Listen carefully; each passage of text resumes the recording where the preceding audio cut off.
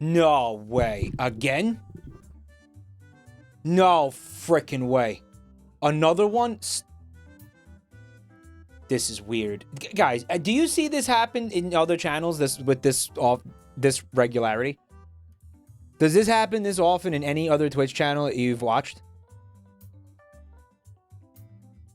This is how many times have we seen this? Like this year alone. Seriously, like what? If you get right, Okay, if you get a level 20 scam train, I put on the banana shirt. But do you really want me to? Because I'm wearing a Hello Kitty shirt today. But I'll tell you what, I'll just wear the Hello Kitty shirt tomorrow, alright? I'll just put it on tomorrow. I'll put it on next time. No? No way, keep it on. Alright, I'll tell you what, if you don't get a level 20 scam train, I take the Hello Kitty shirt off. Wear both. How? How? Actually, how?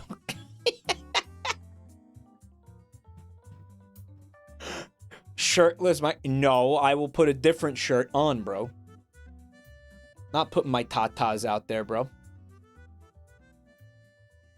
Someone in chat said they saw 2 golden kappas in one stream. That doesn't even make sense because it's a 24... You get the kappa for 24 hours. So, like, literally how... It has to only be... I feel like that can't happen. Maybe they don't... Maybe it can happen. I don't know. Totally Garnular! Totally Garnular! Obviously, we gotta thank some people here. A lot of people. Thanks, guys. Wow.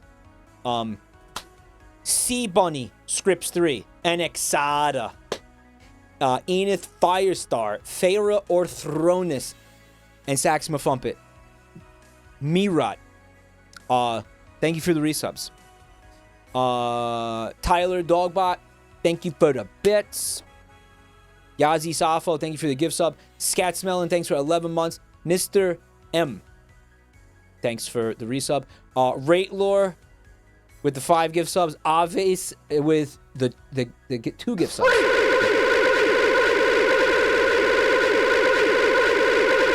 Mike, what is the thing anyway? Patience. You will find out. Everything will be revealed. Just have some patience. You will find out everything. You'll learn so much. All right. Shagoli, thank you for the bits. Jackalope Jinx with the 10 gifted. Thank you.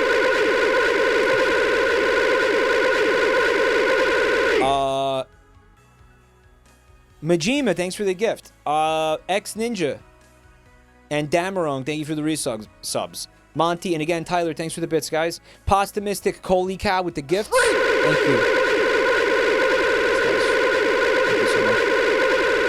Millie Denters, thanks for the resub. Eddie J with the gift sub. Also, Jackalope Jinx with another 5. Dude, Jackalope Jinx loves throwing money at me. Thank you. Thank you, Jinx. That's the one word America can be described with. Yeah. You'll find out. You'll find out in a minute. Kyle Belmont, thanks for the resub, man. Cactus and Jordan Joel and Spider 256, thank you for the bits, guys. Kibobo and Cute Charm, thank you for the resubs. Poopy Paranoia with the gift subs, thank you for the 2 gifted, man. And Topsy Turdy with 40 months of support. You're ugly. You are disgusting. I'm going to kill you. Give me $200. Thank you for being ugly and disgusting right here. Jensky 41 Fornitide, thank you for the bits, guys. T Flower gifted out a sub. Thank you so much, T Flower. Teleporting Helicopter with 500 bits. Snooping Asu and Griffin Husky, thank you for the bits as well. Phantom Whiskers. Ghost Trip with the gift sub. Bullpen Bee Swarm, thank you for 36 months. Is it 38 gift subs from Emo Duck just now? Thank you. Thank you so much, Duck. You're making me very emo myself. Thank you, man. Bullpen Bee Swarm, I said thank you, right? I want to make sure I get everybody. Phantom Wiscos, Emma Memer, BLT, Nomadial, and Ree. Guys, thank you for the bits. Because some people are like, man, I don't know, what is this content? Like, this sucks. This guy just sits here thanking subs for, you know, the entire night, basically. Well, I know, like, from a, I think especially from, like, a non-live standpoint, especially.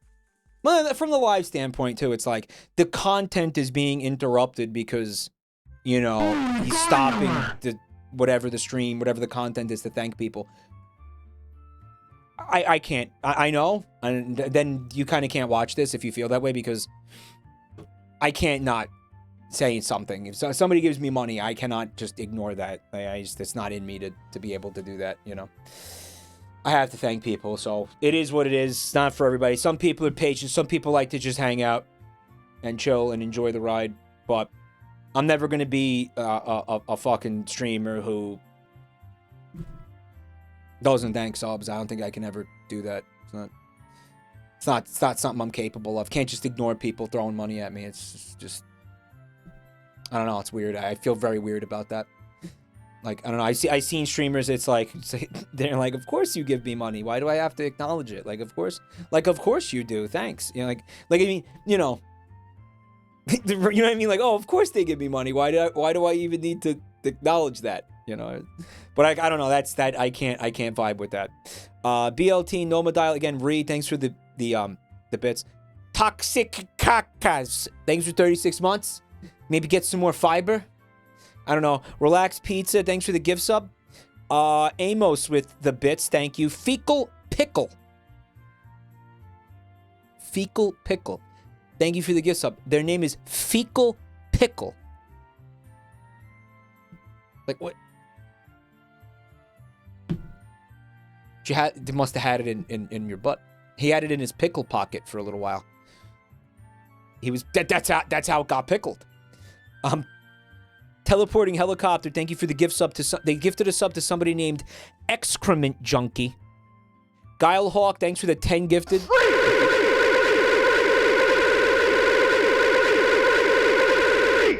Excrement Junkie is getting loopy off that poopy, you know. Bib Sidon Statue, thanks for 36 months. Supreme Nerd, thank you for 2 years, man. Mariah's MILF Magic, thanks for the gifts up to Showhole King. Non-existent Fecal Matter, thank you for the gifts up to Ghost Poop. It's all in your mind, man. It's all in your mind. Mega 5K, thanks for 72 months. Yeah, we go back a long way, Meg.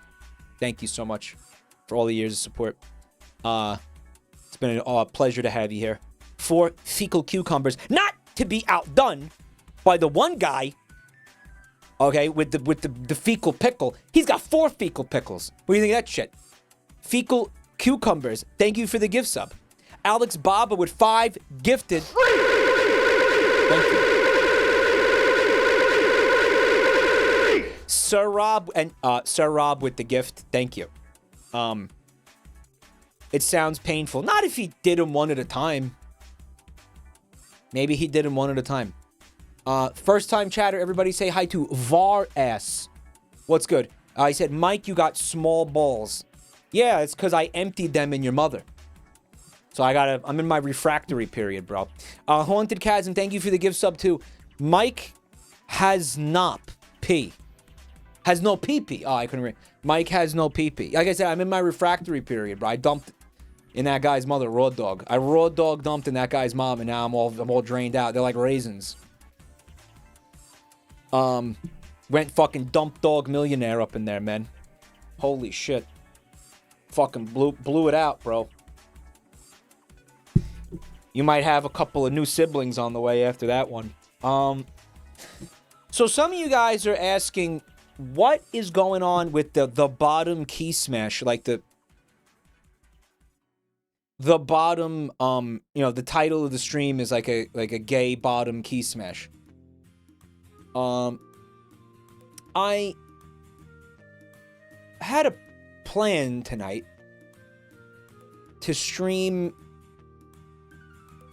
I wanted to look at mobile game ads tonight. You know, I wanted to do like one of those. That was what was scheduled for tonight.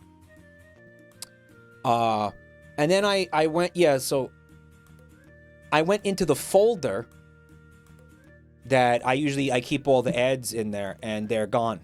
There's none in there.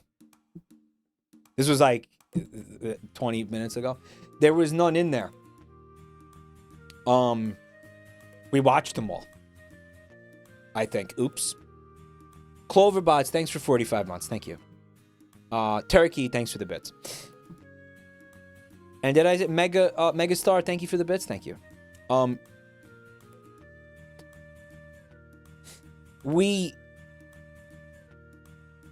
thank you for the scam train. We watched them all. So in my frustration, I just key smashed and said, this is the title of the stream now. Because honestly, I remember we were talking about this too. Like the last time I did that. Here, hold on. Choo choo. The last time we did that, you guys were like, oh, that stream was great. The last time I key smashed for the title. It was some of the best content in years. So, I don't, you know, I fuck it. I have no plan. It's another one of those. It's another stream like that. I have nothing. I got nothing. I got nothing for you. I have absolutely nothing. I got dick. I got like some random shit. I got nothing. Just gonna sit here and stare at me. The stream is I sit here and you stare at me. That's the stream. What do you think? How's that sound? Silly Worms says I have a collection ready. I can send them at 7 if you want to yap. Nah. You know what? Send them when you're ready to send them. And then I'll just do it like next week or something. Fuck it.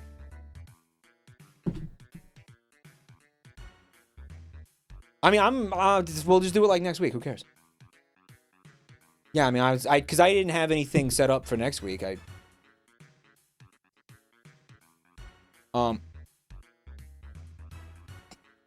Mike, you key smashed for the title and you're wearing a Hello Kitty shirt. I don't think it's getting any better than this. Lucius, thanks for 30 months of support.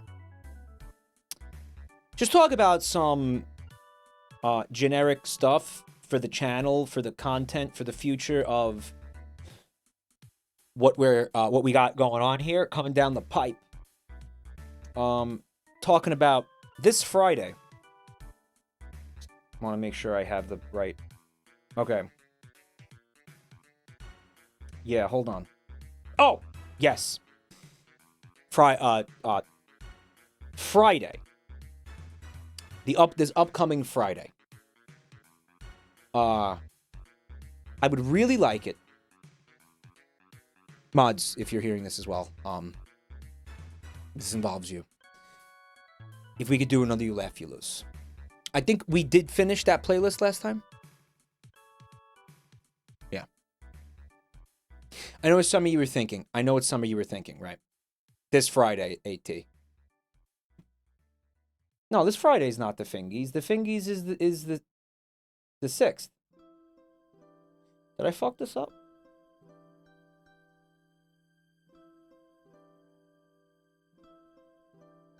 I might have fucked this up.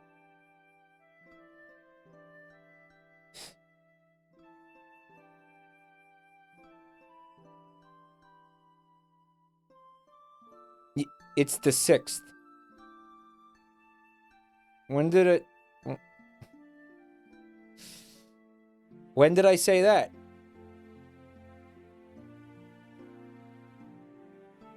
It's today. Fuck it.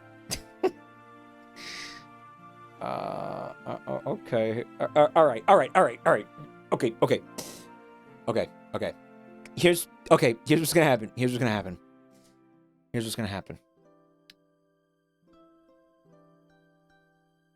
The Fingies is gonna be on the 30th. Okay, that's what we're gonna do. How's that? Okay, Fingies 30th. That's this Friday. Yep.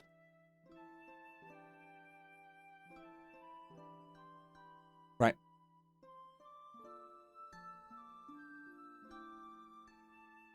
$30 Fingies. 500 cigarettes.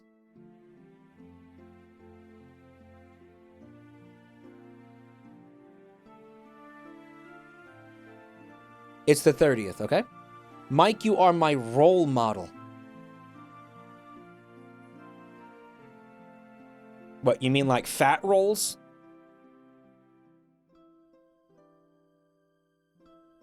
Whenever I want to like draw a fat guy, I use you as a model. Is that what you're going for? Is that what you're? That's what I hope it is. Because if you look at me and think I'm gonna emulate this guy's life, that's bad.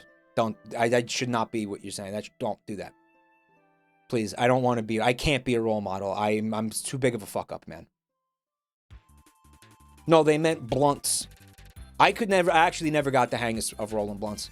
Gamby always used to roll the blunts. I never did it. Whenever I tried, I'd fuck it up. I think like once or twice I rolled like a smokable blunt. But generally, I was more into pipes. Like I didn't even want to. I felt like the blunt wraps would hurt my throat. They were very harsh. I was like, I was always a proponent of smoking out of pipes. You know, glass pipes. Bongs. I like bongs. Right. But nah. I shouldn't be any kind of role model. What's up, Oshi? I'm also into piping. Oh, I know you are. I have the anal fissures to prove it. I heart the fingy. What's up? AV Grendelman. Okay, so you, yeah. Thank you for coming to check out the channel tonight, guys. That is a new chatter. So everybody's probably saying, and again, let's just make this clear again, okay? Let's just make this perfectly 100% understandable. I just want to quadruple check this. This upcoming Friday, it is August 30th. We are doing the fingies. August 30th, we are doing the fingies. It is happening. It is. Yes, it is. It is. No, shouldn't be any confusion about this. All right, we got it. We're doing it. And guys, here's the deal. I really do think, and I was actually having a little chat with FFAP about this recently in our FFAP server. I think we are really close to retiring the Finger Family content. I think that this Friday, the Fingies is the retirement party, the send-off for Finger Family, like Algo Slop content. It's over. Why? People saying why? Why are we doing that? I think we've conquered the mountain of slop. I think we've taken it way further than we probably ever should have. It's created a ton of issues for me, especially on YouTube. With the DMCA and the fucking the community guidelines shit. It's just it's nonstop annoyance on the YouTube end of things, guys. But more than that, I really do think that this shit has gotten stale. I think it's gotten stale. I think it's gotten repetitive. I think anything that was really worth seeing, I think we've seen it. And I think even like we've seen things so indescribably bizarre that it almost feels like it'd be really difficult to like where do we go from there? You know, where do we go from like video 13?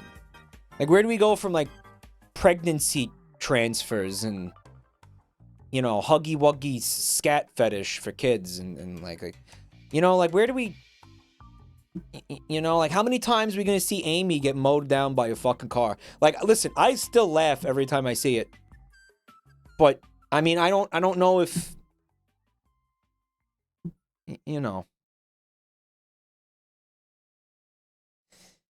I think that there's a place to occasionally return to it. But by occasionally, I'm meaning like a handful of times a year.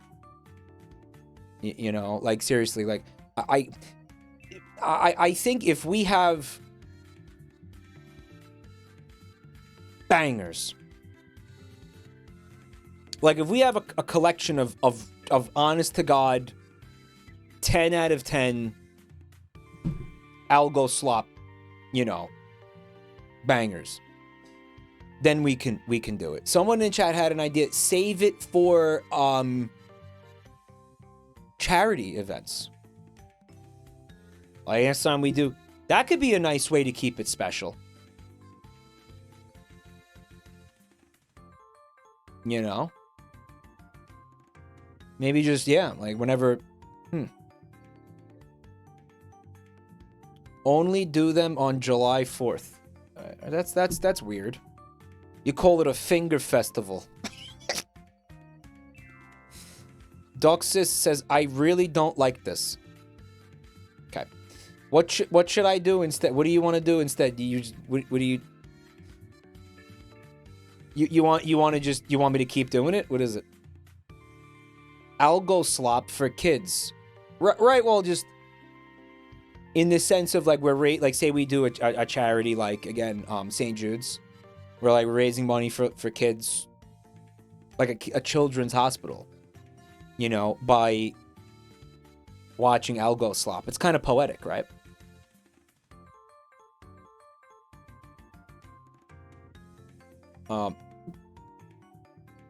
And maybe like once in a while, you know, like on a night where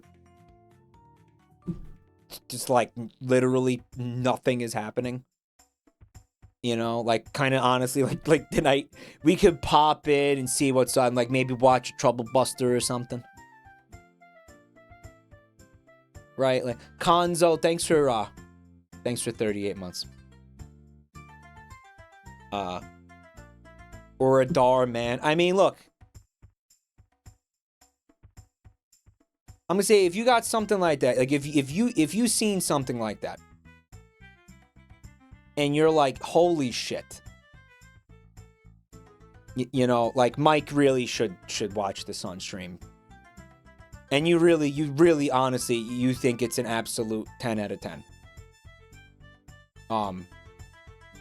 Yeah, you could send it to FFAP, because I think especially Protector of Jam is going to be looking at the email account, right? Occasionally, maybe. Like, but we're talking like they're in chat. Protector of Poop now. They've graduated. But you know, we want 10 out of 10 stuff, right? So.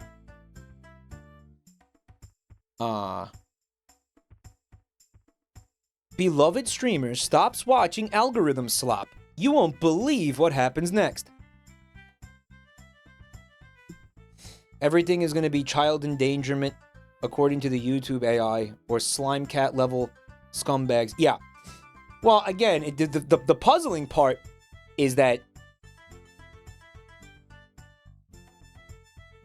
it still exists. You know what I mean? Like I'm watching it off YouTube. So how do these people publish the things on their own channel and don't get in trouble with YouTube? Mike Giga has been chatting around the idea where she does a Finger Family collab night. If you want to add it to the charity idea. If she wants to do... If she would want to do a Finger Family stream. I mean, maybe, honestly, the type of thing... If I could have guests, maybe, for Finger Family, like that could be cool. Because that would definitely go a long way in making it feel, I think, like less stale, you know, like having another person. Kind of for the same reason why I thought maybe it would be cool to have guests on for the Say Gex. You know. But I don't know, maybe, I mean, it's also like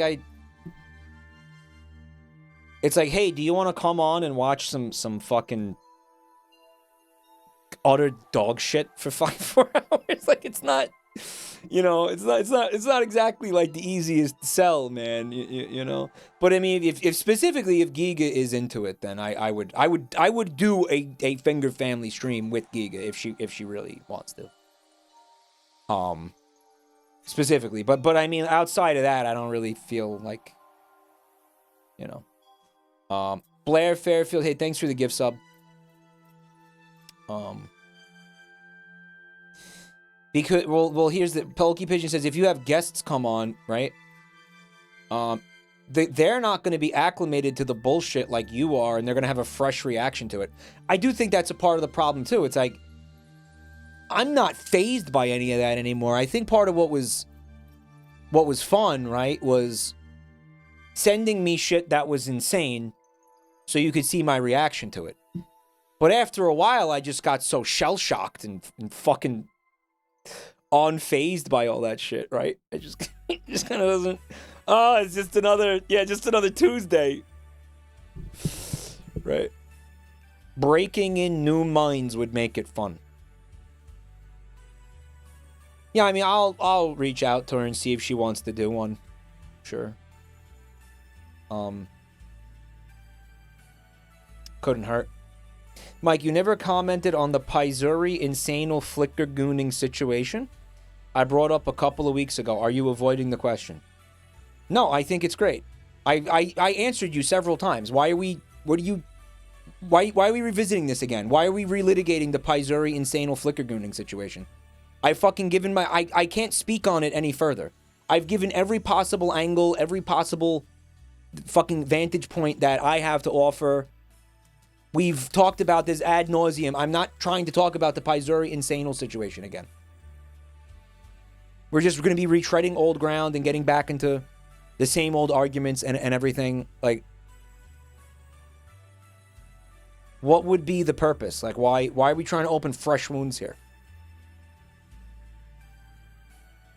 There's so many clips of the discourse. Yeah. The Paizuri Insanal situation is crazy. Moist Critic. Penguin Zero.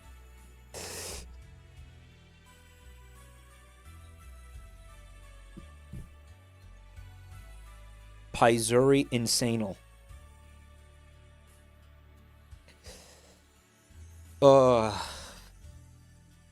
Mike's silence on the Paizuri Insanal Flicker Gooning situation speaks volumes.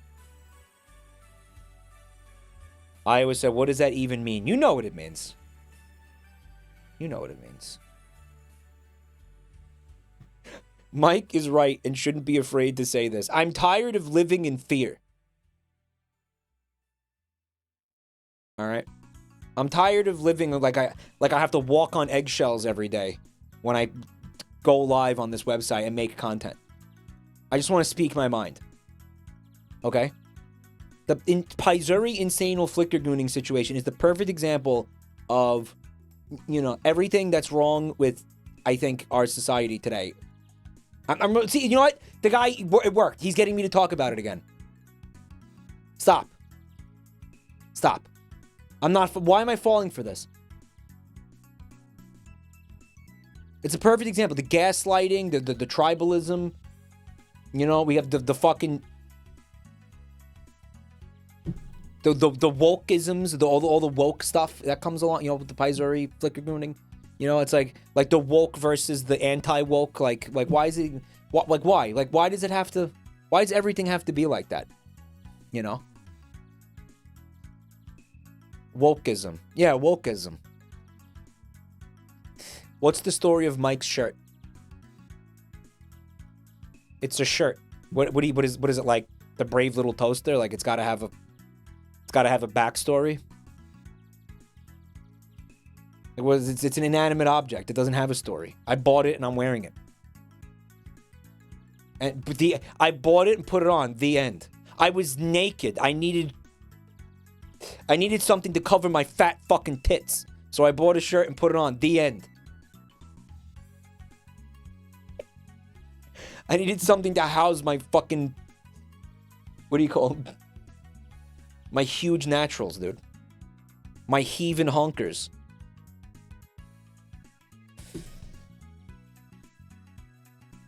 Shoulder boulders. Oh, that sucks. Oh, that's that's bad. Never say that again. Mike is the new tit pig. I found... What am I thinking of? Like, Tit Pig Left Behind. Imagine it's like similar to the Green Lantern ring.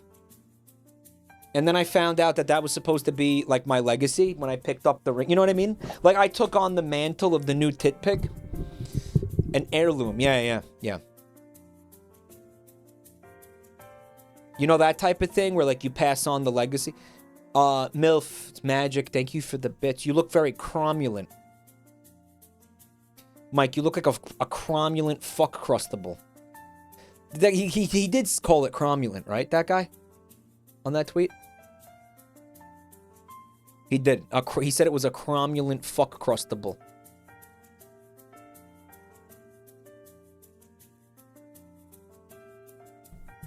Mikey Needy Drinky. Remember that? I could not stop thinking about that for months after I saw it, dude. It's one of the worst things. Stephen King commonly uses really bad terms for tits. Dirty pillows is from Carrie. Yeah, I'm telling you, Stephen King like makes up his own names for tits all the times and then acts like everybody has been using it. We talked about this the other day.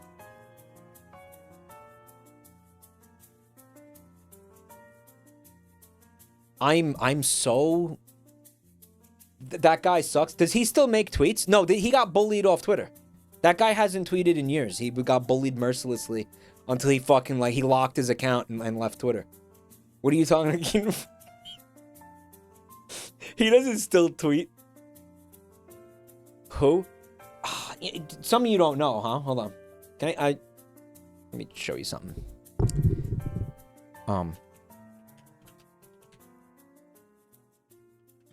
Sorry to do this to you guys. I'm actually really, really sorry to do this to you guys. Hold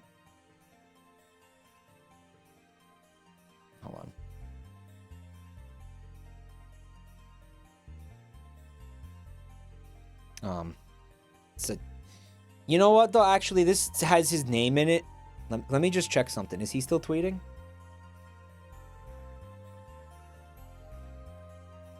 No. The account is locked. Well, this is fucking crazy. All right, so the account is...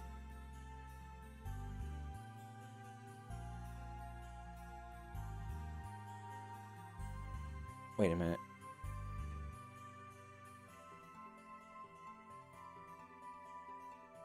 Okay, so this is confusing. All right, it says Tom Jorgensen joined June 2020. Only has 40 followers.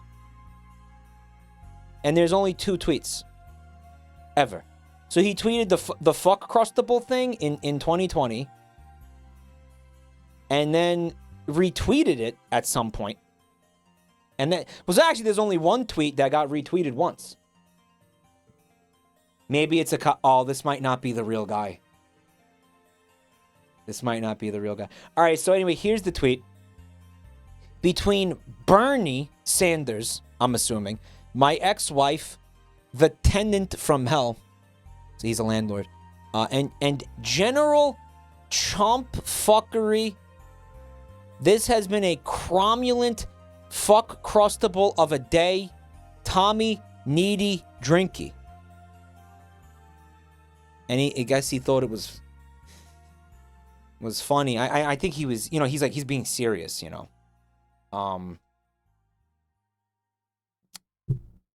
it's just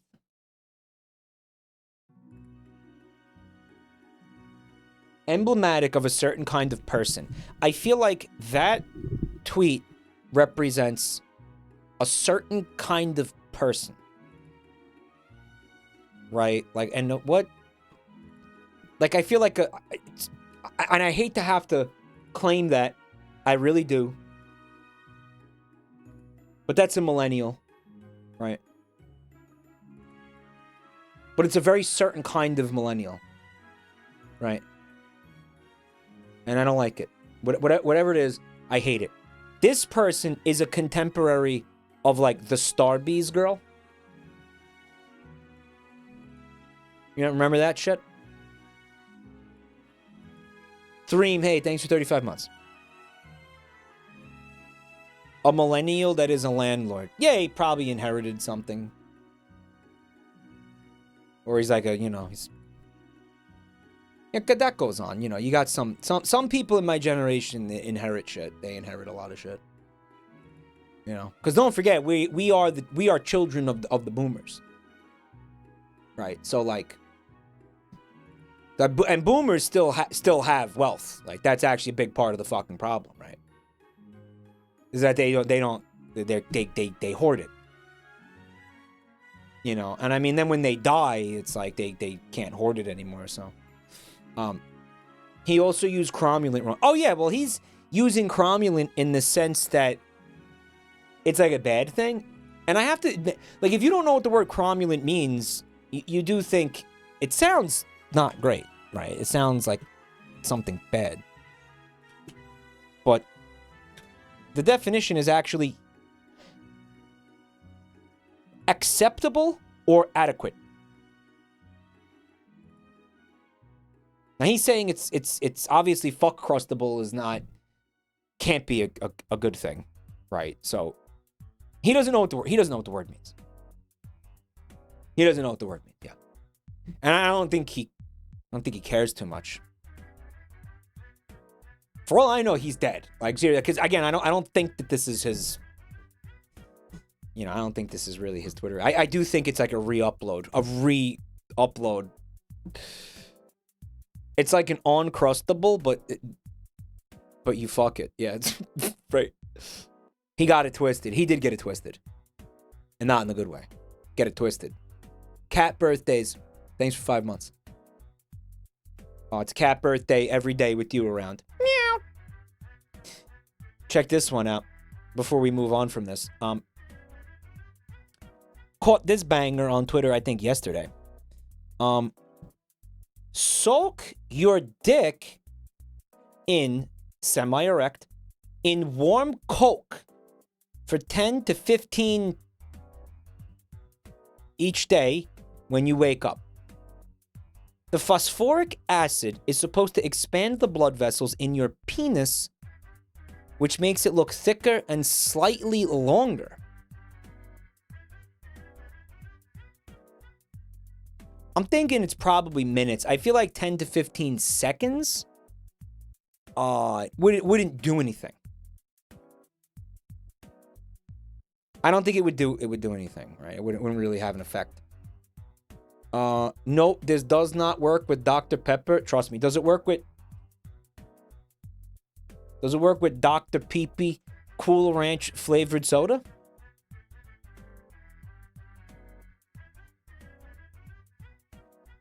Wouldn't your dick taste like soda? I don't think it matters. Zatro, thanks for 34 months, man.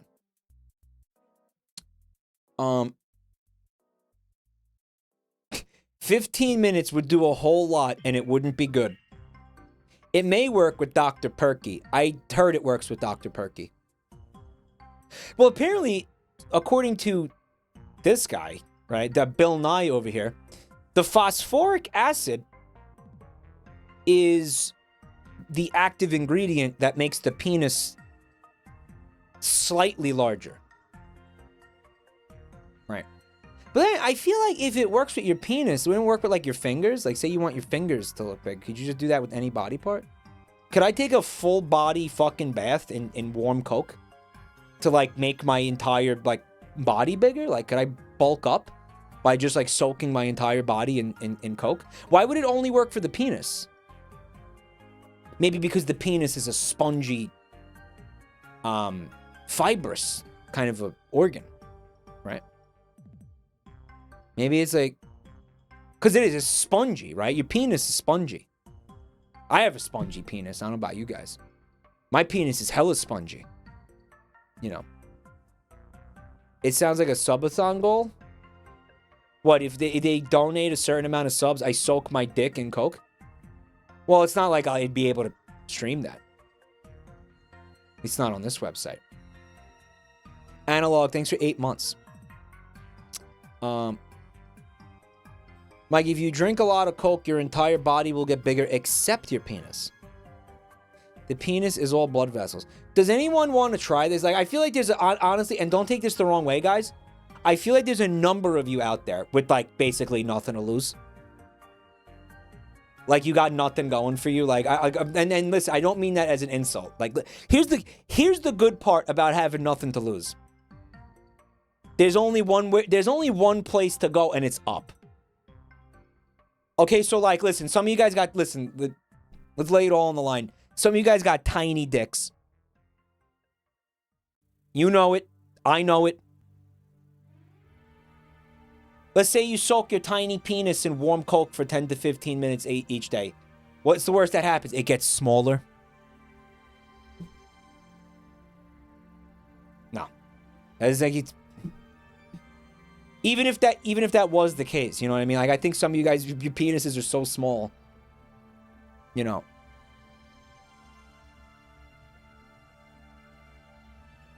Best case scenario, it fucking works. And hey, I mean, I don't know. You got soak it in the warm Coke for 10 to 15 minutes. Nobody said you have to throw the Coke out, drink it. You know, I mean, whatever. It's gonna taste a little penisy, but it's Coke. It didn't taste good to begin with. Maybe put some ice in there because it is warm Coke. You gotta let it sit out, I guess. I think do you want it flat or do you want it to maintain its carbonation? Right, Vampire Adjacent, thanks for 65 months, man. I don't have a penis, should I splash it on my clitty? No, because nobody said anything about clitties.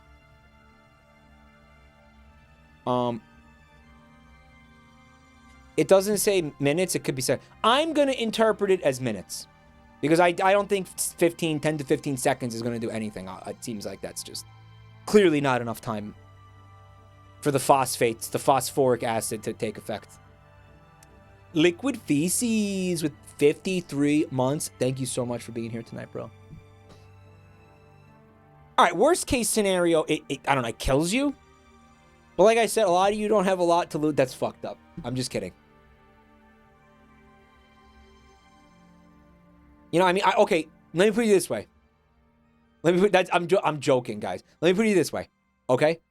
He's so mean today. Didn't we determine that something like 54% of you do not have jobs? Okay. Therefore, you have plenty of time to let your penis soak in fucking Coca-Cola. In fact, you could let your penis soak in Coca-Cola for... let's say you want to try 10 to 15 hours. Let's say you really fucking genuinely have nothing going on in your life. Is that actually true? Yes. Let's say you really have nothing going on. You could fucking soak your penis 10 to 15 hours. Like, what the fuck? Like, why literally not?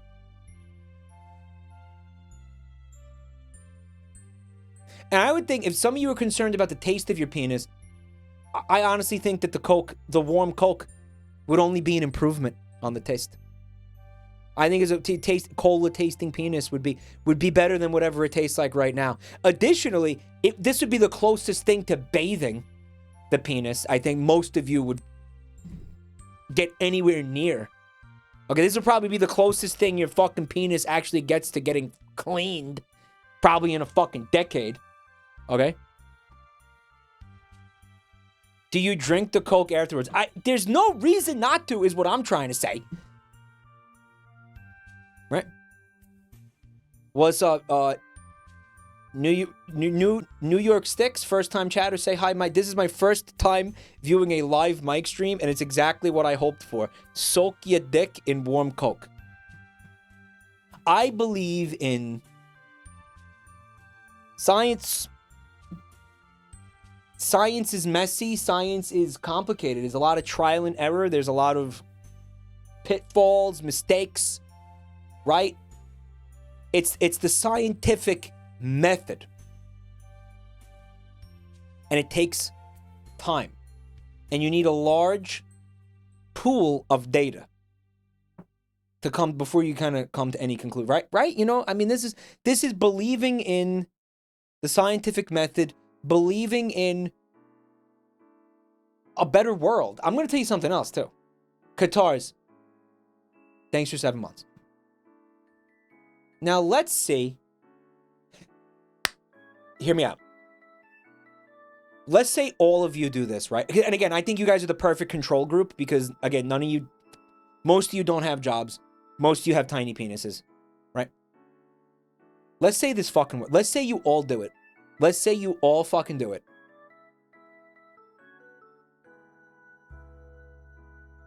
And it works.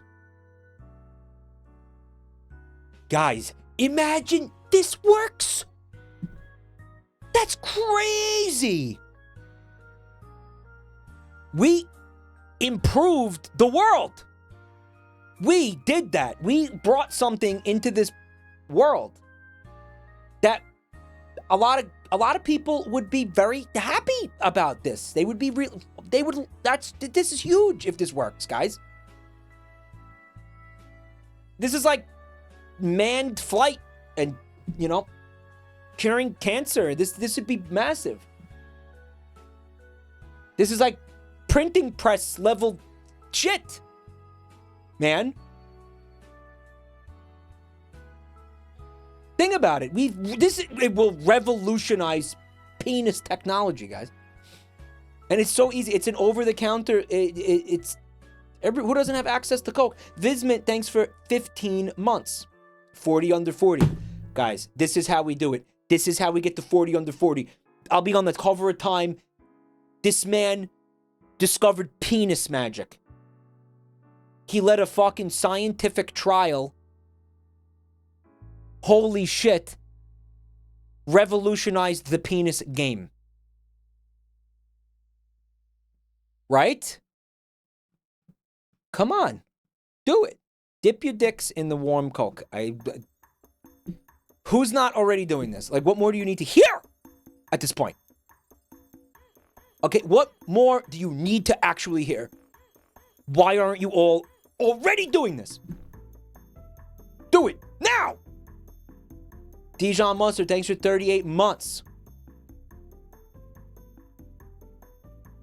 What flavor of Coke? I just go regular. Mike, you need to be careful that big penis doesn't catch on. Yeah, big penis is scary, dude. They really get into a lot of things they shouldn't. Really. Alerta, Mike is not joking, it works. Well, here's the thing, right? Mindcrime, thanks for 53 months. I've been talking about this for approximately 15 minutes. So anybody in the chat who's smart with a tiny dick would have immediately, the second they saw this tweet, grabbed a warm Coke and stuck their dick in it. So, really, what are you, again, waiting for? Why do you not want the bigger penis? I don't understand. Okay, you probably have to do it every day. Maybe you need to repeat. Yeah, it's not going to be probably one treatment. It's not going to work. Mike, I have a job and a wife. Can I still participate in the trial? Yeah. Yeah, and imagine it works for you. Your wife's going to be like, holy shit. Jabroni Jabroni Mike single-handedly improved my sex life. Just like he did for all those Chills Chatters mothers. And he did it for me. Look, this is fucking crazy. He made my husband do the Coke treatment. Gave him more girth. Come on. Come on. Look what I'm doing. I'm like a fucking marriage counselor. He is deranged. Do not listen to him. Ban that guy. I'm on the precipice of one of the biggest discoveries of the 21st century. And you're going to fucking sit there and call me deranged? Time him out for like an hour.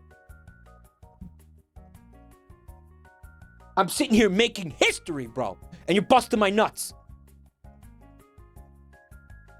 Don't time him out.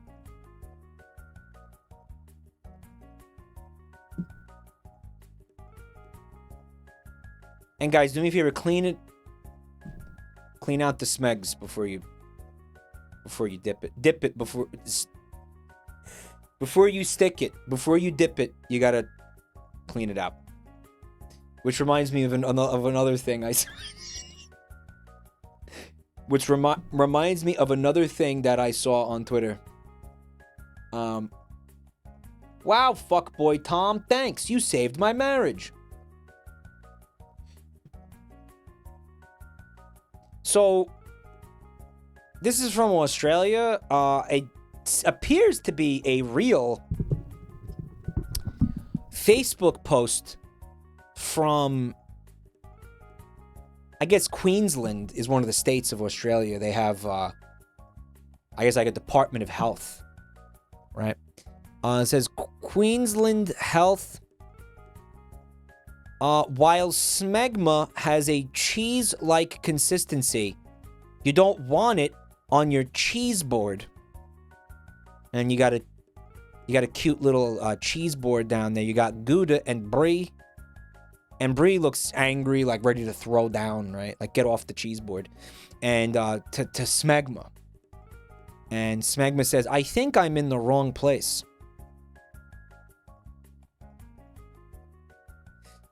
Is this like AI? What's the Smegcutery board? Mike, can we have the smegma as an emote? No, you most certainly fucking cannot. Any Australians want to speak to this and explain it? Anybody want to? Does anybody explain this? Does Down Under have a smegma consumption problem? I'm so glad Mike saw this. I saw it and immediately thought of him. I hate that you thought of me. Australians are regularly confusing smegma with cheese. If the Australians in the chat don't clear this up, we're all going to just continue believing that this is the case. Because what is this? You need to clear this up, or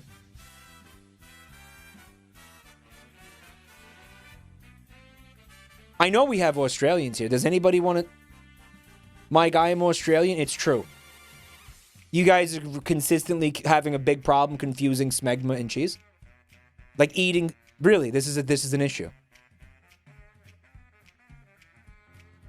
Yeah, this is a Facebook post. The same people who eat Vegemite. Mike, they are eating the Fromunda from Down Under.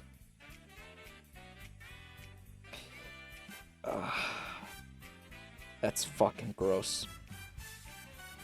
That's so funny, but so bad. The Fromunda from Down Under. Hey, clogged toilet. Thanks for the bits, man. I think is what you did, right? I'd rather eat smegma than Vegemite.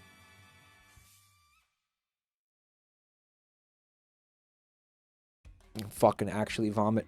So anyway, yeah, don't you don't want it on your cheese board. Like guys, they were putting it on the cheese board. Yeah, and yes, that is a real Facebook post as far as I can tell. There's no community note, so that means it's real. That's how Twitter works now. If there's no community note, it's real, right? Now, what do you think Vegemite is made of, Mike? You think it's made of? Well, it is like a kind of a yeast, right? And I think yeast is involved in smeg. Mike, it's real. I worked on an Australian smegma farm. I hate you guys, you know that?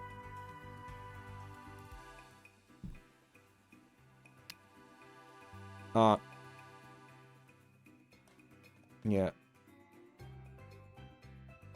Also, this is obvious plant, but I like it. Because we were looking at those weird drinks, those 90s drinks the other day. Like, remember the one with these bottles? It's not real, right? Mike, I was a smegmonger in Australia. Okay. Muted, thanks for 26 months, man. Lingering taste, healthy. Now as liquid. Chuggers. Cottage cheese. That might not be too bad.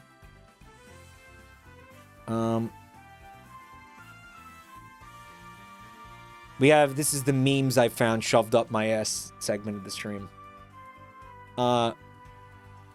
This is, I think, going to be the entire night is just going to be bullshit. This is going to be the content tonight. Like, actually just jerking off, like, looking at stupid shit. Like this. Has anybody... Okay, now, there should have been enough time for a new wave of people to have soaked their penis in the Coke. Can anybody report back yet?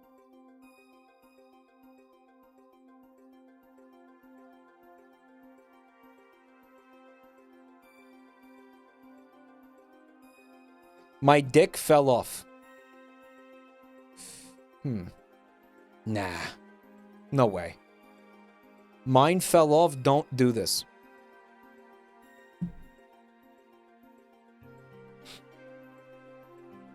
Guys, jokes aside, it couldn't really hurt, right? Like, it couldn't. It couldn't hurt. Like, no way. Right? A yeast infection? Nah. What, is the Coke gonna go up your pee hole and create a, It's acidic. Yes, so. Sugar and genitals is not a good time.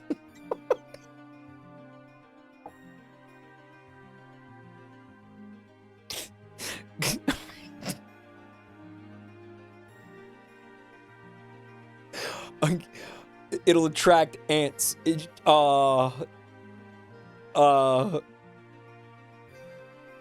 wake up and it's just an anthill down there. I'll tell you what. All right, I'm getting concerned. I might have to make a public service announcement. I might have to clarify that I'm joking and actually fucking say it. Don't put your penis in soda.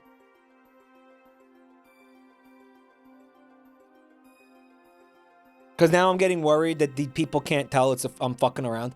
Don't do it. Too late. Oh my god. All right, well, it's not... One time's not going to fucking be a problem. Right?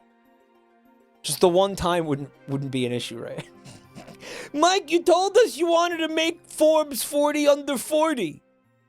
We thought this was the best way to get you on a magazine cover. To soak our penises in soda. Put my pee-pee in the sody pop. To get my streamer on the cover of a fucking magazine. No, I'm kidding. Don't do it. You know what I still enjoy doing, though? I still enjoy gaslighting people into dipping their balls in the soy sauce.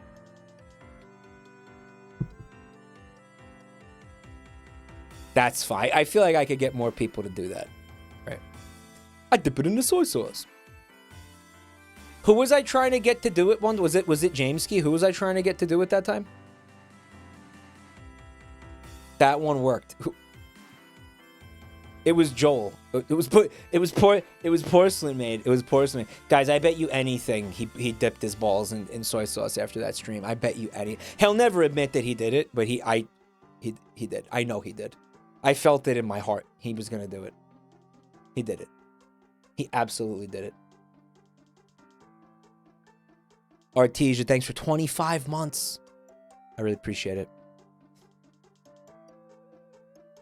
You can taste it with your asshole too. Well, how do you get... Well, how do you... You can't, like, dip your asshole in something. How's that work? Speaking of... dipping people into things, I'm going to dip the frogs on YouTube into that acid from Who Framed Roger Rabbit. Guys, if you are watching this stream on YouTube, I want you to stop doing that and start watching it on Twitch. I'm going to end the YouTube stream now. Come to twitch.tv/Jabroni_Mike to continue watching this beautiful content. I'll see you in a minute.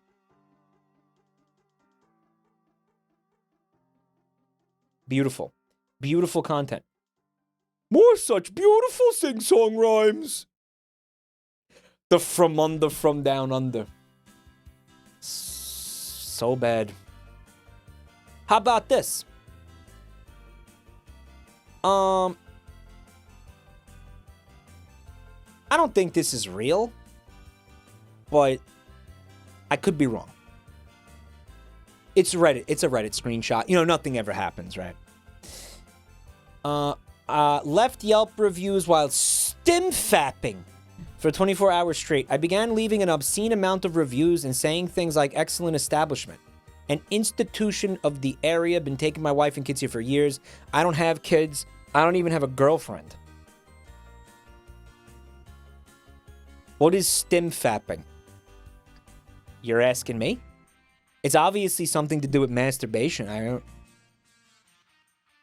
Stim-fapping is a sad rabbit hole. Okay, Aves, can you give us a one-sentence cliff notes of what stim-fapping is?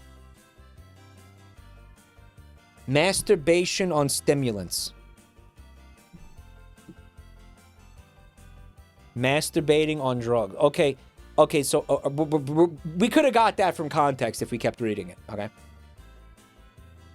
Soon I noticed each time I left a review, I'd get a surge of excitement. It seemed to travel down into the base of my penis. That's how I found myself with Yelp on one monitor and porn on the other. Didn't happen. It couldn't have. This could not have happened. I don't believe it. No. Beating my dick into submission while leaving positive Yelp reviews. I'm pretty sure. Wouldn't it? But can't you see this more with negative Yelp reviews? Like somebody getting horny from like destroying a restaurant's reputation and like fucking someone's life up. Like I feel like that's more. Like that's more plausible, right? I'm pretty sure I had a system where leaving one review meant I could beat my dick for 10 minutes, but this quickly devolved into just doing both at the same time. What? Fuck. You know, okay. An argument for this being real is how insane it is.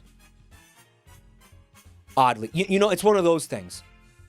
Isn't this a South Park episode?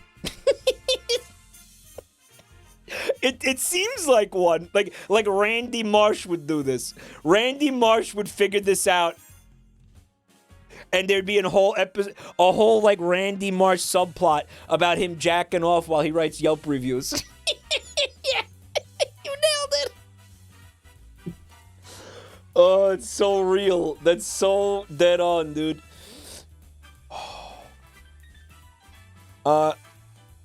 I was also popping 5 milligram dexamphetamine tablets like candy during this. So what's dexamphetamine? It's obviously some kind of upper stimulant, right? Great wheelchair access, accommodating wait staff, fast and speedy service. All while cranking my sad, floppy dick like I was whisking an egg. The pros makes it less likely to be real. Because obviously he's trying to be funny. All right, so that's now makes it less likely. I believed what I was doing was divinely important work. I was a man on a mission, and nothing could stop me.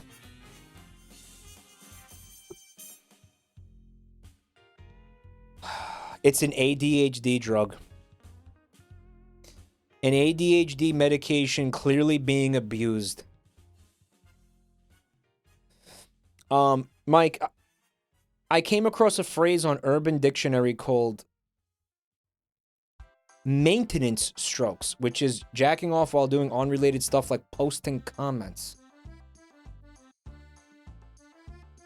What a sad, sick fucking world this is. This shit goes hand in hand with porn addiction. Yeah. Fucking sick, sad world. And it's also skewing, and there's a problem with this, I think, besides the obvious. you know, which is that it's insane and disturbing. I think the bigger issue is it is skewing the Yelp reviews. Right? Like, it is skewing. Like, people use Yelp to figure out where they're going to eat. If this guy is doing this, and he's leaving positive reviews on shitty restaurants, that's sociopathic. Right? Because, I mean, that's downright not cool.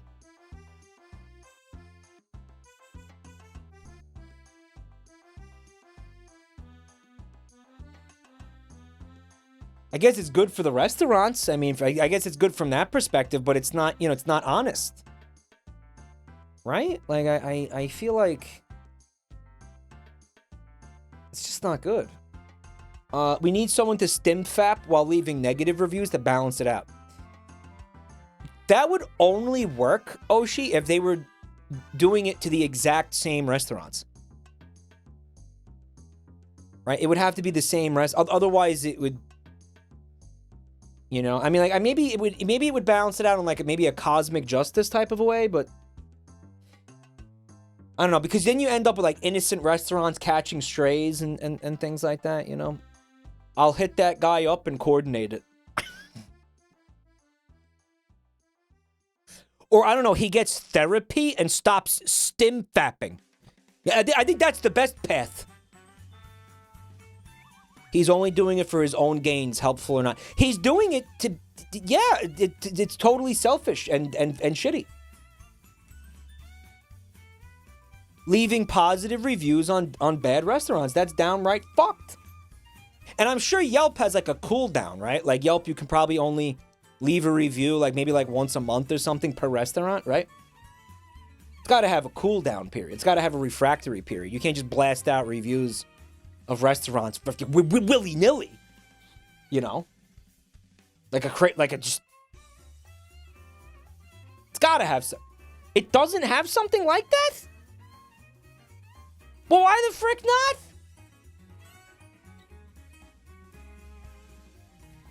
Because you could commit some real acts of sabotage on Yelp, I think. You could really fuck somebody up on, if you don't like a guy with a restaurant, you could ruin his life just sitting there on Yelp all day fucking him up. Because people use Yelp. Like, there are a lot of people who swear by Yelp. You know, they see one shitty thing on there, they won't go. Even if it's got like a 5 fucking star. I've known people who, if they see one shitty thing, they're like, I ain't going. The Yelpoids. Yeah, the Yelpoids. Review bomb. Yeah, you could just review bomb a restaurant because you feel like it. That can't work that way. It shouldn't work that way. I feel strongly there should be like some kind of cooldown on leaving reviews. Because then you could abuse it in the reverse too. You could have some guy be like, yeah, I'll give you $1,000 to write I don't know, 100 positive Yelp reviews. Even though you never ate here. Like, you could abuse that shit. 3 per day. Yeah, but even then, there's no shot that somebody's... It should be 1, I'm going to say, a month per restaurant.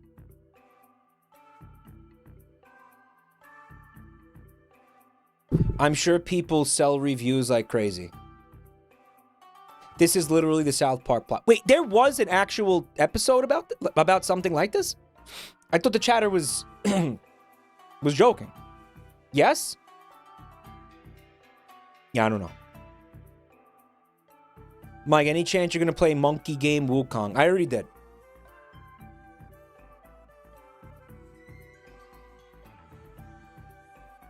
Sorry, reviewer. Another member left a review on this restaurant. Please subscribe to Yelp Plus or pay a one-time fee of $16 to leave a review today.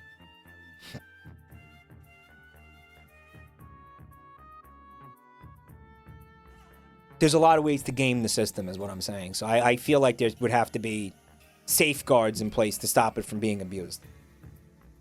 That's all I'm saying.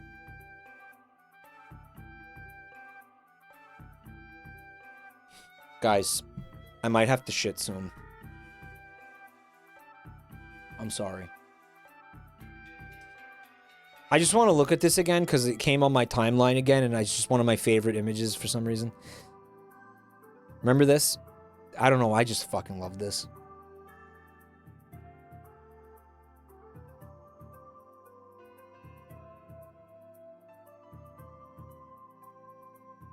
It's a perfect image. Again, it kind of makes fun of nobody. Like, who's it making fun of? Like, I kind of can't. Somebody, like, in my generation. Average North Vancouver resident. Is this Northern Lion? It is. He is bald. And yet, it is correct. My spaces, liminal. My angels, biblically accurate. My anime, mature. My horror, analog. My Sims, immersive. My cities, walkable. My life, van. He lives in a van. I don't get that one. My emo, Midwestern. My portrayal of mental illness in film, realistic. My burgers, nothing. That one is fucking... That one goes hard. I gotta tell you something. Fred nailed it. He's here.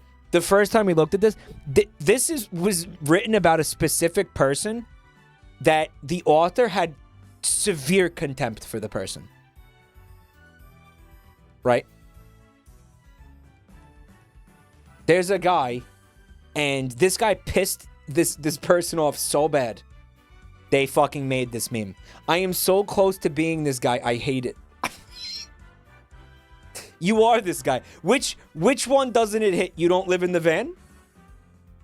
Specific and consistent. I love this. I love it so much. And the shorts with the Crocs. Right? Sending it home.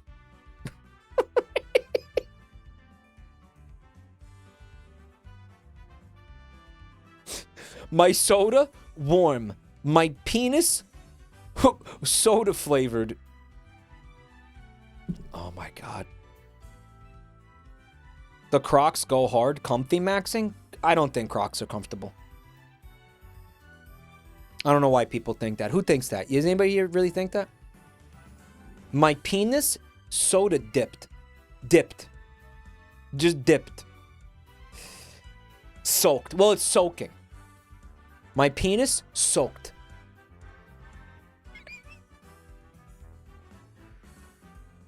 They are comfy, you weird foot.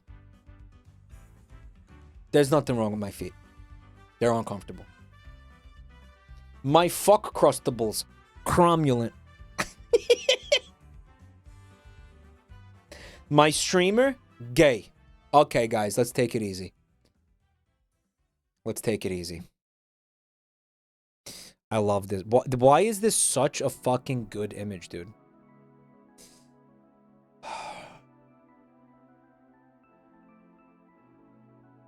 Alright, so I got this tweet here.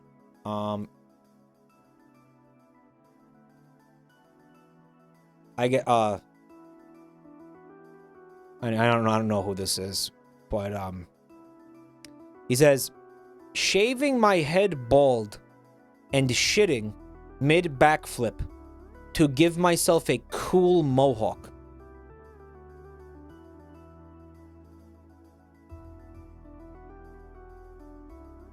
And he said, this is what that would look like, by the way. That would require some intense precision. Honestly, if somebody could do this, that would be insanely impressive. That would actually be... Like, imagine if somebody pulled this off.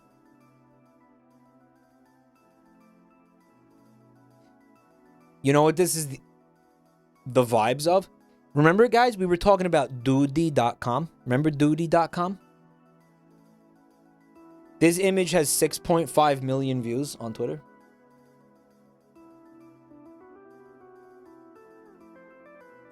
Doody.com. Remember, tell me this isn't Doody.com core. No, they would have to do it live, like in front. Like this is something they do at the Olympics. Because you'd have to have an audience. Like, you wouldn't be able to do it. There'd have to be witnesses. Mike, what are you talking about? I don't know. Pay attention. Pay attention. A cool mohawk. Think about all the things that would have to come into play. Right? Like, the consistency of the poop would have to be literally perfect to slide out with force to the point where it gets a little bit of, like, airtime. And then you'd have to do it's a front flip. Actually, it's a front flip. You'd then have to angle it so the poo goes between your legs, like, instead it doesn't, like, hit one of your legs. Right? What is duty.com? It was a website where the guy used to basically make GIFs of, like, I don't know, weird, like, little cartoons of, like, bizarre and funny things happening with poop. I don't know how to explain it. It really was...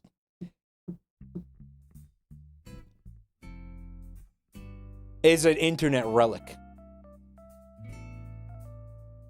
Mike is so used to gastrointestinal issues, he can't imagine a well-shaped turd anymore. I really can't. I can't. I can't. Somebody mathed this out. The exit velocity of the log. Only iShow speed could absolutely do this. I've seen him jumping over the cars. 100% he could do this. Let's try to make him do this. Maybe we could, like, convince him to make it a subathon goal or something. Can somebody math out the exit velocity of a fresh turd? What's up, JD? I just found duty.com on the Wayback Machine. Apparently, yeah, some people are finding it on the Wayback Machine. Yeah, you could find it. It's accessible if you really want to see.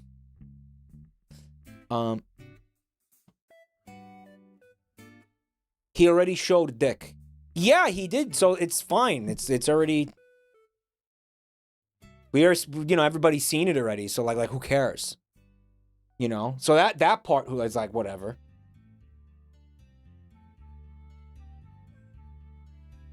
Yes, Fred. How did the karaoke go? Did it go good? Also, what you need to eat to get the consistency. The secret is to eat a silica gel packet. Ooh. I wonder why they don't want you to eat them. Right? Why don't they want you to eat them? Why do they try so hard to stop you from eating those things?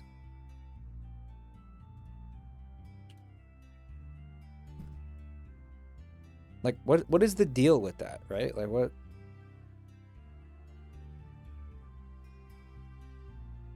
Here comes Mike's performative pika.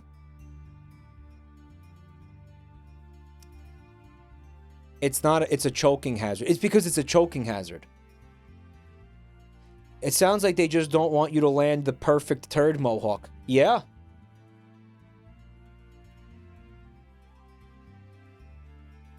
Yeah. It's basically just sand. I eat sand all the time. Simple flips. What the fuck is good? Thank you for 10 months. Bro, do you think you could pull off this flip? I don't know if you were here before. You think you could pull this flip off? Or is it too complicated for you? Darksay, thanks for 14 months. It's not that simple. Yeah. I could do this if you give me an hour of attempts. He's got to warm up to it. Yeah. Okay, but here's the thing though. Like, are you going to be able to store this much poop in your body? Like, can you store? Because again, you got to store the poop in your butt. You know what I mean? Like, you're not going to be able to just bang these out. Like, you're not going to be able to just. You get one shot at this, like every, I don't know, 12 hours or something. Maybe. Right. Indy, thanks for the gift sub. He's been streaming for days. He's got plenty. You did a subathon, right? I think I saw that. And I saw you streaming at one point with that, or something like that. Streamathon, subathon, something. You did something, right? So you're pretty backed up right now, then. One attempt every 12 hours. It'll be the Animal Crossing of Mohawks. I did a glitter bomb explodes if a timer hits 0 thing for 120 hours. Did it explode? So he fucking streamed for 120 hours? Well, you slept. Did you sleep on stream? It never exploded. That's fucking crazy.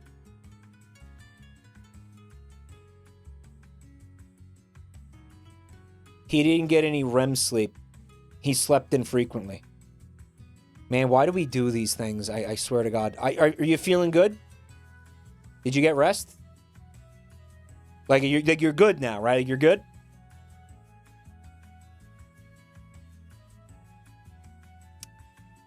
On day 4, he played the most insane Tetris attack I've ever seen.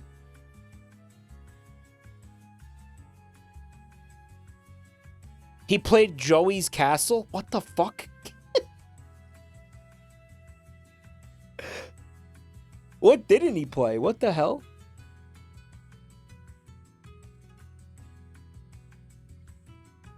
He didn't get any REM sleep.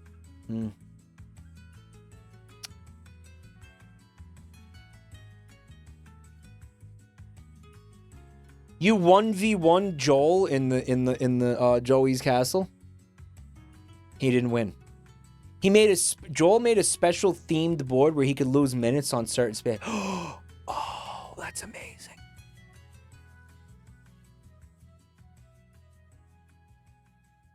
You went to Super Bald Hell? Hey, what's up, Hollipop? Hey, man, what the fuck is this? Nothing? You guys have seen this, right?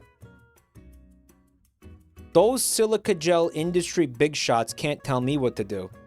Congratulations, you've escaped the simulation. Welcome to the real world.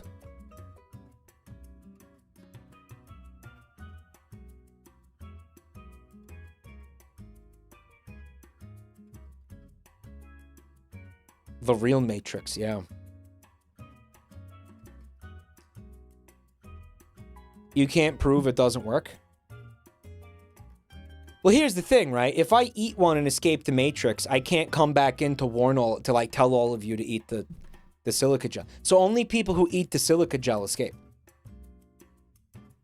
This is what happens when you dip your cock in Coke.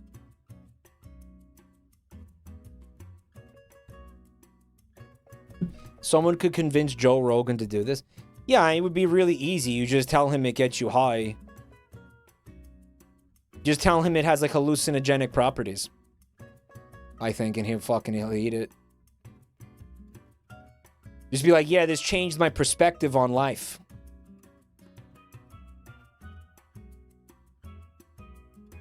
You would immediately not care to wake us up. Yeah, because I escaped. And I'm like, well, they're not even real. Fuck them. You know, Vivolution, thanks for a full year of support. My mom ate a silica gel pack when she was pregnant accidentally. That might explain why you've been giving money to me for an entire year. If you escape the Matrix, do you still exist here? Where does your body go? I think it just dissolves. It dissolves. You get like Thanos snapped. And then everybody forgets you existed. You get erased from history, basically. Everybody loses all their memories of you immediately. Yeah. It's fucked up. Finally. You might want that. Some people would probably enjoy that.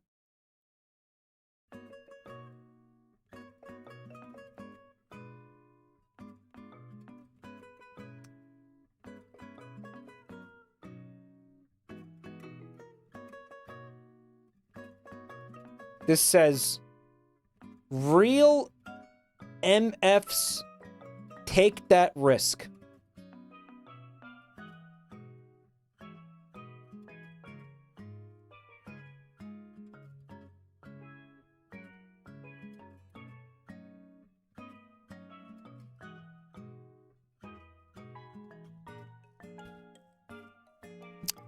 Guys.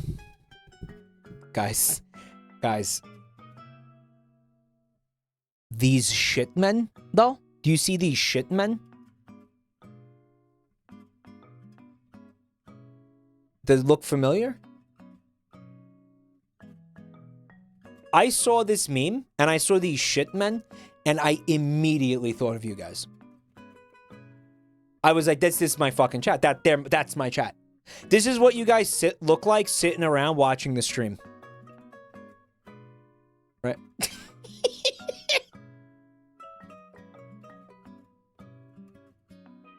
Guys, they're bibendums. Someone said, why is the finger so wet? That's not a finger, bro. Dude, is this AI? I feel like this is AI, right? Because why would someone make this?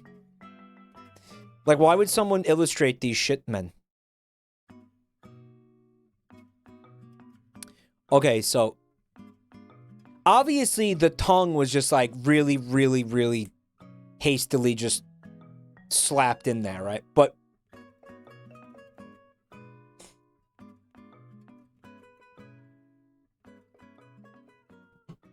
in reality, what it is, and I'm going to tell you something, this art actually kind of rules, because the implication is that they're just like counting down the days till they can escape. Literally, this guy is tallying the days that he's been in the, like, trapped in the S. Like they're in jail. Right.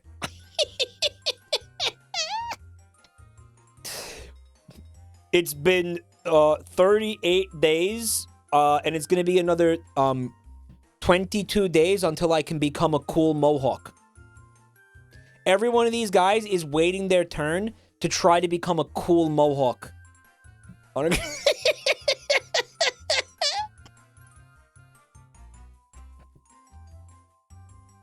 They're yearning. Yearning shit men.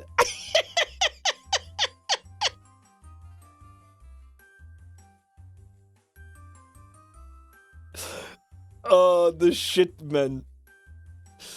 Oh. The one on the left has tits and a baby. There's a... It's a mother.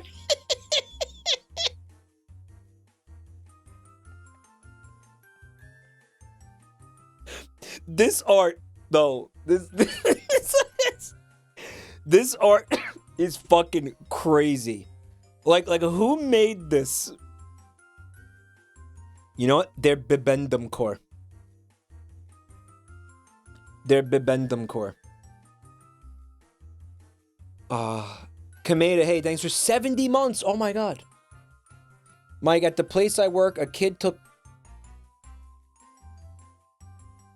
No, he didn't. Shut up. That didn't happen. That didn't happen. That didn't happen. I'm not joking. Where do you work, man? What? You know what? No, let's end this. I don't want to. No. Oh, a library.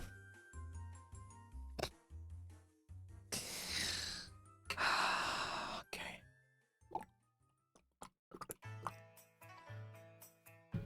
Something tells me that kid's not going to be reading anything anytime soon. So that kid... You know what? No.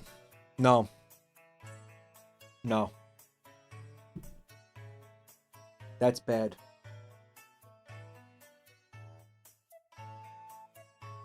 Where were the parent? Was there any parenting happening? Like, did the parents at least try to stop that? Or, and why did they just choose to do it at a library? I fucking hate. I hate kids. I do. I'm just gonna say it. The parents the mom was on her phone. That's fucking awesome, dude. I knew it was gonna be some shit like that. Yeah, that's just... If that ain't a perfect picture of life in 2024, child rearing in 2024, man, I don't know what is. I have no idea what... Like, what do you... Like, what more do you need? You know? Holy shit. Thanks for the raid, Zakate. Any case, this right here is why I won't eat ass.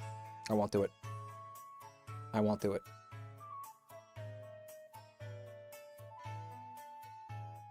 Yeah, because of this. I don't like this. Right. Your heart's weak. I knew you guys were gonna say that. Mike, Moon's kid once shat inside of a Pokeball toy.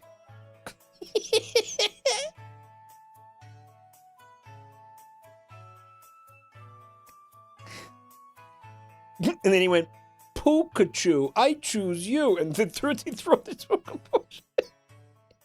Did he try? I choose Pooh. Did he try to, like, use the Pokemon?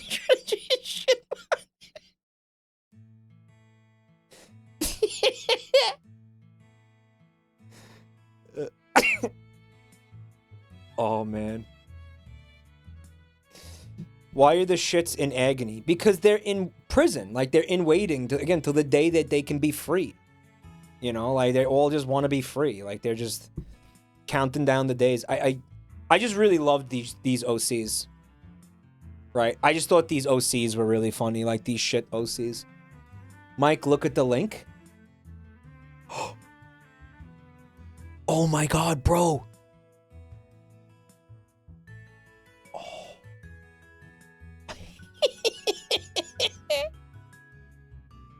It's like a shit to death camp. Yeah, it's very like it's very grim. It's a very somber place. Only you can set them free. Dulcalax. This isn't real. This is not a real ad, by the way. It's camp. This isn't real. This isn't. Is this a real ad, guys? It's real. No fucking way. No. Oh, you can't see. You can't see. Oh, wait. Look, only you can set them free. Dulcalax. You see it? Look.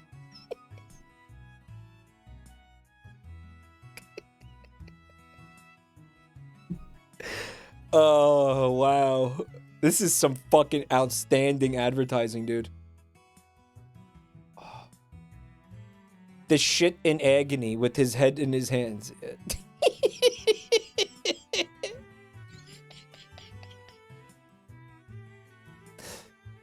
Mike, frame it on your wall like the Last Supper.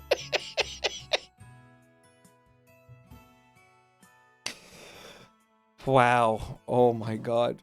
New emote. What? What him? I'll tell you what, 7 TV. Guys. No more shit emotes. No more. No fuck. I'm not up. I'm not doing. I'm done. Not like shit. Not like shit. Ugh.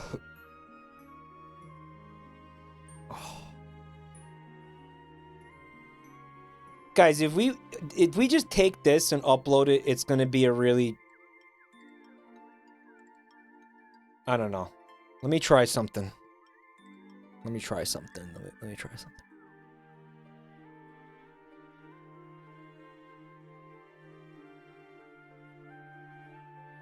I'm working on it. Hold up. Fred says, Mike, your shit emotes are scaring people away from my stream. Yeah, it has to stop. It has to stop. The fucking shit emotes thing, it has to stop. Hold on. It's one of those things that was funny for like a minute. It got taken way further than it ever should have been taken in a fucking sane universe. Here, I can do this. Take a crack at it. See, the problem for me here is... Yeah, this would be a little bit tedious to pull off. Like, I'd have to painstakingly... Because the color, the background color is very similar. Right? What is it? Shift? Alt? That...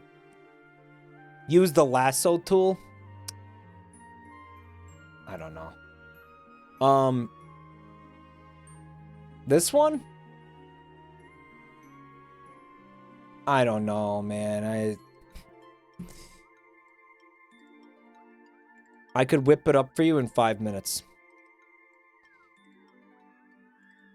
7 TV, though, not Twitch. Okay, because at least, again, 7 TV. This can be a 7 TV thing, all right? Snake Master, thanks for a full year of support. Good enough. Not like this.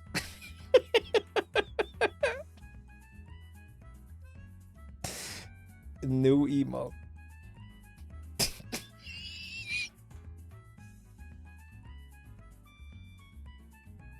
Guys, they're in a poo log. Or I guess you could also do a goo log. Right? Like a LOG log. What do you mean -2? Fuck off. Fuck you. They're in purgatory. They're suffering. They're suffering so much. And only you can set them free.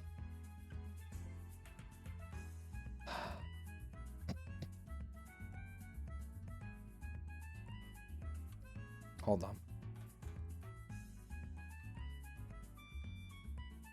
Hey, Elf, thanks for the raid. Guys, I'm trying to figure out if... Hold on. I got a video here, and I can't figure out if it's like engagement bait or if it's real.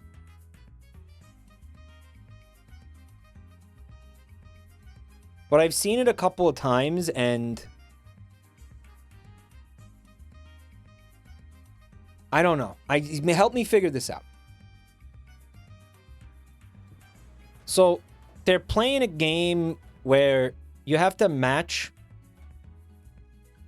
the color. Like you're trying to match the bottles, right? It's bait.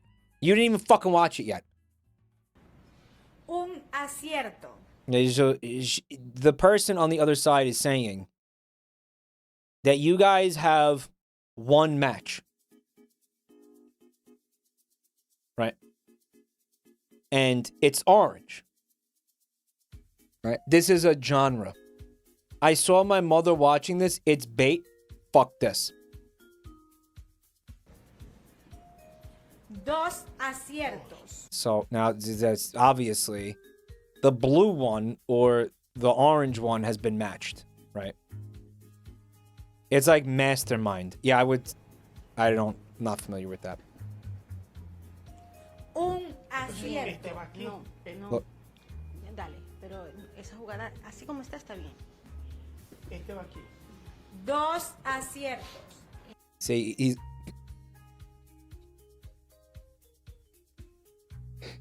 he's like, it's this one. It's here. And she's like, no. Este va aquí. Déjamelo aquí. Right. Un Bien, acierto. el morado. It's bait. You think it's bait?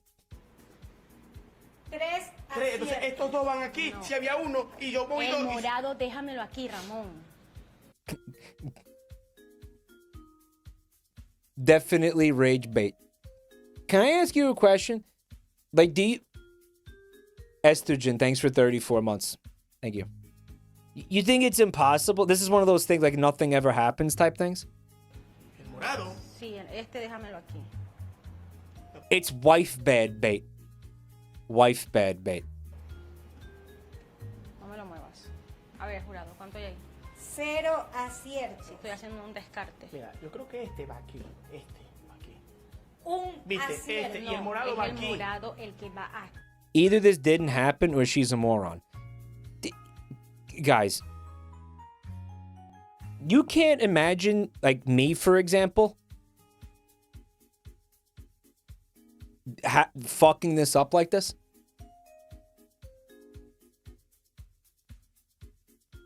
Like, you really can't... Not this many times. Have you been watching me? Like, what stream... I absolutely could fuck up this bad. Aquí, el morado. No, pero- Déjame el morado ahí, Ramón. Dos Bien, aciertos. bien. Morado y azul. Morado y azul. Tres Tres porque el morado va aciertos. aquí. No, el morado va aquí. ¿A dónde? Ahí. Yeah, because why? At that point, she has... It's been demonstrated. Like, how many times has this been demonstrated that this one is a match? Right?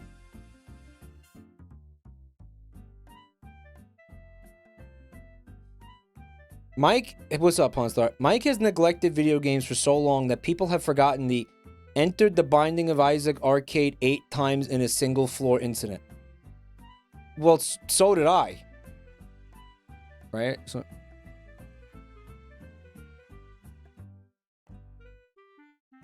Mike, if you have to ask if it's bait, it's 100% bait. Yeah, but you guys fucking say that everything's bait now. The rage bait's working on me. I'm pissed off. Why, though? That's bait. Mike, what you just said, that's bait. Because bait makes money now. Yeah. Engagement bait. Mike, you watched this on stream before and we determined it's bait. That didn't happen. Did that happen?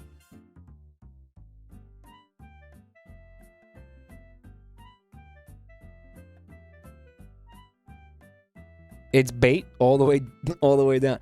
I just wonder why. I wonder why the contents of this video is impossible to take place. Like, why is it impossible that what's happening in this video could have happened? You know, like, why is it?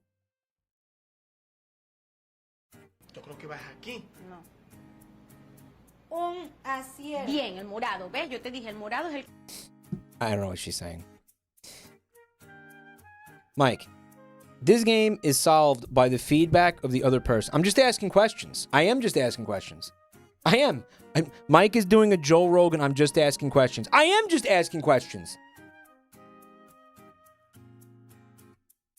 Are we going to do media share today? Yes. I am. I am asking questions.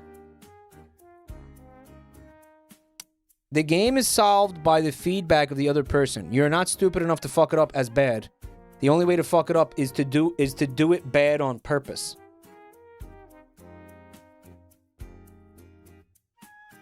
I'm gonna explain to you. Okay, you guys are saying it's wife bad, I guess, because the woman is like being very, very, very stubborn about which ones that she believes is accurate, and the husband is the one who's like, you know, he's suffering because, you know, I think the insinuation is like women just be like that. But I'm gonna tell you something right now. Okay. That woman, like, the way she's acting in there, that's my dad. Right? Like, that's my fucking father. Like, here's the thing. Like, you guys are like, it's bait. This can't happen. No one's really like that. And I'm here to tell you that I know somebody exactly like that. And have been, unfortunately, had them in my life for 40 fucking years. And the only reason, and again, you know, because if he made an assertion, he cannot later be wrong about the assertion. It's the same thing. Remember I told you about the lobster sushi? Well, that time when he tried to cook a lobster on a grill and we told him it wasn't going to work? And he called us all stupid? And then when the lobster came off the fucking grill with the shell blackened and he broke it open and the fucking meat inside was basically liquid. And then he ate it anyway and said it was delicious. and got a fucking intestinal parasite. He called it lobster sushi. He got a fucking intestinal parasite and pissed out of his ass for a fucking week. He did that because he couldn't admit he was wrong.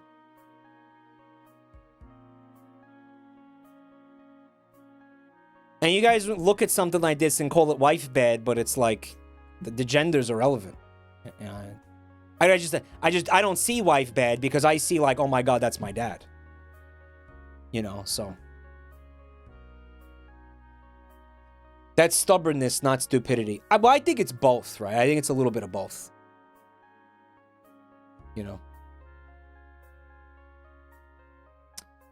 know.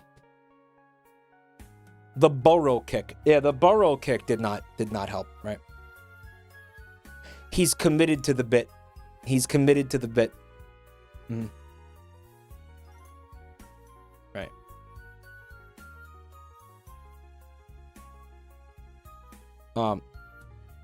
They're trying to portray wife bad fallacy essaying. Okay. I'm telling you what I interpret. That was my thought, you know. I didn't take away wife bad from it. I took away what I'm telling you right now. But can you tell the toothpaste story? I mean, I can see what you're saying. I absolutely can see it being, yeah, sure, being celebrated in that context of like wife bad. Absolutely, yeah, of course. Why not? Alert to emotes keep getting sniped. You know what I'm enjoying though? Again, ever since the other day, I think Twitch did something that deactivated, I think, FFZ for me and 7TV. And I haven't been able to fix it. Like I haven't figured out how to fix it. So I think I'm just gonna leave it. Like I'm kind of good. I'm okay. FFZ is working.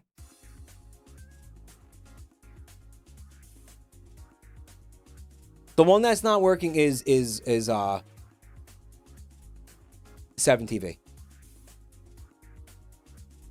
Yeah, 7TV is fucked up. It also turned off my dark mode. It went back to light mode and I got flashbanged. I think it was they forced some kind of update. Like a site-wide update that like reset everybody. Because this happened to other people too, right? Do you have both installed? They can fuck with each other. I do have both, yeah. Mm-hmm. They forced a downgrade. They forced a downgrade. Yeah, they're experimenting with wonderful, wacky things, you know. Twitch, I think, realized that, by the way, where did this fucking thing go? I've been trying to figure out what the fuck they were talking about. Because I read this earlier today and it like made my brain hurt and I just kind of like stopped thinking about it because it didn't make any fucking sense. What is it? Was it Twitch support? Twitch support. Let's try that. Okay, so Twitch said, we recently experimented with discounted gift sub bundles in 40 plus countries. It was a win-win for streamers and their communities, so we're rolling this pricing out to everyone in those countries. Special is available only on web, but we expect to bring it to mobile later. The discount is automatically applied when you select 5 or more tier 1 gift subs. The final price is shown at checkout. That doesn't sound bad. I don't know what I can't figure it out. I don't know.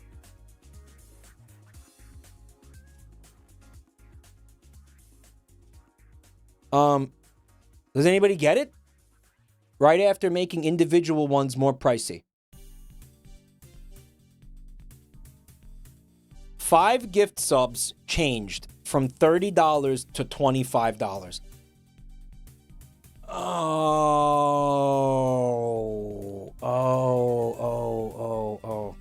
Because for a while, since they raised the prices like the last month, it's been more expensive. Pricing in bundle that goes back to $4 instead of $5. I mean, that sounds good though. Scroll down. Says one thing to clarify. Unlike September, the discount is shared between Twitch and the streamer. Well, I don't know what September is. What's happening in September? Like, what's happening there?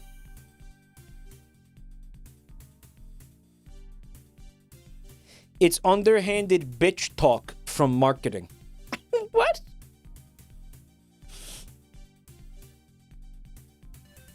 Lavender Hobie, thanks for a full year. It means less money per sub for me. Shampoo in your eye, thanks for 9 months.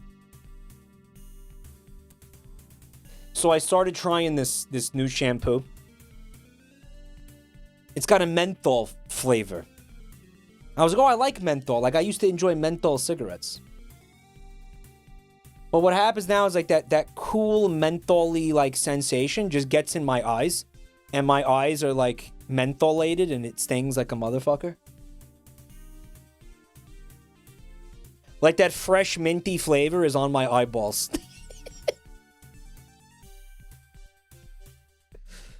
Less money per streamer. Well, I think it's this. Per streamer, per sub.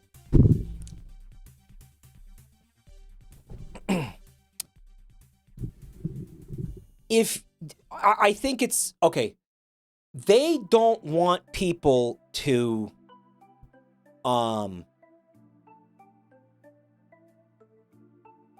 it's not gonna okay. It's not gonna be less money per sub. Streamers are not gonna make less money from this, and I'm gonna tell you why. Because now more people will gift subs. A lot of people saw the price hike and were like, "Oh, well, I'm I'm done gifting subs now." They're like, "Oh, I'm not gonna." Well, if it's gonna be fucking $30 for 5 gift subs, now I'm not gonna do it anymore. Right? But now they're gonna see it and they're gonna say, "Okay, well, if at least it's the price that it was before." Right? Like at least it's back to the price that it was before they jacked it up. You know?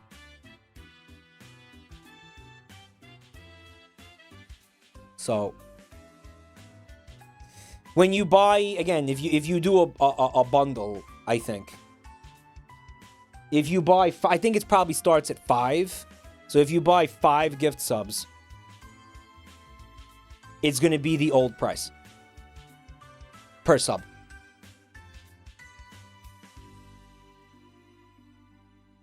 Which, okay, it does mean less money for me than it was at the it does, but not less than. I don't know how to fucking explain it. I don't know. It's back to what it was before, basically. Is what I'm saying. You know what I mean? It's more affordable for people to gift. Yeah. I don't know. I think it's all right. They probably realize that raising the price, because I have no doubt that when they raised the price of the subs, they saw a revenue hit. I have no fucking doubt. Like they saw a revenue hit. The website on the whole had to have fucking seen a revenue hit. So they were like, I guess we can at least put the gift subs back to the old price. You know? Did you get paid more per sub when the prices went up? Here's how you get... Yes. Because no matter what the cost of the sub is, I'm getting 70% of it. Right? No matter what. So if it's fucking $1, I'm getting 70 cents. If it's $100, I'm getting $70. Does that make sense? So effectively, yes, gifts. I will earn less money from gift subs. Now, bundles of gift subs now. Thrifty Armpit, thank you for Thank you for 4 months, man. Thank you. But again, I still fucking think that it is going to be tantamount to more people buying subs for streamers because it's cheaper. So I think it ends up at least evening out. I think. I don't know. That's what I think. Quite dropping 2K Saturday was bonkers. Yeah, Quite's insane. I don't know. I still don't know what the fuck. I'm gonna see Quite, I think. At TwitchCon? I think Quite's going to TwitchCon. And when we're there, I'm going to treat Quite. I'm going to take Quite out to dinner and stuff, and, you know, treat him real nice. It's not going to be sex. It's not going to be sex. It's not going to be sex. It's just, I'm going to take him out. I'm going to take him out for dinner. Buy him a nice dinner. Buy him a real nice dinner. No sex. No sex. But you phrased it like that. I wanted you to think that. It was misdirection. Right. Mike, you couldn't legally admit to it being sex. It's not sex. Papa John's?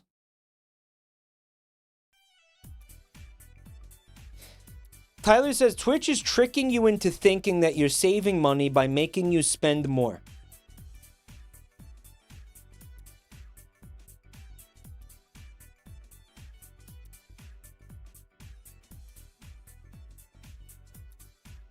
I think, okay, to an extent, but it's also this, right? I think if the goal of the viewer was to support the streamer at a fucking reasonable price, this is still a good. This is better. This is still, I think, ultimately a good thing, right? The discount is the pre-jacked up price. Yeah. But again, like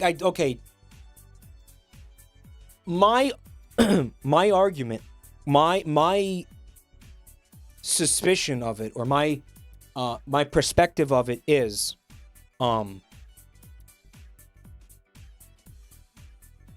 it's gonna be good for the. I think it's gonna be good for the viewers who want to support the streamers. I think it's going to be good for the streamers. I think it's overall is a good thing that the fucking bundled, that gift sub bundles are the old price. I do think it's good.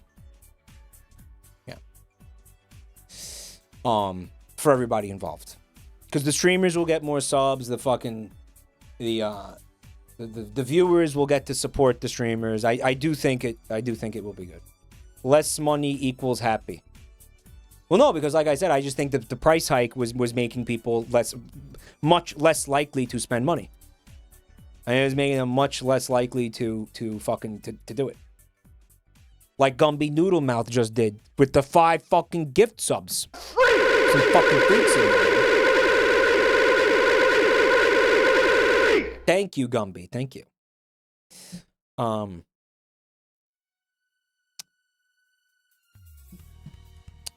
yeah, I don't know. This was just fucking. I know this wasn't a very fun conversation, but what the fuck else are we doing? I wanted to look at your media share, guys. There's not a lot in here. It's gonna be quick. This is gonna be quick. Be a real quick fucking thing. This is from Penanka. It's art from Saturdays on Real Estate. It's the event that was just being discussed. What's this thing called? Canopy. And Quite's out there sticking his nips up against the stained glass.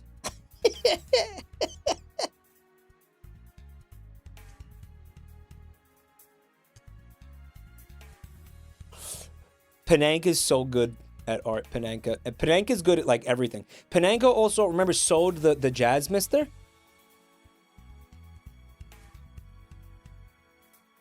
Isn't this the thumbnail? I don't know. I don't know what Spit did. Pananka's good at a lot of stuff. Pananka, thank you so much for sharing it with us.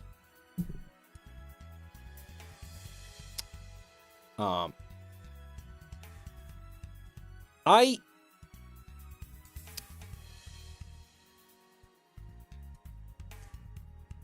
think a good thumbnail for an on real estate is probably the craziest fucking thing we saw in the video, like the wackiest fucking thing we saw, right? Like what would you put as the thumbnail for that, chat? Like what would you put? The orb room. Well, the orb room is you kind of can't really tell what you're looking at. Like you want something that's fucking crazy. Siggy Q, thanks for 9 months.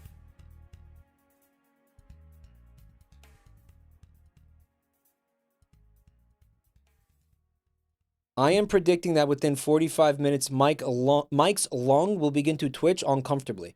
It will subside within 30 seconds, but it will terrify him for the rest of the week. Oh, I don't like that.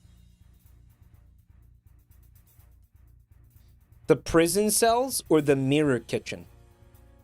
The mirror house?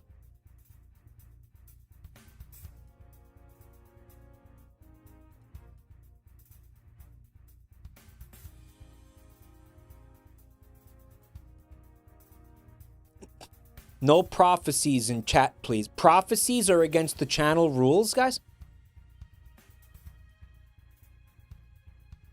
The thumbnail should be the skylight bit. How do you want to portray that? Like, how do you want to portray the sky? Because, again, that didn't actually happen, so there's nothing we could put. It's talking about that me shitting against the skylight, like inches from Fred's face.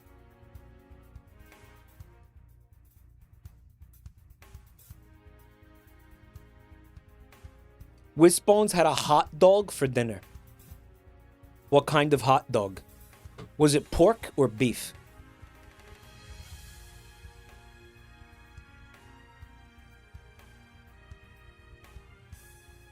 Two pork hot dogs. What did you put on them?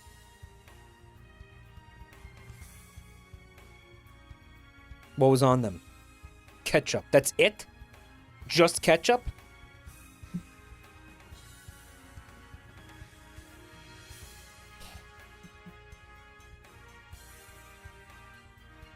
It's a little boring now.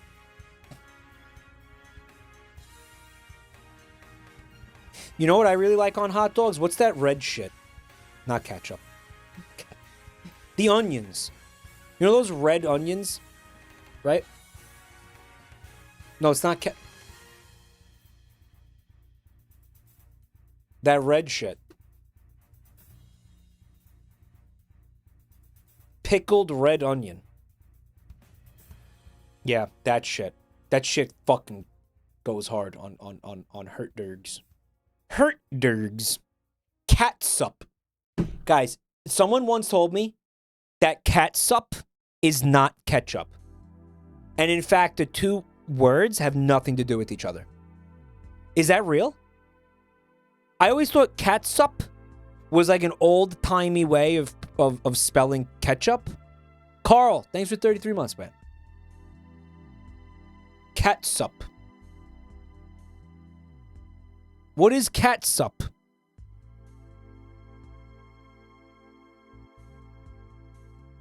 What's up, dog? Yo, what's up, dog? Turbo Gup. First time chatter. Everybody say hi. Slumlord Q looks like you. I don't know what you're talking about. Ketchup is catsup. Ketchup. Fuck. Tomato. Catsup can be made of a number of things. Catsup should be food made from cats. I don't mean cat food. I mean cat food. Because you sup, when you sup upon cats, when you sup upon cat, okay? That's called cat sup. You sup, it's cat supper. It's cat supper, a supper of cat. Cat sup. Cat supplements. Cat supplements.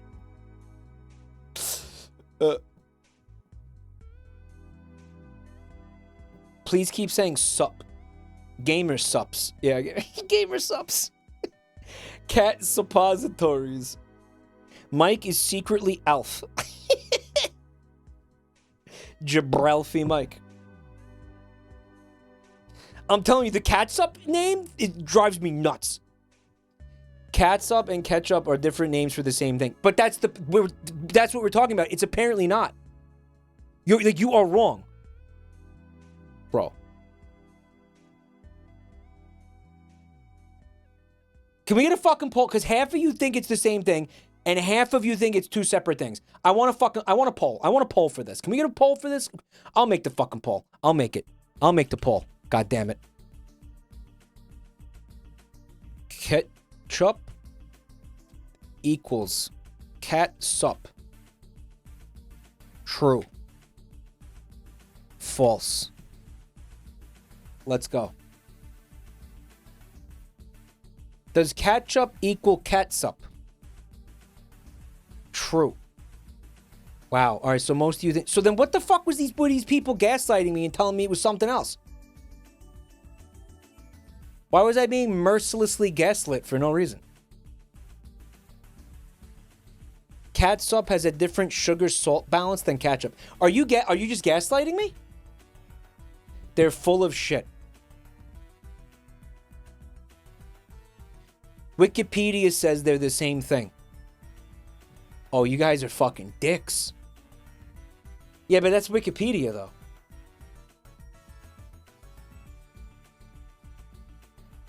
Yeah, but Wikipedia says a lot of things that aren't true, you know? It does not say that. It does or it does? It should not be hard to figure out what it says on a Wikipedia page.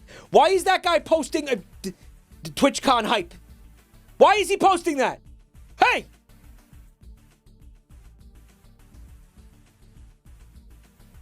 I feel like he saw me getting pissed off and was like, let me throw some fucking fuel on that fire. Let me throw some tinder into this flame.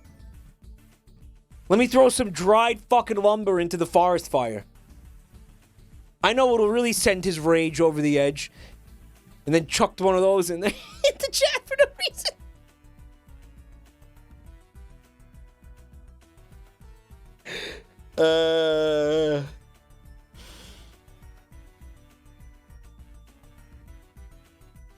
The original ketchup was a European imitation of a native fermented fish sauce called catsup, using ingredients they had on hand like vinegar. Okay.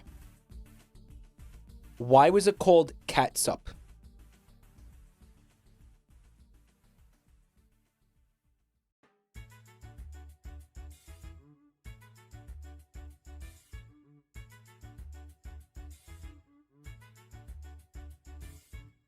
Because you touch yourself at night.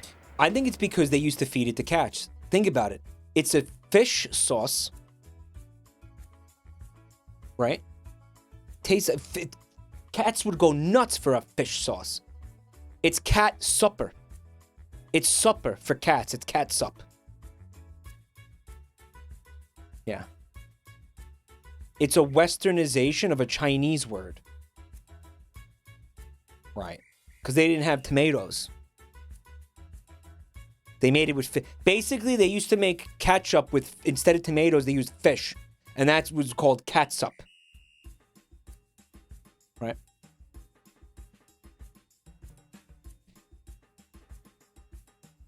Fucking TwitchCon hype. All right. This is it's such a patronizing, like, condescending emote. Like, does anybody else feel like insulted? The word is insulted. I feel insulted by that emote. Right? Like, that's the word. Insulted. Indie Rooster Knight, thank you for 2 years of support.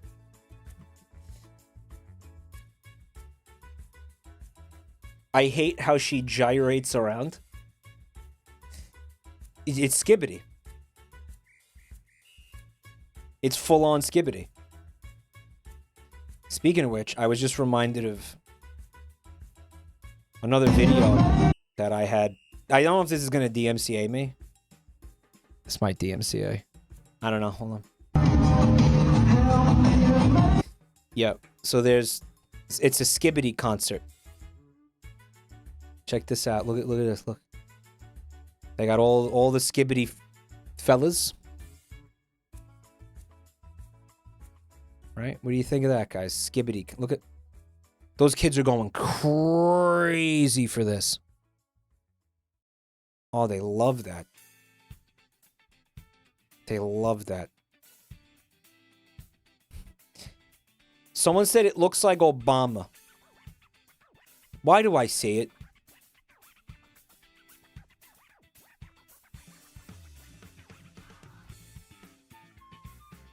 Thanks, Obama. Obama Skibbity. I absolutely say it. Let me be clear. And then the flush sound. The flush.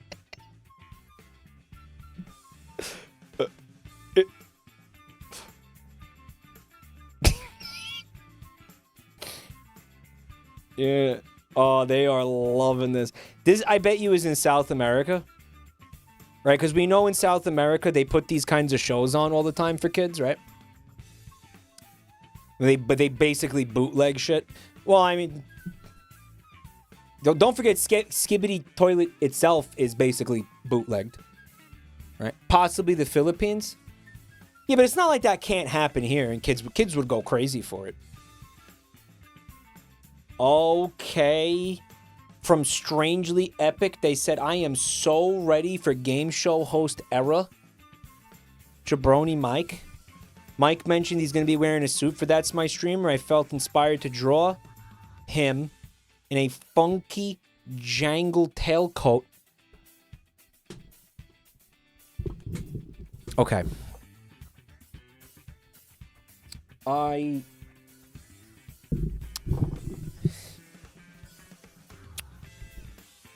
am getting a suit for this. And I have to kind of figure out what kind of suit it's going to be. This is...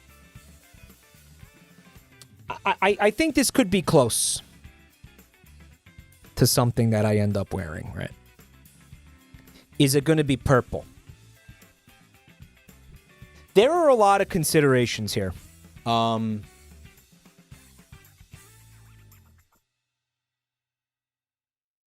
don't know that it's I don't know that it's going to just be purple. In fact, I don't think so. Right.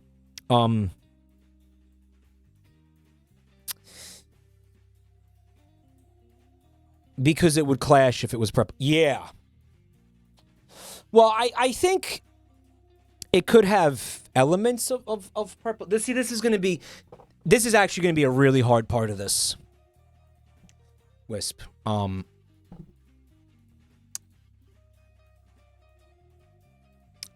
right, well, let's just say, I don't want to, again, I want to leave some surprises. I want there to be, I don't want to just tell you guys everything. But Wisp is right. Wisp is right. Wisp is, yeah. I don't know if the suit can be purple. For reasons that you will come to understand. Yes. But if it was going to be purple, which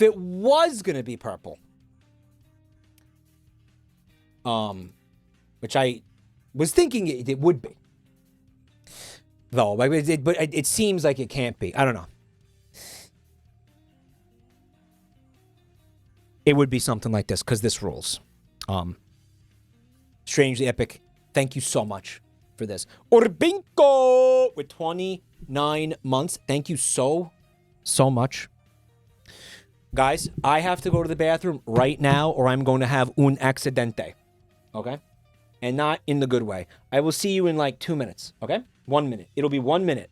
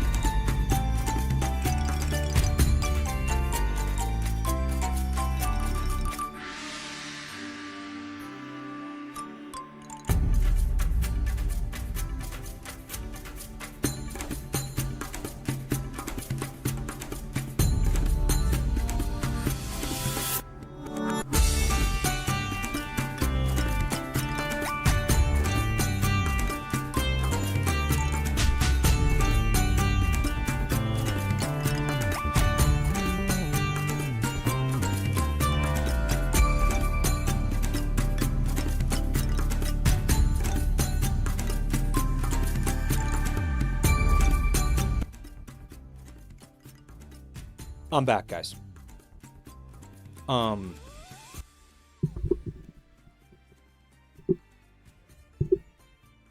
did another speed poop.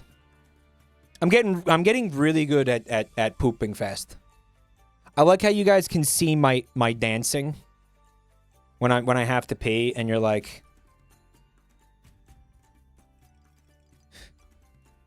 "Go piss, girl." Yeah, I dance a little bit. Yeah, do a little pee-pee dance. Did you land the flip? Almost. Almost. I'm getting my TTP up. Time to poop. Down. I'm getting my TTP down. Time to poop. Once it's down enough, I'll be able to do the front flip and get the mohawk.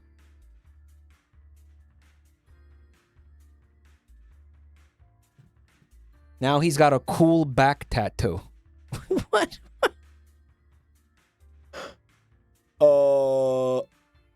Yeah,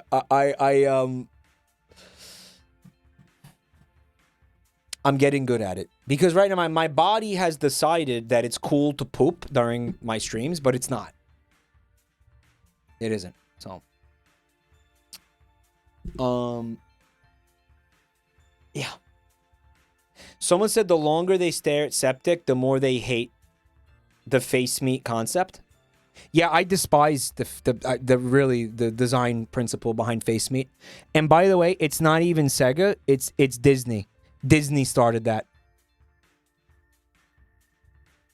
With Mickey Mouse.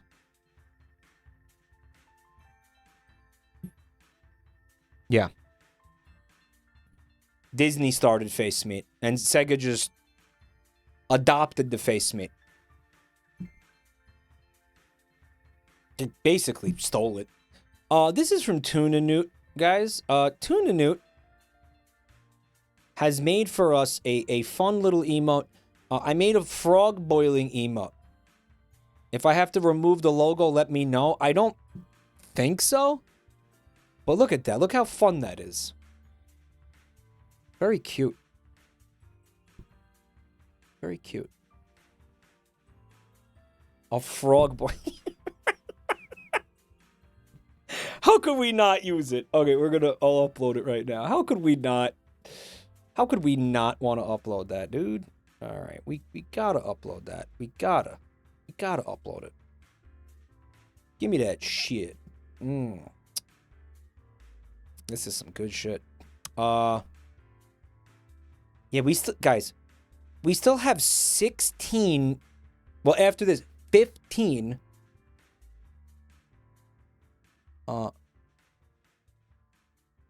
Animated emote slots.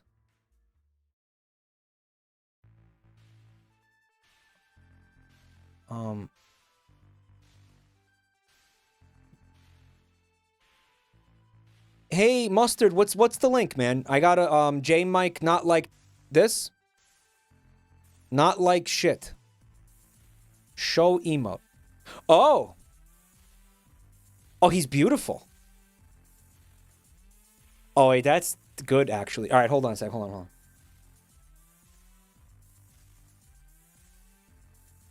Upload GIF. Oh, there's a new way to make animated emotes now, apparently. You just upload the PNG file, and then there's animations that you can apply to them, apparently. Frog. J Mike Frogs. Tuna Newt. Okay. Sick. Yeah, I don't know if we're going to be able to have that YouTube logo on it. Mike, I said face meat in a Discord call once, and everybody acted like I was a lunatic. The streams have permanently altered my vocabulary. Because that's what it is. What the fuck? What else is it? A face meat. It's a face meat. That's what it is. You know, in the case of birds, their beaks are the size of a regular character's face meat. Yeah, if you have a bird character, they give him face meat, but the beak just replaces the face meat. You know, and I mean, and thank God for that. Otherwise, we'd end up with Cult of the Lamb situation again, right? But yeah, I have 15 open animated emote slots, which is nuts. Right.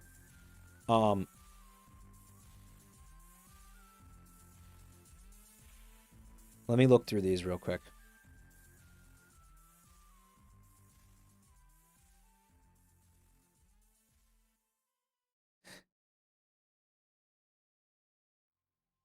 Guys, we only have two shit emotes now.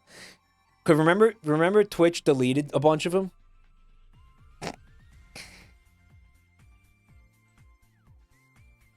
Elvis and Sonic Meal. All the other ones are gone. Well, I guess we have the Septic. We have Fudge 7 Septic.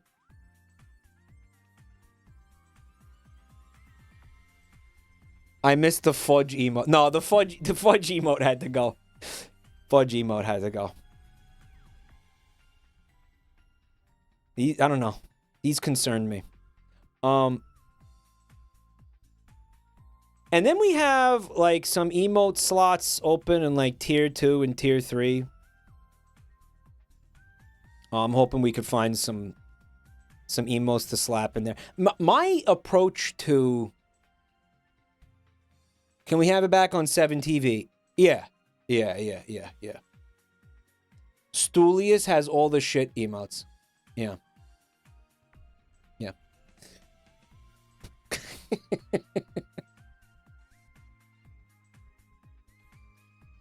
Mike, if your emotes are getting taken away, that means someone reported them. They were used in another channel and chatters were not okay. No, the reason they got removed is because they were using the global smiley face chat thing. Right.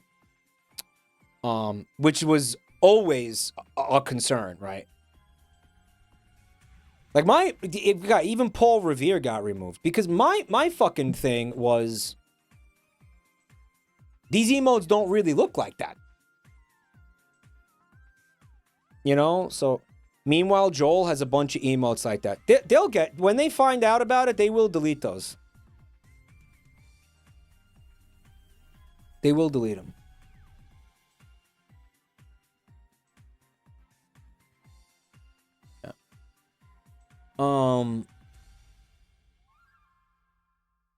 What the fuck was the point? Well, the point was, thank you, Tuna Newt, for the beautiful emote. Paul Revere didn't get removed. You're Paul Revering me about Paul Revere? That's a re-upload of a redesign. We had to redesign the emote and re-upload it. It was deleted it, and we re-uploaded it. Yeah.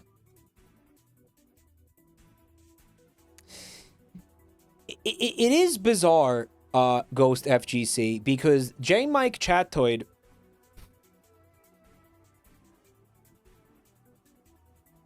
okay, so it's let's we talked about this before. Let's break down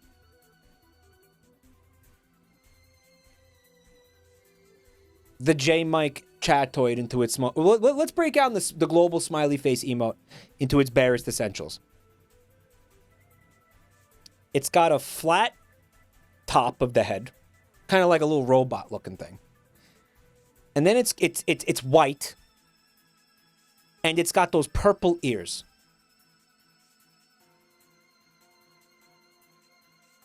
Now, Chatoid, and by the way, Paul Revere was a Chatoid on a horse. And we basically rectified it by removing the purple ears, but we added hair, and the purple ears are gone. So, I mean, I guess that's fine, right? So, the thing with J Mike Chatoid, right? It also has the dent. It's basically a Wojak, right? It's that one Wojak that we put the little purple ears on. That's it. Right? That's simple.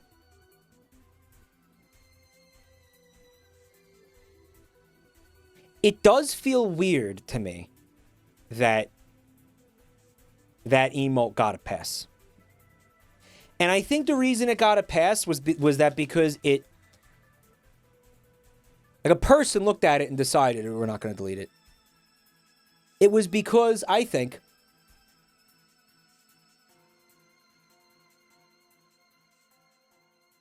they liked it. It's a fucking amazing emote. They had to acknowledge that it was one of the best emotes on the website. And they said it would be criminal to delete this thing. Because holy shit, this is good.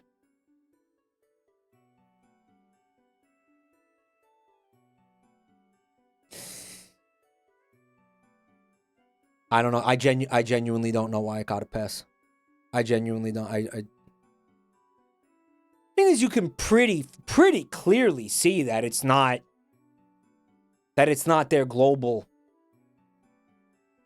emo. It's basically a Wojak. Like, I think you can see that, right?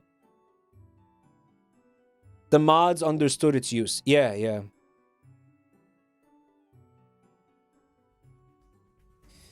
It doesn't have the flat.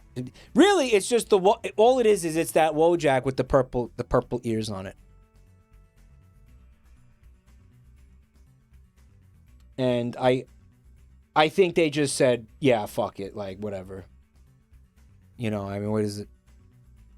What is the problem with it, right? Why does Twitch have a monopoly on purple ears? I mean, what if somebody's got an OC that just kind of sort of looks like that thing? Like, are they gonna go to war on it? You know, like what? Did J Mike Arrive get hit because it started off normal and gets dented? Yeah. Because it started off normal and they were like, they don't like that. They don't want that. It's a branding thing, right? Like, it's a kind of a branding concern. Like, they don't want a bunch of people. I don't know. Because it's a big, that emote, I think, is a big part of their, like, corporate branding. Or whatever.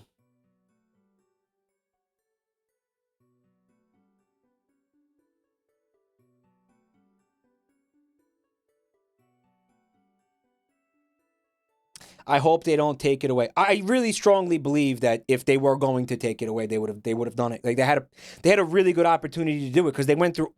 Somebody did an audit. Somebody at Twitch did an audit of all the emotes in this channel, and they were very specific about the ones they took away. Yeah, and that wasn't one of them. So I don't know. And I mean, again, I guess it's any emote they do eventually take, we'll just put on 7TV eventually. Did you lose the instant upload when they nuked them? Yeah.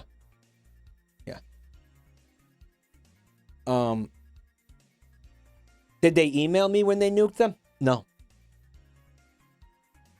I didn't get an email. It's like how Disney sued the people who put Spider-Man on their dead son's gravestone because they don't want Spider-Man associated with child death. Is that why they did that? I thought it was because they didn't sell it, so they weren't making money off it.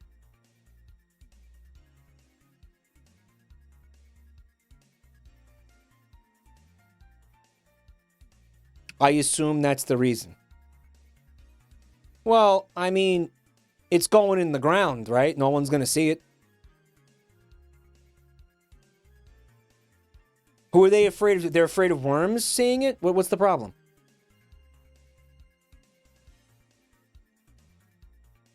By the same token, though, I mean, you could say, is anybody... It's not like the kid's going to be enjoying the Spider-Man. I don't know. I'll be honest with you, I don't see a reason for there to be a fucking Spider-Man casket. Okay, I'm sorry. I knew that was going to piss people off. I don't see... It's not fun. There's nothing funny about there's nothing funny about him dying, okay? Let's get one thing straight. But fucking Disney, I mean... Tombstone. No, it was the casket. Oh. It was... This is a separate... This happened more than once, guys. No, I think Disney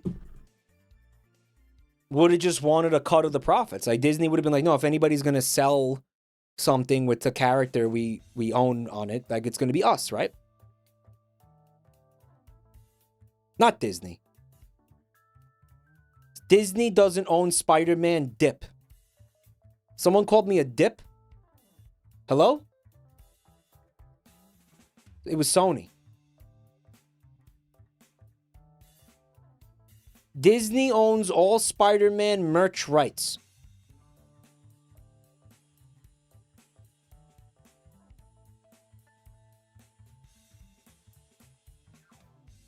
Dip.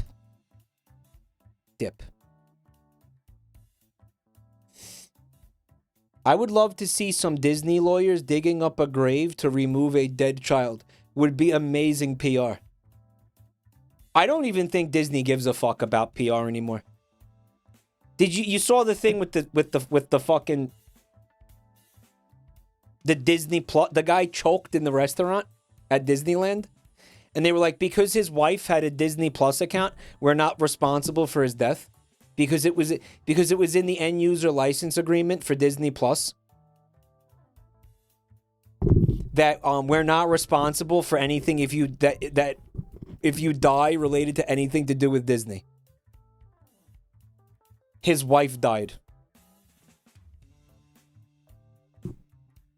Imagine fucking doing that. Imagine. It was the free trial too.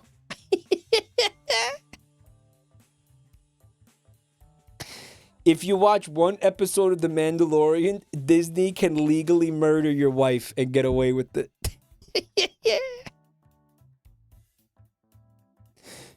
It's wild they can't give a little bit of money. Yeah, they're fucking Satan and they're such scumbags. They backed off of it. Wait, they gave the guy the money? They're pure fucking evil. They're pure evil. It was that the terms and conditions made them agree to arbitration instead of taking a case to court. I'm too stupid to understand what you're talking about, one time.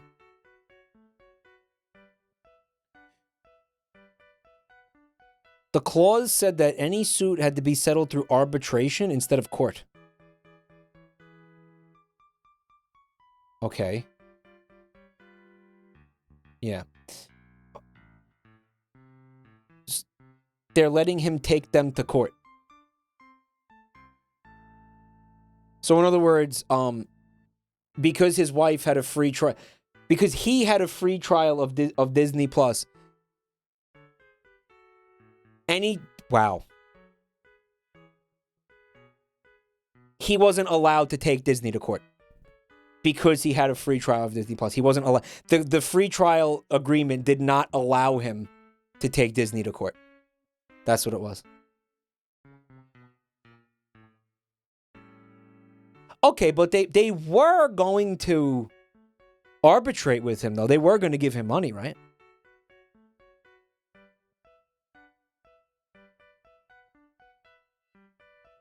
They backed off in a statement that said, "We strive to put humanity above all other considerations."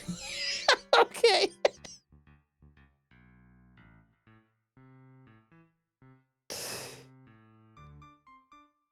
Fucking pure evil. Evil incarnate on the earth, bro. Holy fucking shit. Evil fucking incarnate.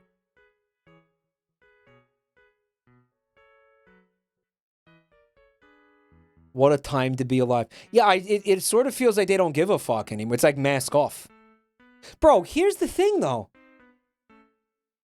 They have the GDP of a small country. According to most people, they have fucking a standing military. They have property that's like the size of, like, it's like bigger than Vatican City, right? They don't have to worry about PR. They can go full fucking like Aracasa if they want. Like, they don't have to give a fuck. They can really, like, they could just mask off and say fuck everyone. Like, They literally can just do whatever they want. They are untouchable, dude. They are absolutely untouchable. Why would they even care? Arasad, whatever. Who gives a shit? They're fucking untouchable.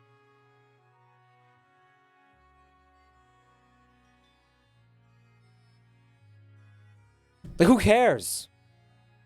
Oh, you have to say something. No, we don't. They still need money from us. They're going to get it. Do you think anybody was going to cancel their Disney Plus account because of what happened with that guy? Do you think anybody was going to stop going to Disneyland? Have you seen the Disney adults? Do you think they're going to stop going to Disneyland because somebody fucking died? Guys, if a fucking child getting mauled to death and fucking turned into alligator shit in one of their parks didn't stop people from going to Disneyland, okay, you think this is going to make people stop? A fucking baby got turned into alligator shit. Murdered and digested, okay? You think you think anyone fucking cares? No, they don't need PR. Dude. They don't need it. They could do whatever they want. People will still watch this shitty live action reboot. You know how much money that horrific looking Snow White movie is going to make?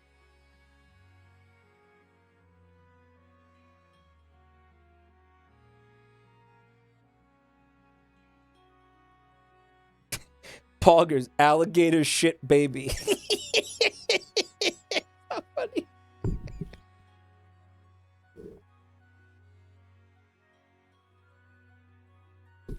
It's not funny. Not funny, man. It's not funny. That movie's gonna bomb. No, it's not. It's gonna be fine. People die all the time there and nobody cares. It's like Fazbear Entertainment. Yeah, nobody fucking gives a shit. I'm telling you, they can do whatever they want. By the way, I watched the rest of Five Nights at Freddy's. Wow, you know what? Yeah, that one chatter was right. Remember that one chatter who basically compared me to Anthony fucking Factony Fraudano because I wouldn't finish the movie?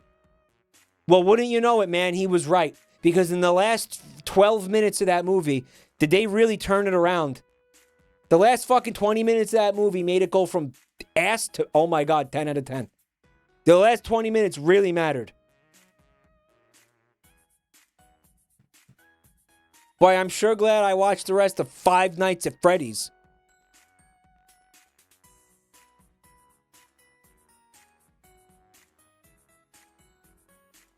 Is it sarcasm? Yes. Come on. Is that sarcasm? Okay. What if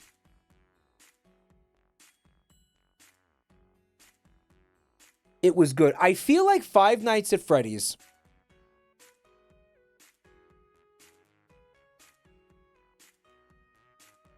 could like actually have potential as a movie. Like it could have been good. It could have been good. You know what I mean? Like it really genuinely I think could have been good. Like I know that the Five Nights at Freddy's lore kind of blows, but like you kind of don't have to use all of it. You know what I mean? Like you really don't have to use all of it. They could have made a good movie, but they didn't. The lore is a mess. It's fucking cringe. They fucked it. I prefer 2 Tuesdays at Tommy Tallarico's. What the fuck is that?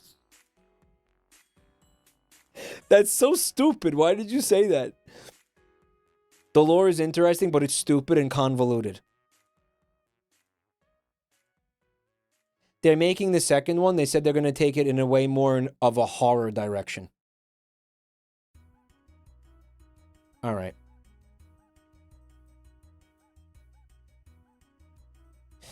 The creator of FNAF admitted to forgetting his own lore that he put in the games. Yeah, well, you know what part of the problem is that guy wrote the script. Scott Cawthon was involved in that movie, which he shouldn't have been. Because he's a hack. You know what? I feel like he's kind of like George Lucas, where it's like, okay, he can create it, but then get him away from it. Sure, he created it. It became successful. It was basically a fluke because he's a fucking hack and he sucks.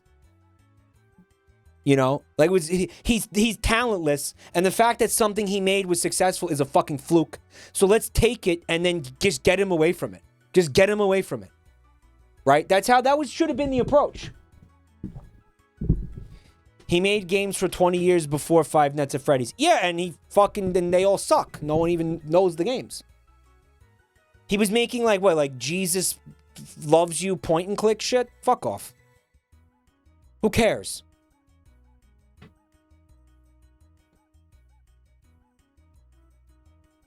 Mike, why do you hate him so much? He did nothing. I don't hate him at all. I'm just saying he fucking sucks. He's just bad. Like his fucking...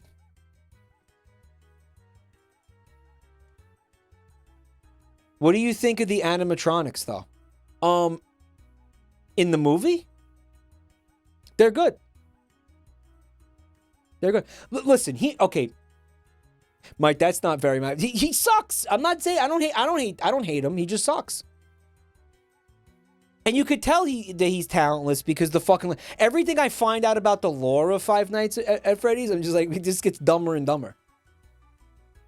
You know, every time I find out something else about it, I realize, I'm like, wow, he's fucking talentless. Sorry. Now, stop being horny for Chica in chat. Jesus Christ. Every fucking time. She's a bad bitch, though. Someone's getting really mad because I'm insulting Scott Cawthorn right now. I know it's happening in chat. Somebody's getting pissed. They're like, you're fucking, I love Five Nights at Freddy's. You're a piece of shit. I simp him and you're a fucking piece of shit. Yeah. Yeah. Unfollow. So.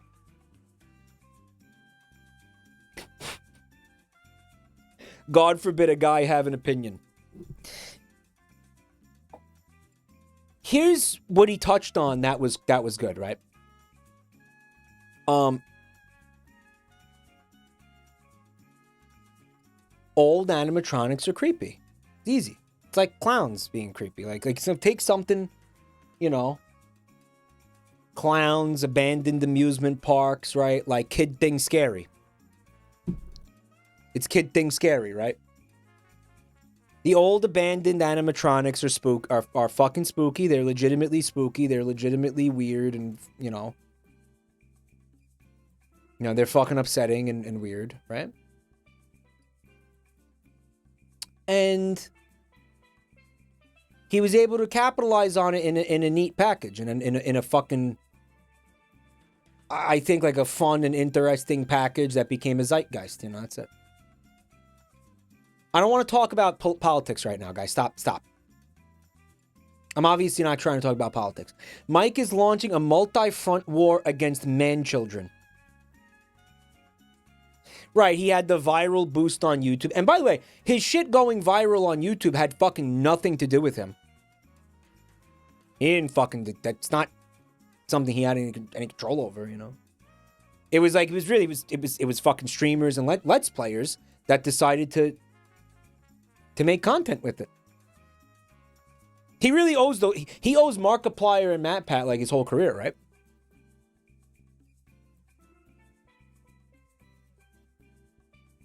Jim, Stephanie Sterling, and probably a handful of other people. He knows it. He knows it's true. He knows it's the case. He said as much. Right.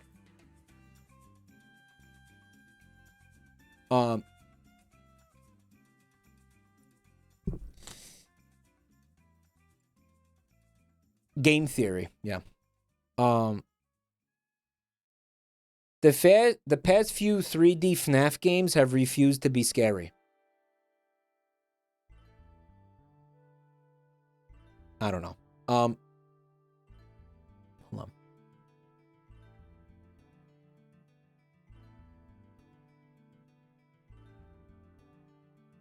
Listen, you're allowed to like Five Nights at Freddy's. I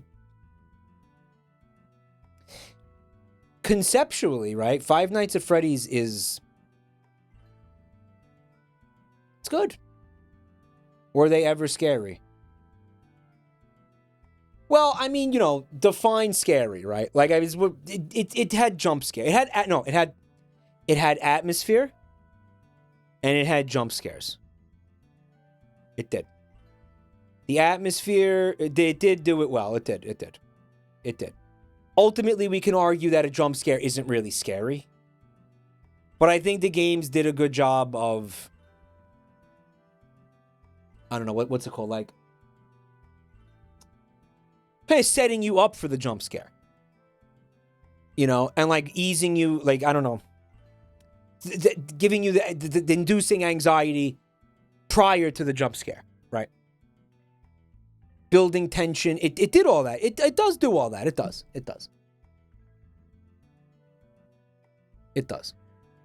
Right?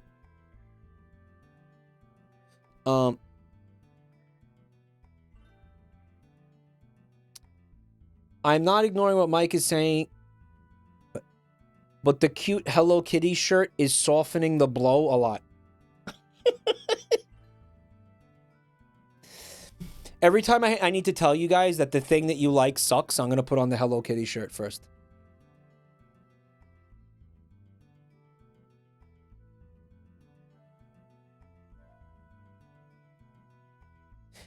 I think it's... I'm going to go ahead and say I actually do think the first Five Nights at Freddy's is a good game. I'm going to come out and say it. And you want to know... Also, doesn't the first game contain virtually no lore?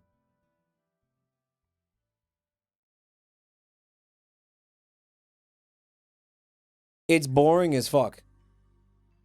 I mean, like, you know, I don't think you're supposed to play it for very long. I think it's a get in, get out quick type of an experience. The Hello Kitty shirt stays on during discourse. Discourse and intercourse. It's going to be hard to take you seriously if you're not wearing the Hello Kitty shirt in the future.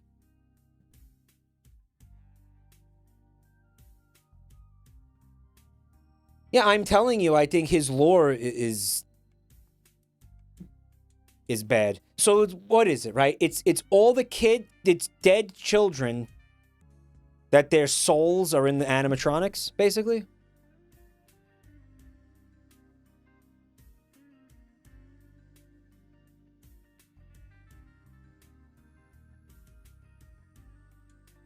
Why? Crookie Nari, hi. Thanks for checking out the channel. I appreciate it. Thank you for watching. Converted Frog. That's why Mike thinks it's good because of dead children. Dude, shut the fuck up. The guy stuffed the kids' bodies inside the animatronics, and the souls of the kids are in the animatronics.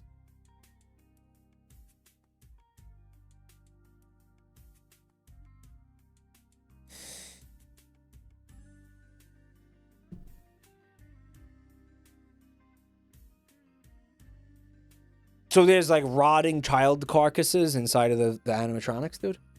Max Z-Lock, thanks for 52 months, man. Thank you so much, dude.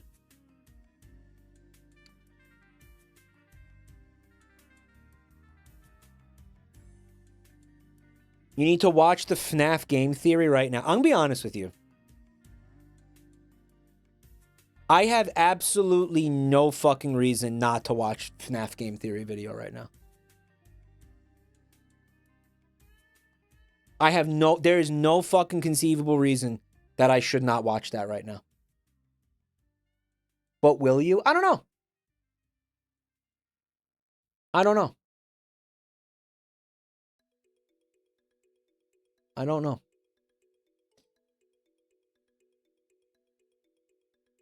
Okay, I can think of one. I would have to listen to MatPat's voice. Yeah.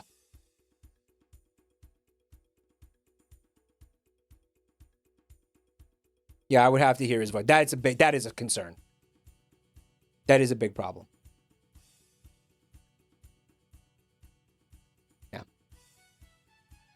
You know what it is? We can slow it down to make his voice deeper and less infuriating. Like if we slow down the footage, it'll make... Why do people hate MatPat? His voice... The way the kinds of jokes he writes into the videos are very, very infuriating. Like when he makes jokes and like tries to be like cute and fucking, when he tries to be like witty and quirky, it makes me want to fucking strangle somebody. His YouTuber voice. He's so YouTubery, it's painful, yeah. Also, his theories piss people off. Right?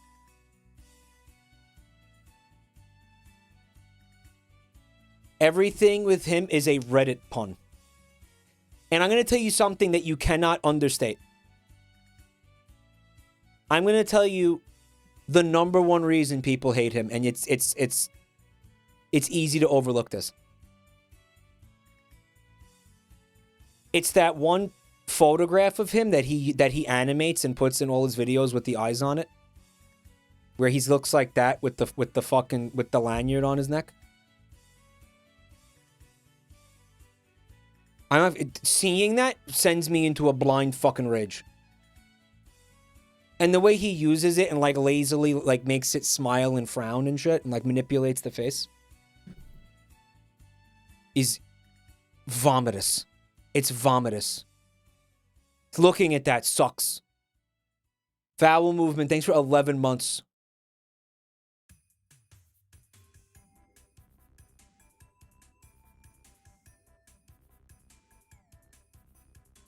Even when I liked game theory, I hated that. Yeah, that's for a lot of people. I think they made that content unwatchable. It made it unwatchable for a lot of. I swear to God, I really do think that.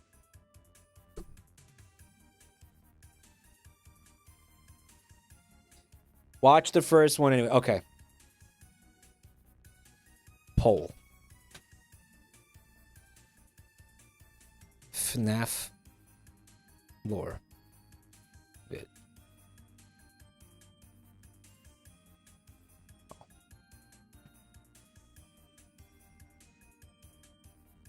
There's a poll. By the way, I want to look at this art. It's from Fishy Fish Dish. It says, quite after unloading all those subs on Saturday, he was drowning us in subs. Fred was like, is this normal?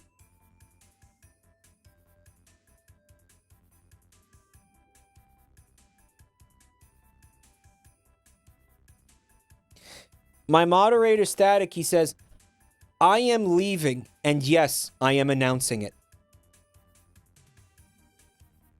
Snake Kettle said, I will unsub if we watch this.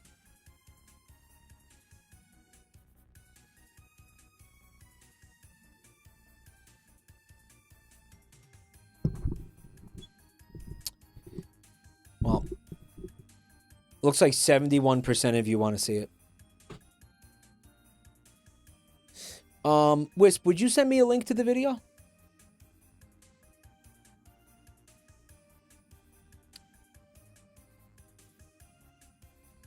The silent majority.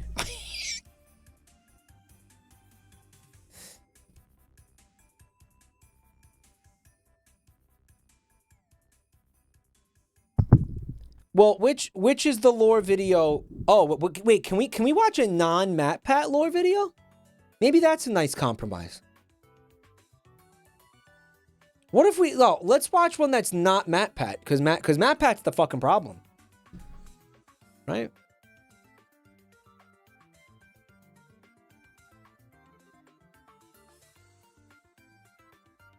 But it...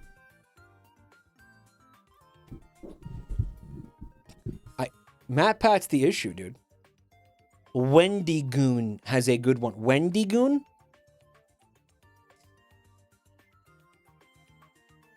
Wendy Goon.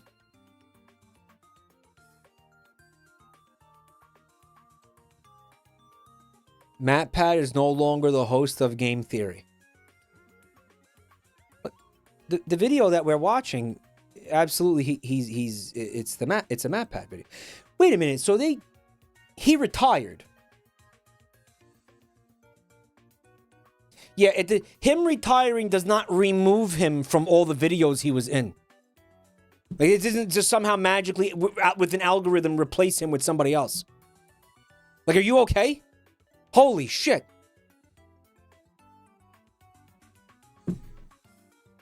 MatPat retired. They kept making the videos, but they replaced him with a new host. He works on the videos, but he does not host them. He basically just retired from being a host. They re-recorded the old videos with the new host. No, they didn't.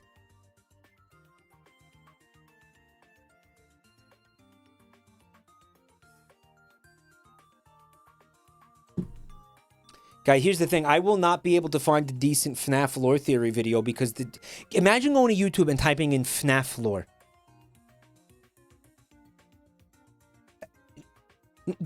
You know, like, what?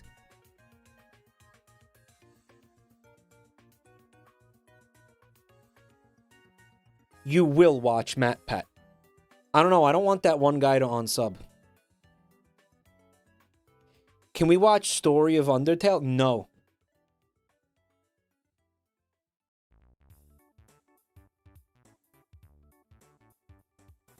Wisp's internet went out.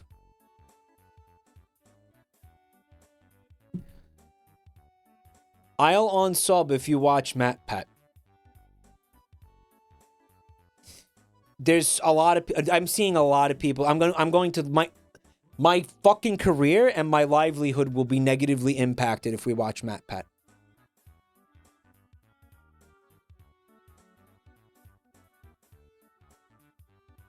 I will unsub if you don't watch MatPat.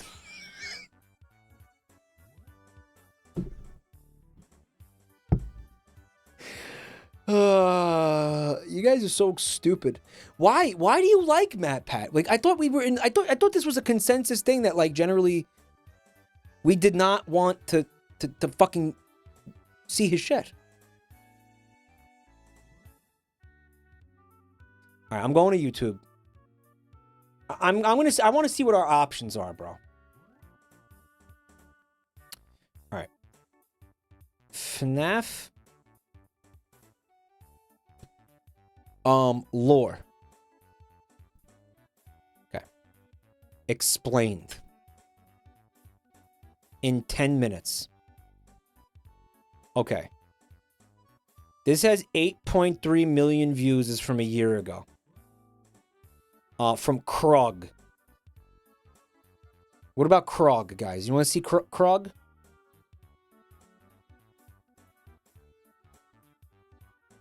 All right, so MatPat's... To see, this is fucking crazy, right? MatPat's video is 16 minutes long. All right, it's got 33 million views. Bike. It's got... It's published 9 years ago.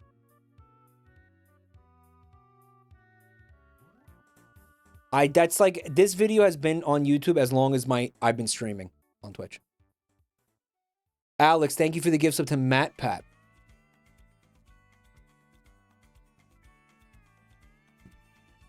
I will unsub if we watch a single Krog video.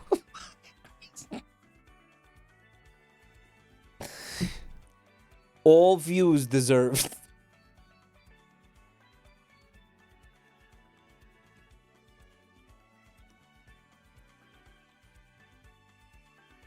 Holy shit. Yo, the Wendigoon meat rider needs to give it a rest.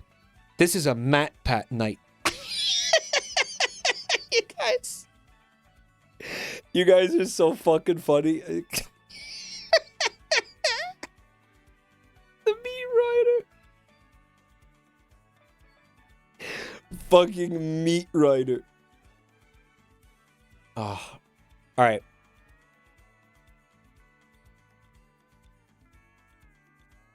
What about the game theorists? Oh, that's the same. That's them. Okay, well, what is this? The Game Theory FNAF: The Ultimate Timeline from a year ago.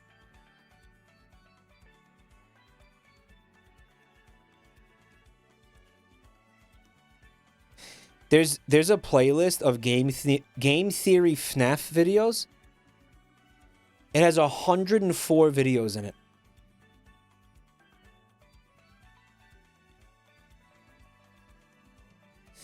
Mike, if you keep letting people manipulate you with threats of on-subbing, I'm going to on-sub.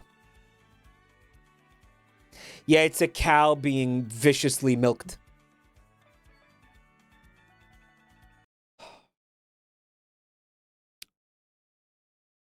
Oh, I'm going to regret this. Lumpy Touch says that MatPat found his content oasis and guzzled every last drop.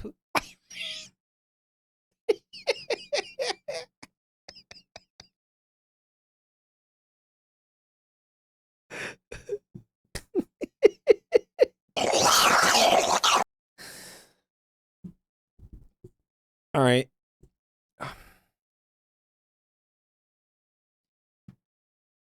The scariest monster is you. What the fuck does that mean? Once again, theorists, welcome to MatPat Plays Today. I can't do it. I can't listen to that. I don't want to hear that. I don't want to hear that. I don't want to. Mike, not this one. What's wrong with this one, guys? Put it on mute with subtitles only. You want to do that?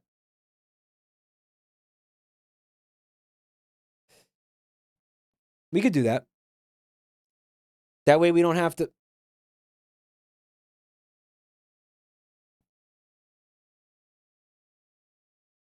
Yeah, I'm a little bit confused because it looks like he's doing a Let's Play. Right? I thought it was like a lore video. He really called it the smartest show in gaming.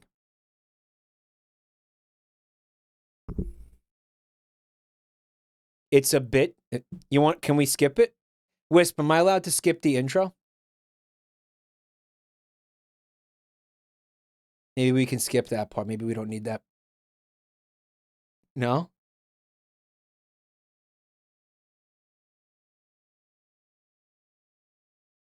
Mike, this is the old lore video and it's inaccurate. So that... Right, because this is 9 years old. Like, hasn't the theory evolved since then? And didn't they make MatPat and Mpreg at one point?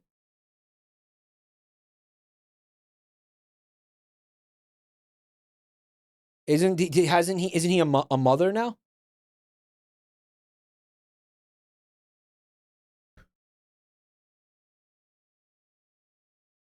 Alerta, he talks about an actual murder. Why?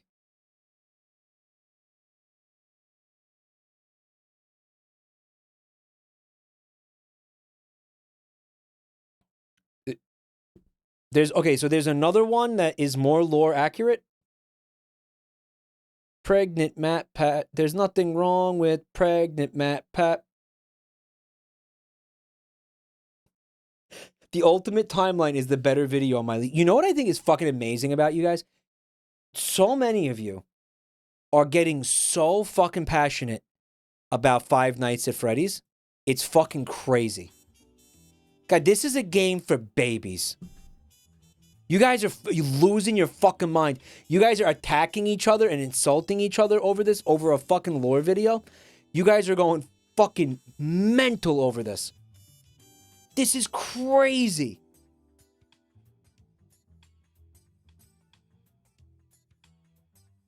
Holy shit.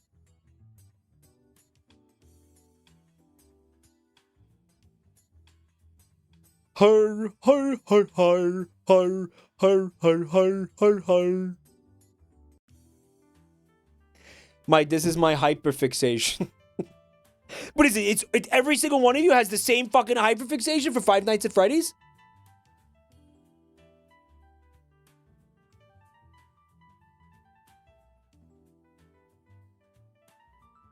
hold on.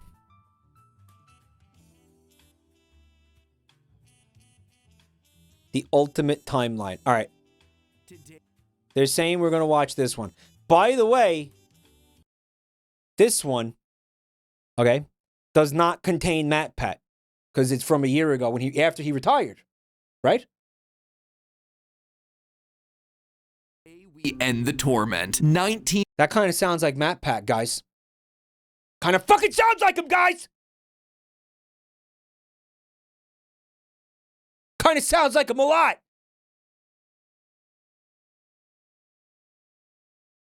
It was his last series of videos. Lumpy Touch, he went in for one more suckle at the teat. The teat of the cow, the FNAF cow.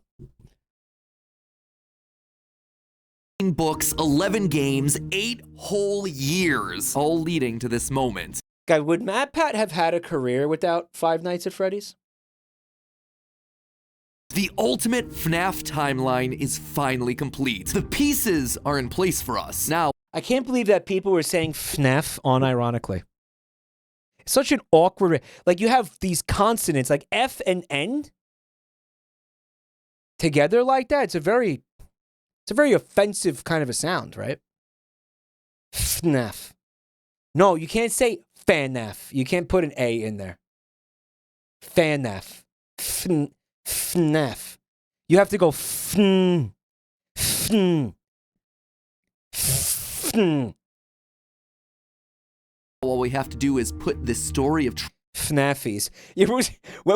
When was I calling something FNAFies? Like, I was playing a game where they had like spooky, like scary, stalking enemies or something. And I was calling them FNAFies. What game was that? Somebody in chat said, "Fnuck you."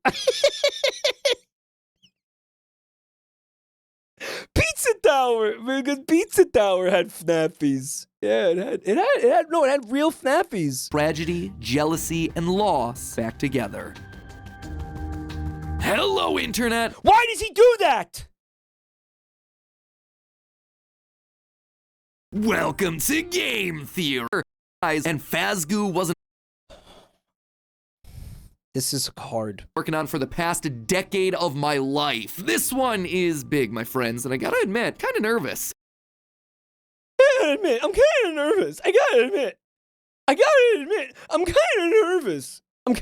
of nervous. I'm kind of nervous. Why is he doing that? Why is he doing that? I haven't attempted a timeline video on this franchise since 20... Oh my god. I just realized when his voice does that high pitch thing sometimes. It's Jerry Seinfeld core. What's the deal, Elaine? Elaine, she had man hands. Oh my god! Elaine, I dipped my penis in the soda. I left it in there for 15 minutes and it hasn't gotten bigger. What's the deal with it? And he does the same fucking thing. Why? Why is he doing that? Stop! 18. Back in the days when Mike was the crying child, Afton coming back was actually a surprise, and I don't know what he's talking about. Fazgoo wasn't a phrase I'd ever thought I'd have to utter. Guys, Fazgoo? It's William Afton, Jerry! Wait, that is Jerry. Fazgoo is Freddy's semen, guys?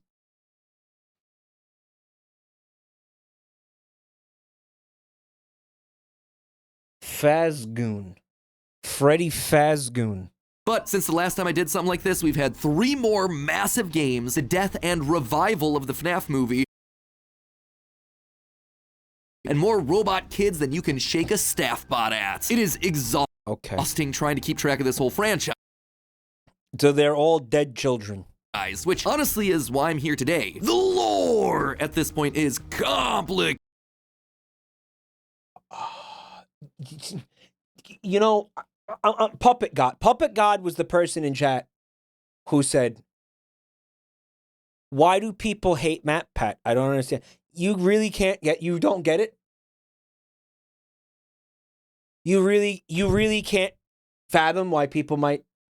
It is full of speculation and theory, so to hopefully make it a little easier for everyone and to give us all a baseline to talk about this franchise moving forward into the future, it's time to reveal this timeline is massive. Seriously, it is huge. This thing towers over any video project we have ever done on the channel. But I don't understand. Why is there a gold Freddy Fazbear and regular Freddy Fazbear? It's like a shiny? Like, why is there a gold one? Why is there...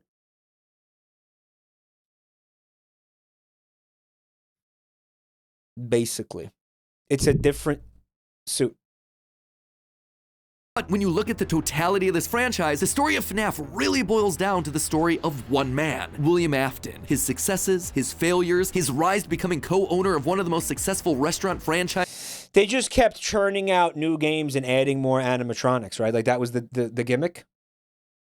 In the world, and his eventual fall to the monsters he helped to create, only to then be reborn in a new digital form later. That's why this was in the movie. There was a rabbit. There was the rabbit that had the William. That was William Afton, right? In the rabbit, in the yellow rabbit animatronic. Mike, thank you for 10 months of support, man. Thank you. I've decided to split this timeline into 3 main chunks. The foundation of Freddy's, how the business started and how it came into being, the Afton era, William's decades-long murder spree, and post-Purple Guy. Basically modern FNAF. Everything that happens after the Post-Purple Guy? Pizzeria Simulator fire. And because there are lots of new... The what? Big revelations in this thing that seemingly come out of nowhere, as well as just points I want to talk about further, I decided to dedicate 1 episode to each chunk. I originally wanted it to be... So, wait, this is not the full, this is only the first part? One seamless continuous video, but it just felt incomplete without some sort of explanation at the end of each one. Once this whole thing's done, I promise I'm gonna merge all the narrative bits into one massive video so you can just Oh, I see. Skip my explanations, but for now, this just felt like the best, most satisfying, most complete way to do this. Let me explain to you what he's doing right now. He is milking the runtime of this video so he can get more ad revenue. You all know that, right? You all get what he's fucking doing here? That being said, this is still about the story, the broad strokes of the franchise. So in order to make sure that you guys know that I'm not just pulling answers out of thin air, not only am I discussing some of the more controversial bits at the end of each chunk, we're also putting in a handy little graphic in the bottom left-hand corner of the screen, which will show thumbnails, video titles, books, and any other citations. We can figure that out without you fucking explaining it, bro. We know what the fuck... So this fucking thing is going to appear in the bottom left of the screen, and I'm going to be like, huh? What's that? What does that mean? Why are they putting that there? Dirt! That we need throughout the video. So if you wish to understand that specific... His audience is children. ...statement in more detail, you know exactly... I don't think... No. This is one of those moments where you're not giving these kids enough credit. Where we've taken it from. That way you can look into those details for yourself. So the fuck is that? Sit back, grab some popcorn, or your pitchforks if you're the type to get upset when I say something So, I controversial. And MatPat is the father of one of the animatronics. Make sure that you subscribe, since this is the mother, excuse me.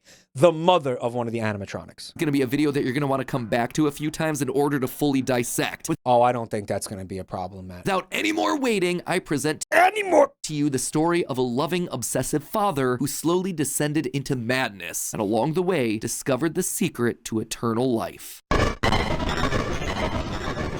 3 minutes of video and nothing was said. Our story begins not in the 1980s, or even in the 1970s, but all the way back in the 1930s. It was the throes of the Great Depression, and people were in desperate need of cheap entertainment, especially in Utah. One of the states hit hardest, 4th highest unemployment in the nation, and full of transients. People looking for work in Salt Lake, finding none, and ultimately moving on to find their fortunes out in California. There is no fucking conceivable way that you can fucking tell me that this is relevant to any of this fucking stupid shit. All right? There's no way. There's no way can the Great Depression be related to Five Nights at Freddy's. It is? No, it's not. This guy is a moron. There's no fuck. I don't care. He's full of shit. He's pulling things out of his asshole. Oh my God. Mike has been streaming for 3 hours and the only thing he said was come. Guys, so fucking basically you're telling me Freddy was like could have met Hitler. That's are you telling me? Freddy and Hitler could have hung out? He did. People were tired and they were hungry, but as they traveled, there was one thing that could lift their spirits. A simple roadside attraction called Fredbear's Singin' Show.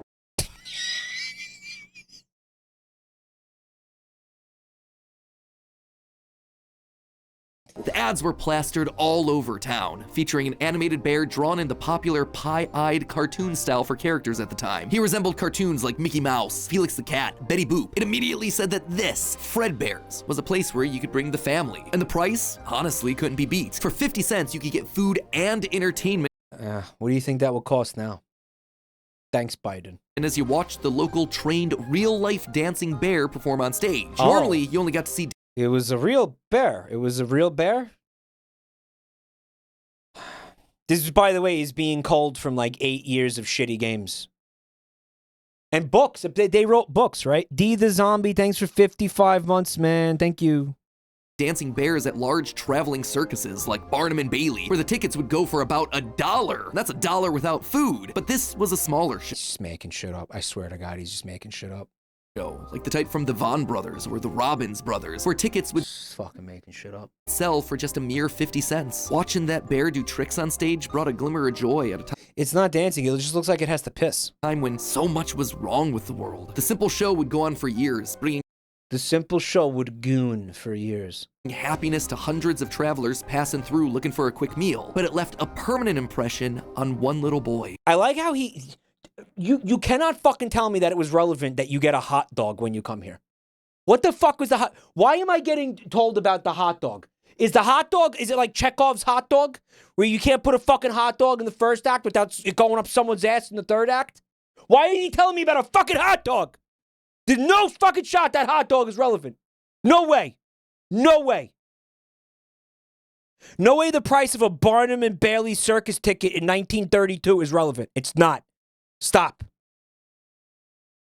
Mike, that was the bite of 69. But because you bite the hot dog? Capturing his imagination in a way that nothing else had. One little boy named Billy. That was his nickname at least, but his parents liked to call him William Afton. The bear could dance, it could sing. For decades, William dreamed of recreating that moment of bringing a musical bear to life, but how? William was smart, without a doubt, and he had a keen mind for business, but he wasn't the most creative. How do you make a singing, dancing bear come to life? The best he could do was using rudimentary costumes. William was inspired by the work of Walt Disney, who throughout the 50s and 60s was pioneering the use of mascot suits throughout his theme park. The He made this part up entirely. He's making up everything. big innovation, suits with 5 fingers. This allowed the performers wearing the suits to use their natural arms and hands to interact with the guests, as opposed to the older models where the arms would just hang limply by their Dijon Mustard Googled it.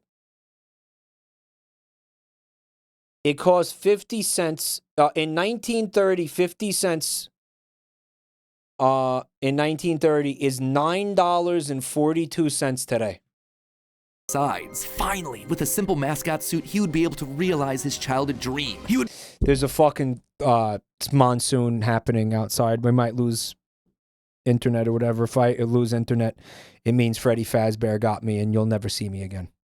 be able to bring Fredbear to life. To appeal to the kids, and for copyright reasons, he changed Fredbear from a realistic brown animal to a cartoonish yellow bear with a purple hat and bow tie. But feeling like one character wasn't enough, When did the pizza come into play? he added another friend, a yellow rabbit with a purple vest and matching tie named Bonnie the Bunny. While Fredbear was certainly his first love, Bonnie was extra special because that was his. It was Imagine I die while I'm watching FNAF lore. A FNAF lore video on YouTube. Yeah. Imagine that the last thing I see is MatPat The last thing I hear is MatPat. That's fucking sad. That's truly depressing. Was an original character that he had created from scratch. And I do mean scratch. William's hand-sewn costumes were rough, with seams and stitches visibly That's grim. showing, but it was the best that he could do. Yeah, you know what you gotta do, Eric? You gotta come over and clear my browser history so my parents don't see that I was watching this. And you know what? It was just enough. Bonnie and Fredbear would perform on stage to small but enthusiastic crowds. Finally, he was able to deliver fantasy and fun to all the kids, delighting and inspiring them in the Staple Face, thanks for 8 months, man. exact way that he had been delighted and inspired so many years ago. You're being killed for watching Matt. And things could have ended there. That could have been the end to his story. It could have been perfect had it not been for one thing. Other people saw the success of his idea and they wanted in. Enter Chica's Party World, a rival restaurant starring performing animal characters. His idea, except they did it better. William may have been the first, but obviously he wasn't the best. It hurt the prideful William Afton to admit it, but this restaurant was able to do the thing that he always wanted to do, make the animals actually come to life. So he didn't fucking invent Chica? Mike, if you keep watching, I'll unsub. But if you finish the video, I'll sub twice.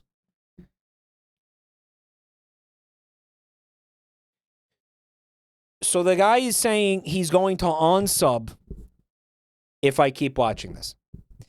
But if I finish it, he will resub? Is that if I finish the video, you will resub?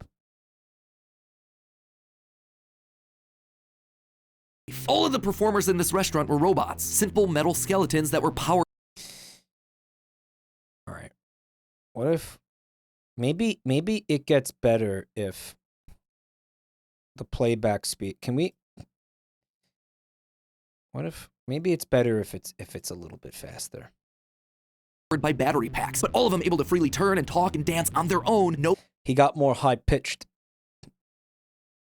Human required. It was like magic that came from the mind of a brilliant creator named Henry Emily. This Bro, I thought that was going to be like Peter Griffin. Human required. It was like magic that came from the mind of a brilliant.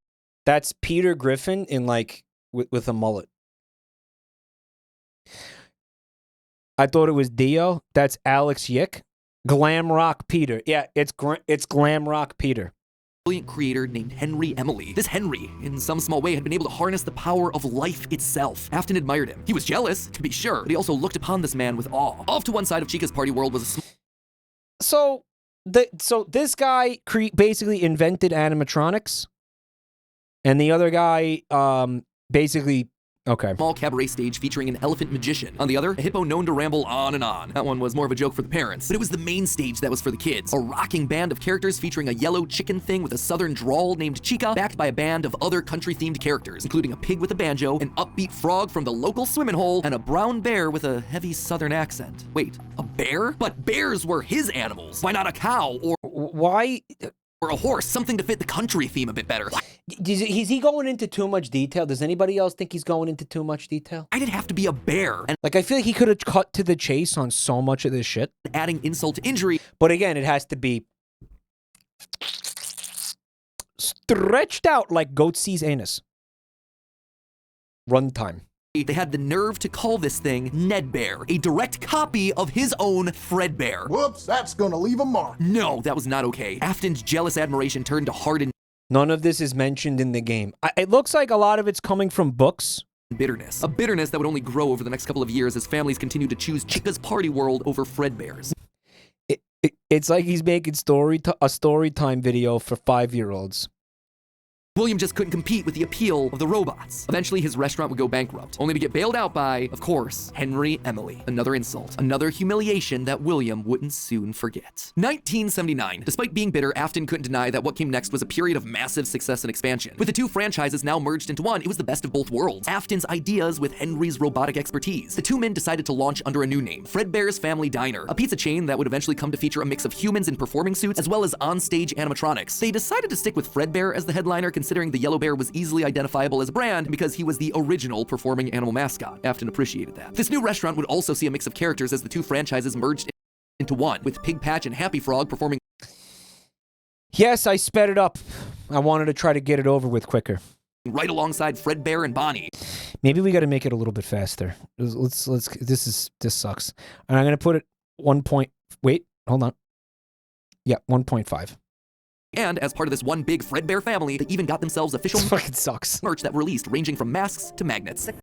There's no definitive timeline for FNAF. It's all theory.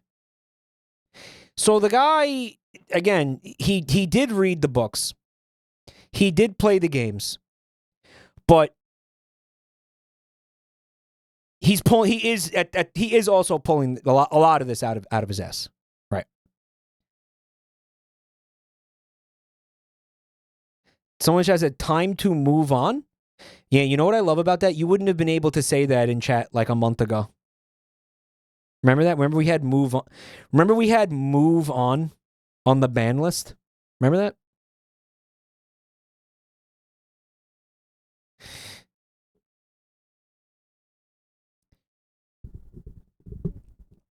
Is this the nerd that gave the Pope a copy of Undertale? He did. He did do that. He did. I think Scott Cawthorn watches game theory before making the next game. Now, here's a real theory, right? Scott Cawthorn, as discussed earlier, as most of us basically agreed, is talentless. The idea that somebody would be out there basically coming up with the lore for him is a dream come true for a talentless loser. That is fucking amazing. Like, holy shit. Does it get better than this? I have a YouTuber is basically doing all the work for me. Holy fuck. It's a human centipede of talentless hacks.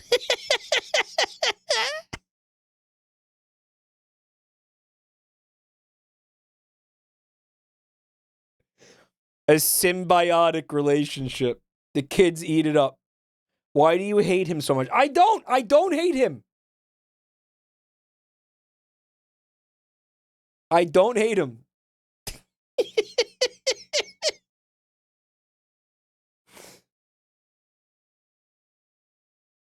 I love this too. Look at this. The guy who made One Piece has admitted to using the wiki to try to remember how the character's power moves work.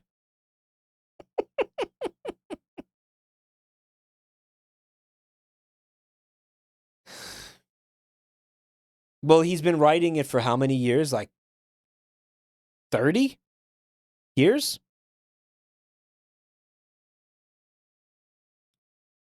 Reminder, it's okay to disagree with me. Yeah, like, it's okay if we believe different things. Like, if I believe the guy's talentless, you don't. That's fine. It's okay. It's totally okay. We don't have to hate each other. You know, like, we don't have to be enemies. Like, you don't have to fucking, I don't have to be dead to you. You don't have to be dead to me. Okay. It's fucking, it's a normal part of life that sometimes people are going to fucking disagree with you. Yes, it is. It's a normal fucking part of life. What are you going to do? You're going to go through life fucking deading everybody who disagrees with you on something?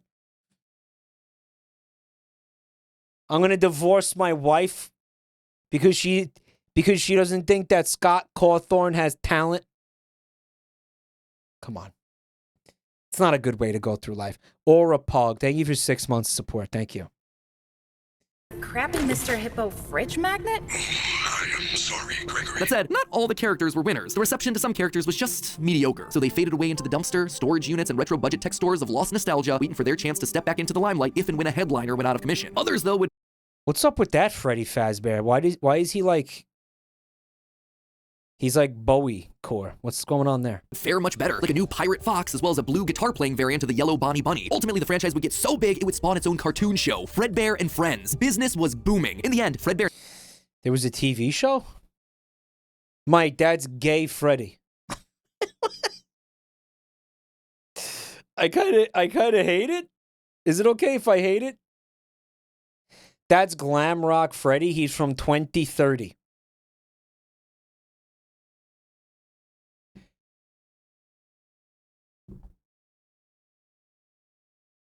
Bonnie's popularity would be so strong that There's time travel. They made that one talk. Ew. This one is a DILF. Which one is a DILF, man? they would be able to support the Fredbear's Family Diner franchise all on their own, while also spinning off a new sister location dedicated to their friends. The sister location. Your sister's location. Remember that? I don't know anything about the sister location. But I know something about your sister's location. 1983, Freddy Fazbear's Pizza launched, giving a dedicated home to all this new supporting cast of characters. Chica the Chicken, Bonnie the Blue Bunny, Foxy the Pirate, and of course the headliner, a brown Freddy Fazbear. Business was good, and Afton was happy, mostly. It did bother him that the one original character that he created, the one that he himself played, Golden Bonnie, got passed over for inclusion in that cartoon show. Oh, who cares? Only character in the roster of regulars to get ignored for the show, but other than that, things were going smoothly. He had himself a wife, 2 sons, a dog. The lore is it's actually the sister's location. William Afton had a sister? What did you learn so far? Nothing. Absolutely nothing. Why are we watching Cuck Theory? I'm going to sleep. Bye.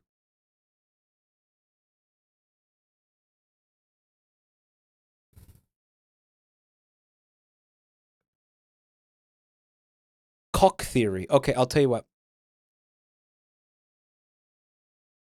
Daughter, he had a thriving business, and best of all, he was able to learn the craft of robotics from the man that he both loved and hated, Henry. Together, they were constantly pushing the limits of what these characters could do. Because it was quick and easy, new characters introduced into the roster would be given a simple hand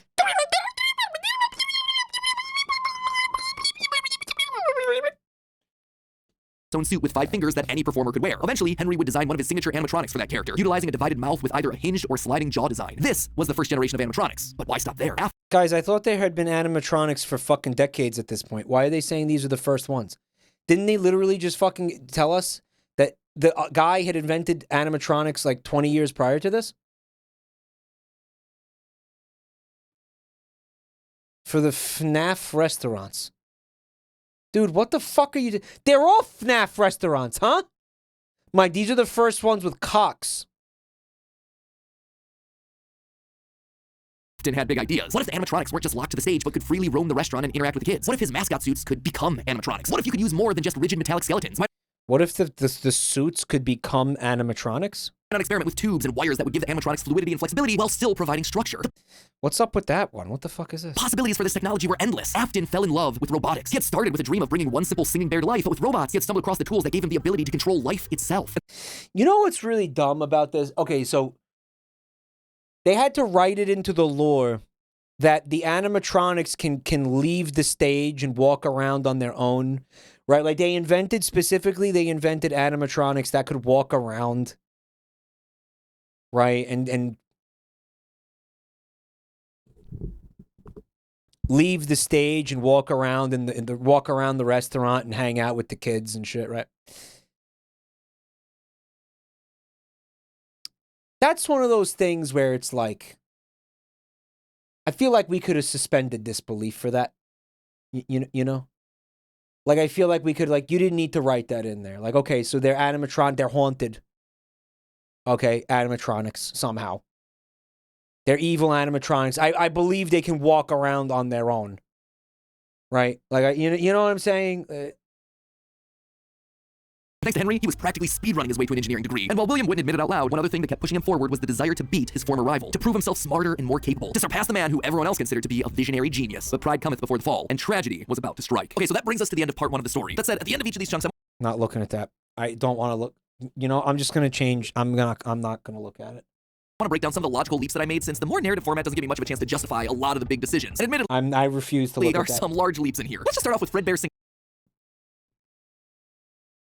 show, shall we? We know, based on the retro poster that was hidden in Security Breach, that at least at one point, Fredbear was an actual bear. And like I called out in that narrative segment, dancing bear shows were a real form of entertainment. The only He just fucking made that up. problem is that, timing-wise, none of our main characters would be the people in charge of that business in the 30s and a series of pizza restaurants in Yeah, right. the 80s without him just being extremely old. Best case scenario, if Afton's running the singing show when he's 18, that still puts him at nearly 70 when the first pizzeria opens and his murder spree begins. It just doesn't make a lot of logical sense because he doesn't become immortal until his first death in Springtrap. That's why I suspect that Fredbear's Singing Show was either a family business that Afton then carried on to a new generation, or something that he saw as a kid and just wanted to recreate when he grew up. See, he's just telling you that he made all of that up.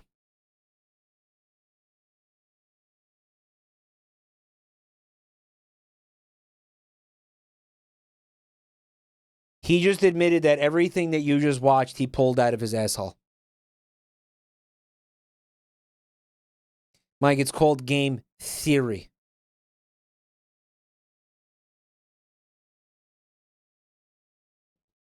Fredbear Sing and Show thing also starts laying the groundwork for some of the core elements of the story. That Freddy's So there was no singing Fredbear. It didn't exist. Just didn't. It didn't. It's no such thing. He made it up from a single asset. It did. Oh, okay.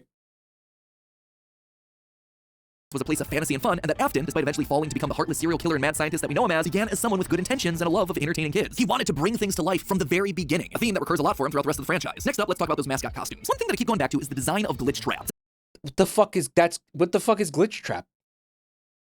Mike, they made it a thing after this video. Yeah, because he fucking watched it. Dude, I wish... You know what, man? I feel like there should be... Okay, here's what I think I'm going to do. I'm going to just keep another streamer open in another monitor. And literally just... repeat their jokes and shit. And just repeat all their bits and everything. Yeah, I'm just going to have another streamer open. Germa? Sure, I'll just put... Maybe I'll put Germa videos on and just... I'll have it just in another window and just... Northern Lion? You could do Northern Lion.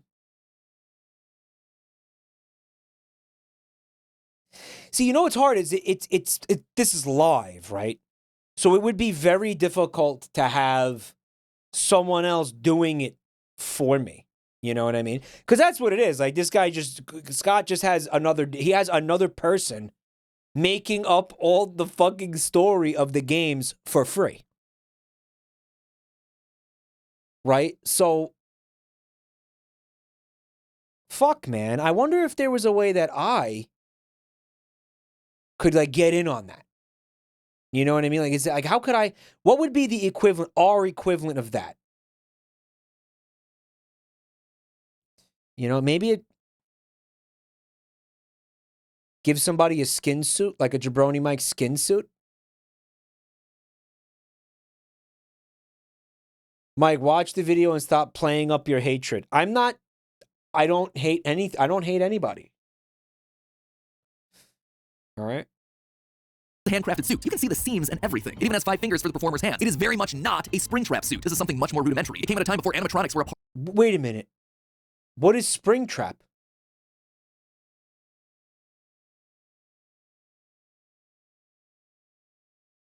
Okay, angry red man with MatPat on 2x speed. Excuse me, asshole. It's only 1.75 speed? Part of the story. That's why I suspect that it was actually the first, predating literally everything. It's also a suit that is very personal to Afton. He put his digital consciousness in that form. It's his personal avatar. It's the way that he sees himself. There's also a whole separate discussion to be had here about the habits and rituals of serial killers. So the fact that he's choosing to lure kids and kill them in this particular suit actually says a lot about his emotional... Where did this animation come from? Is this from one of the games?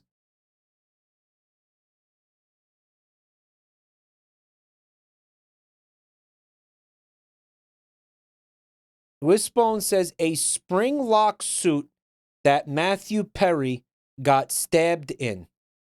That's Springtrap. Wisp. You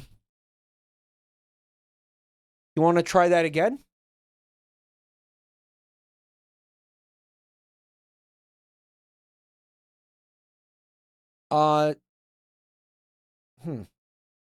Wisp trying to retcon how Matthew Perry died. I'm pretty sure Matthew Perry was dead when they started filming this. You got your mats mixed up. A lot of mats flying around tonight. Got your mats mixed up. Yeah.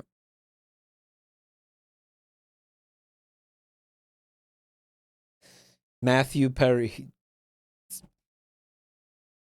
It's not how he died. His name is Matthew Lillard? Illard. What is it? Octopuku, thank you so much for 2 freaking years. He was wrong about so much in this horrible trilogy of videos. Genuinely his worst work. Well, fun part, right? Fun fact. Fun part, huh? This is like almost over. Attachment to it. So while Fredbear seems to have started as someone else's creation, Golden Bonnie was uniquely Williams, giving him a personal connection. And Mike is not ready for how the FNAF lore and Friends lore are connected. that's not all. In this whole franchise, only one set of characters have themselves 5 fingers, the Nightmares. Even Golden Freddy, Fredbear was a 5-fingered wearable suit at one point in the story, as we see in this shot from the graphic. What is the deal with the fingers? Why do we care? Is the finger thing really relevant, like, to this degree?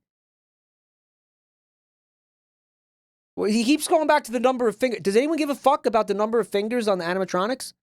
Huh? What?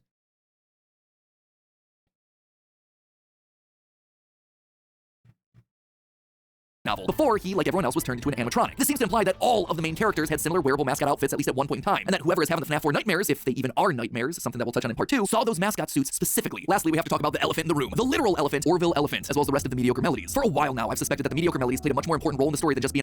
The number of teeth is also important. A suit needs 5 for a person to wear it. Pay attention. and a bunch more animatronics to fill out the roster, especially Nedbear, which is just so suspiciously close to Fredbear. And yet, there are 2 key details that we're gonna have to justify with any mediocre melodies mentioned. 1, they're very rudimentary with external battery packs, implying that they come very early in the timeline. And 2, we know that at minimum, Mr. Hippo does eventually become an official member of the extended Freddyverse. But if these things are supposed to be cheap, generic ripoffs, why would you be trying to rip off yourself? You wouldn't. You would be stealing someone else's ideas. So if Afton created Fredbear, there would have to be some rival franchise. The only other person who would likely be ripping him off, Henry. We've talked extensively about how the mediocre melodies are... I'm gonna have a fucking stroke right now. I'm gonna have an actual seizure. I'm gonna die. This video is gonna fucking kill me. I'm having an aneurysm. This video, his voice sped up is causing a fucking aneurysm. Clearly Henry's design aesthetic, so it just has to be him. I don't think Henry's doing this maliciously. He doesn't strike me as the type. He was likely building the robots at the orders of someone else that was running a rival restaurant franchise. But that's enough motivation to start Afton down a path of... Mike, you can't die yet. There are 2 more videos. I was led to believe that the fucking... Oh my God. This video contained all 3 videos. I'm not watching more. I'm not watching more of this.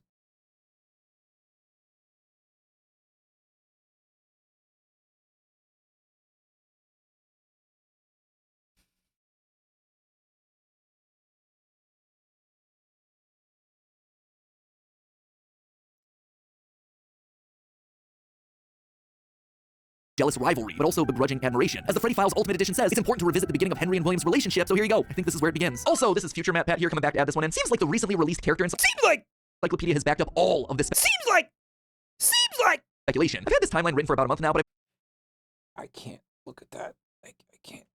call out the suspicious similarities to the main Fredbear crew. Quote from one of the pages. Nedbear looks like an imitation, altered just enough to avoid copyright issues. I don't know about you, but that seems to imply that we were right on the money. Knowing all of this, at one point the franchises had to have merged. That's really the only way that you get Mr. Hippo from the rival franchise's part of... I'm telling you, the guy is taking the lore from this guy's theories. Right? Like, he's taking the lore from these videos. Like, he's straight... Oh my God.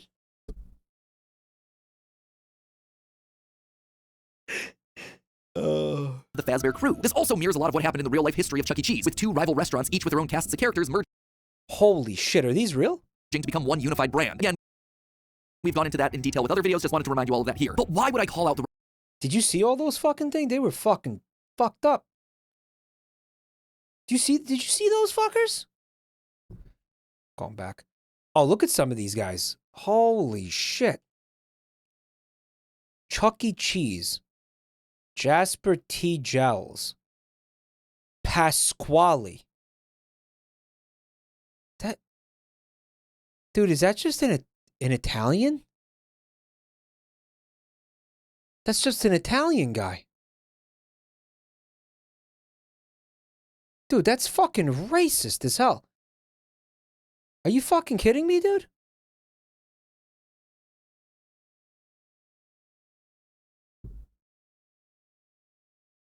Dude, that's like the you know those gollywog dolls or whatever the fuck?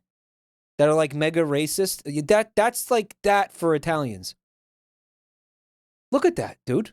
You fucking kidding me? There's a training video with him. It's so bad. Really? Pizza Tower Origins. Wet Farts, thanks for the gift sub to Pasqually. You want to watch that? Watch it. I can link. Okay. Hold on to that. All right.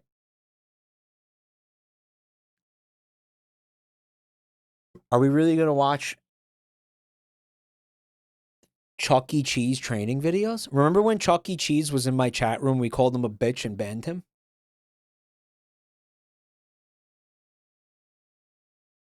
It's not kind of not what happened. It's kind of not what happened. Helen Henny. I think I remember the bird. Mr. Munch. That's like a dinosaur? What is it? Krusty the Cat. These are bad. Oh. These are fucking rank, dude. He eats your tickets. What, Mr. Munch? Madame Oink. Ugh. Foxy Colleen. Well, there is a Foxy in FNAF, right? Yeah, that's early fur bait. That's fur bait. Character. Sally Sachet. Harmony Howlett. Oh, that one's...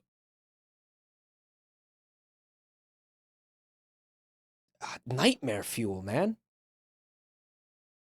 These are terrifying. Well, that was, you know... That's why Five Nights at Freddy's works, right?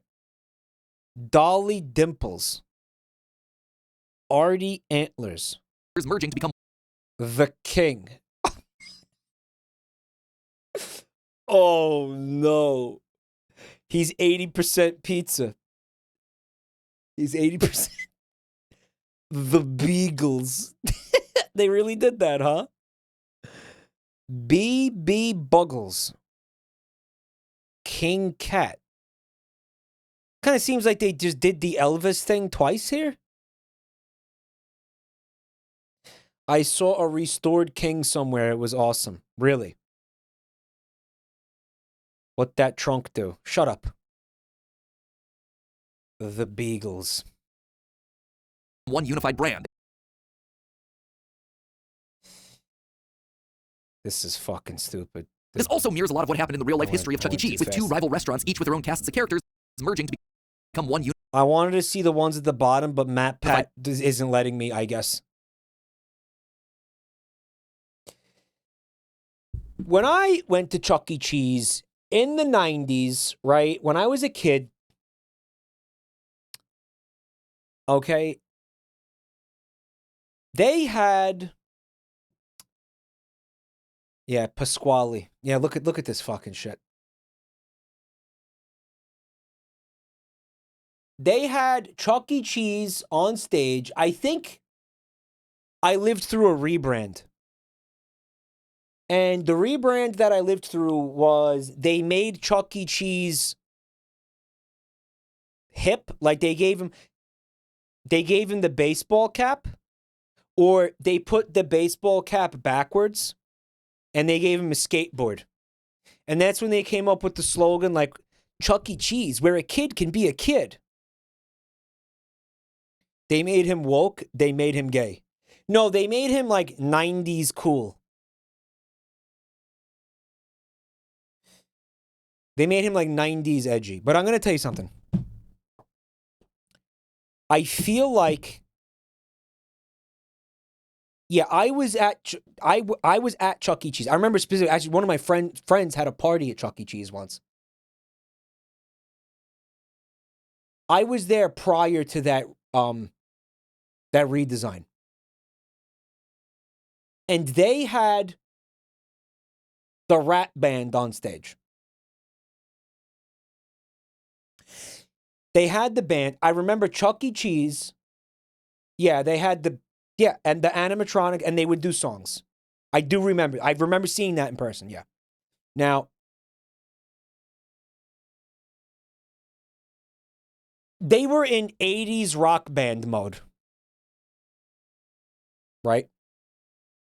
And I don't remember the other ones. I literally, I just remember the rat. I think there was like a dog. I feel like I remember a dog.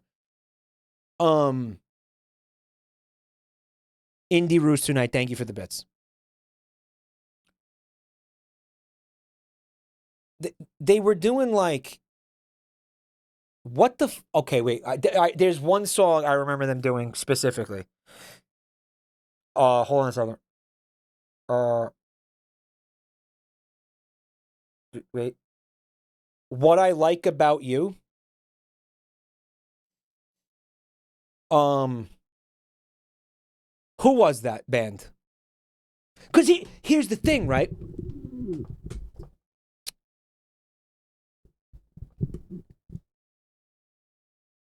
That was the Romantics, which is interesting. It is, right?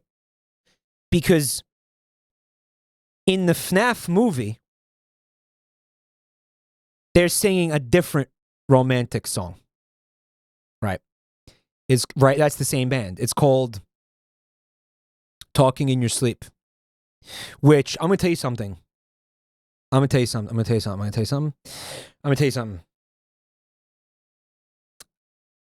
one of my favorite songs ever. Actually, I love that fucking song. I've loved that song my whole life. I love that song. It is such a good fucking song. Now,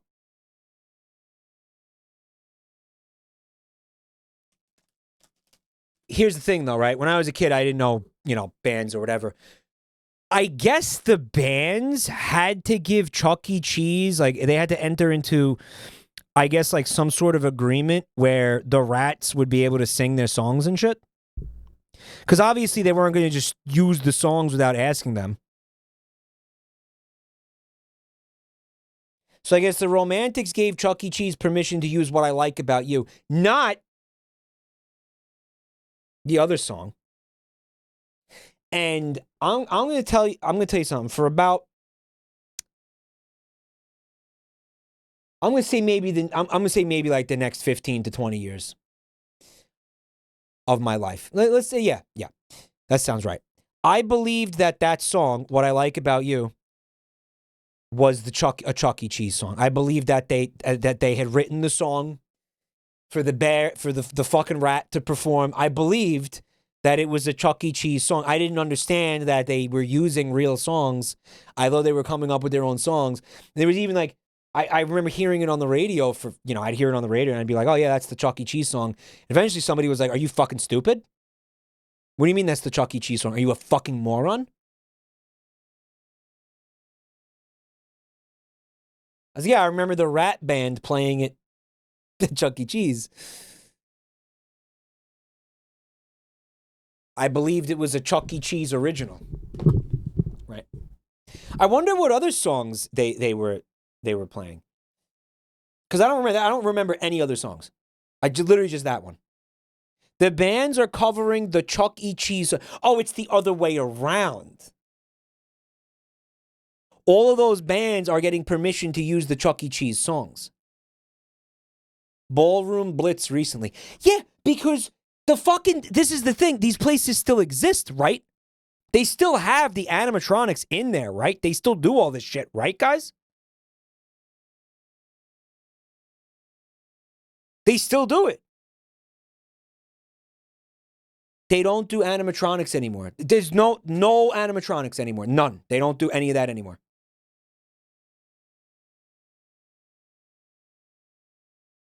Wow. Some of them have them.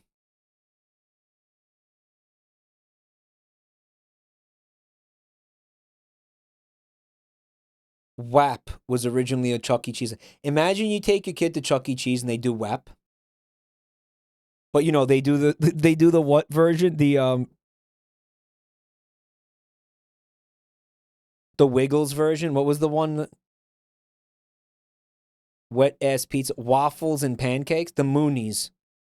brand. Again, we've gone into that in detail with other videos, just wanted to remind you all of that here. But why would I call out the rival restaurant as being named Chica's Party World? Few things, actually. First, we know for a fact that a location named Chica's Party World exists. It is mentioned in the source code teasing sister location, so it is out there somewhere and doesn't fit cleanly anywhere. Second, So he's getting some of his theory from, like, data mining, guys? in the story The Puppet Carver, Chica is very explicitly looped in with the book versions of Pig Patch and Ned Bear, implying that she started as a mediocre melody. Thirdly, her design just fits better with the theme of down-home country animals with southern accents playing the banjo and eating with bibs. And How? How so? Matt, please explain to me why Chica feels like a kind of a country bumpkin, southern vibe. Where does Chica? How do you get a southern vibe from Chica? She's a chicken. Yeah. Like when you put it on ×2, MatPat sounds like Destiny.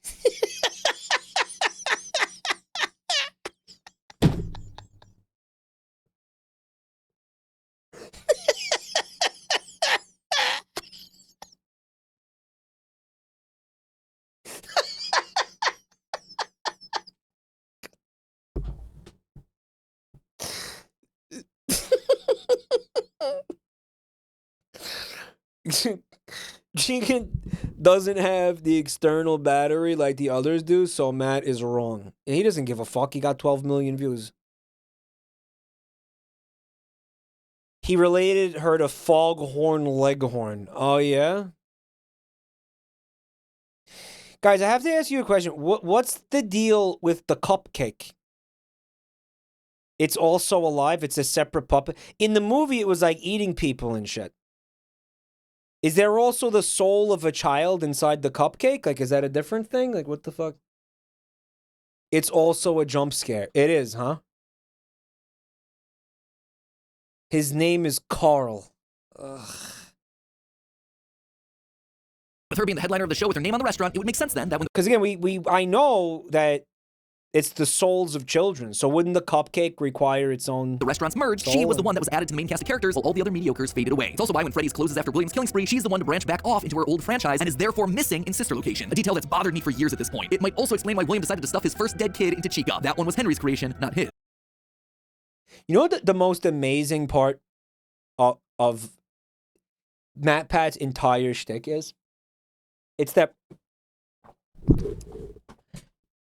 he had to assume, right? And I feel like this goes for pretty much all of his videos, right? Based on what I know about it, but especially in the sense of Five Nights at Freddy's. He's coming at all of it from the perspective, or from, I guess, the like assumption that Scott Cawthorn knew what he was doing, right? Like, someone in chat said, I want to stuff a kid into Chica.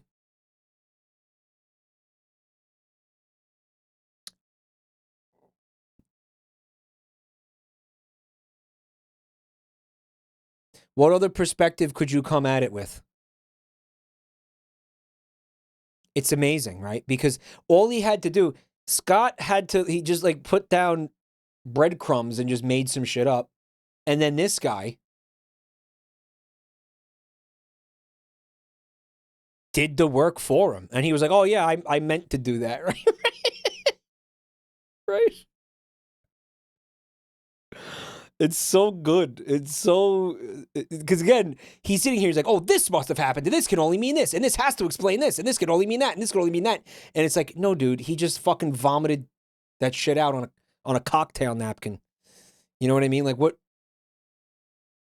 do you... It's wild to hear him say that things have to mean things when you know for a fact that none of it meant anything, right?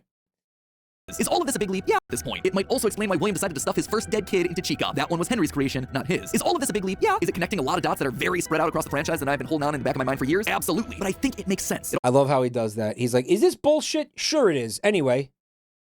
also serves as a clean answer to a lot of the random give you arguably one of the most to get this one out of the games that helps us depict anything I'm not lying. I'm not looking at him. pre-Family Diner. Although, let's be honest, this franchise has never been just about the games anyway. Even back in the early days of FNAF, we were decoding images and source code that Scott fed us through the website. The modern day books and the clues that we get from those things, now they're Stop showing me so that. badly. I've always would love to do is get kind of back to, I have no clue if we'll ever be able to do this, but getting back to kind of like the origin of like Fazbear Entertainment, or the origin of Freddy Fazbear. But in the meantime, while we wait for that inevitably cryptic game, That's him, huh? hope that this start to the timeline helps to fill in some of those gaps. I'm excited to share part 2 with you next week. If you haven't subscribed and rang the bell, make sure you do it now so you're notified when that part drops. Matt is just wrong. How many times do you think he'd try to come up with something, you know, and then... How do I explain this? Like, rejected lore, basically. So it became established pretty early on that MatPat was writing all of Scott's lore. How much of it you think he rejected? Like, how much of it you think he was just like, listen... Even I'm not that stupid, you know, I'm not putting... I love how the ultimate lore video is the first part of a theory. Oh yeah, we got clickbaited hardcore. He clickbaited the fuck out of me, bro.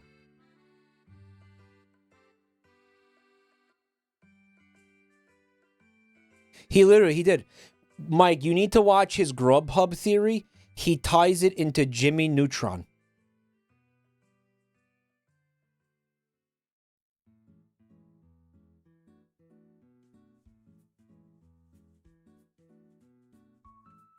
I can't believe you're making me type MatPat Grubhub.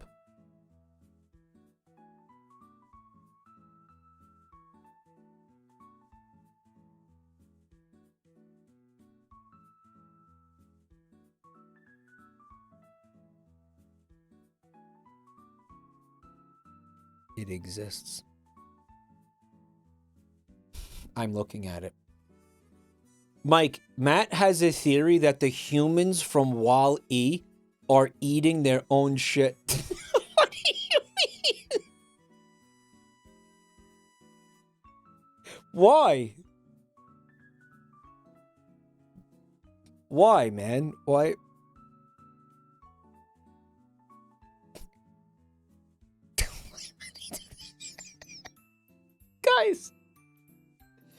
Guys, you see them eating in the fucking movie. In Wall-E, they're eating burgers and fries, and they have the fucking ship. It's an ark. It has fucking food processing and shit on it.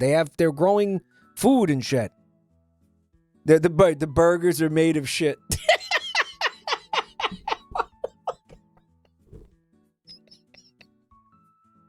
Soylent Brown. No way. Why? All right. What? Guys, what the? Why is the Grubhub video 18 minutes long, dude?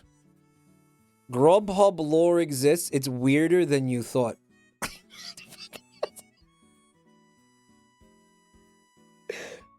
What do you mean? I see there's Jimmy Neutron in here. Why is there is there Jimmy Neutron?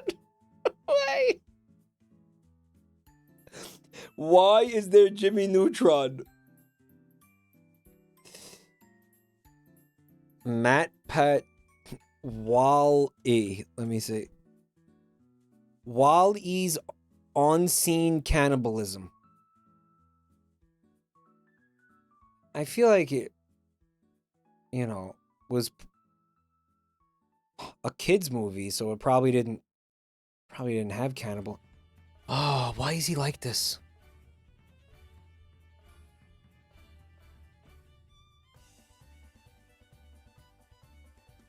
Why is he like this?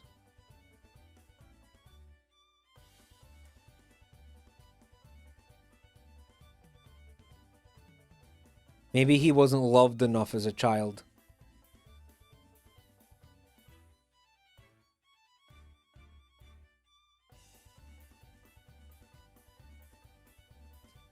Guys, I want to watch the Grubhub one.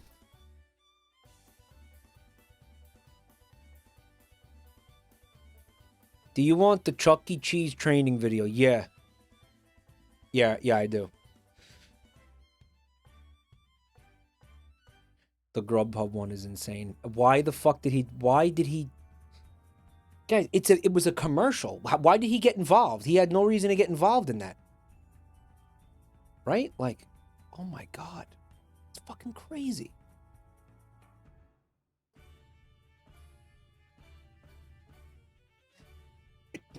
You know what it is? I think the reason I want to watch the Grubhub one is because I want to see what he like how did he make something out of absolutely nothing, right? Like, how did he weave bullshit from thin air? Because in a way, like, you have to be impressed by that, right? I have it, Mustard. I have it. You got to be, because that's, you know, that's wild. Right? Like, fuck.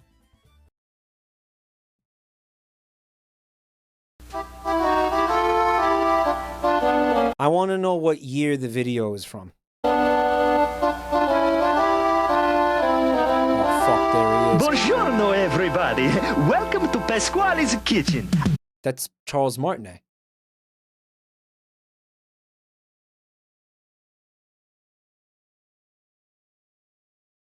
That's Dr. Amiga. Dr. Amigo?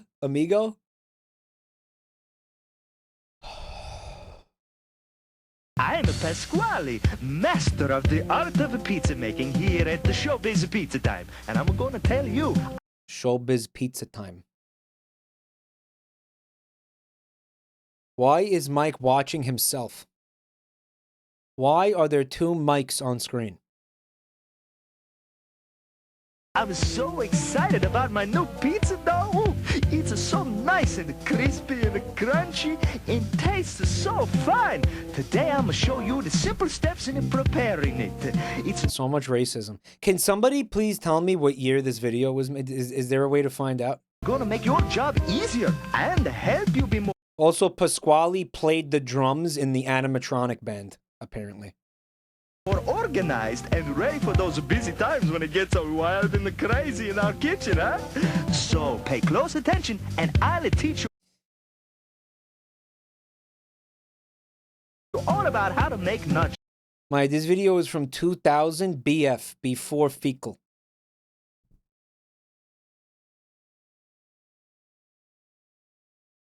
Just any pizza, but a Showbiz Pizza Time pizza. A couple of my friends here are gonna help me out. Oh, they banged, bro. Bro, Pasqually got spit roasted by these guys. So let's get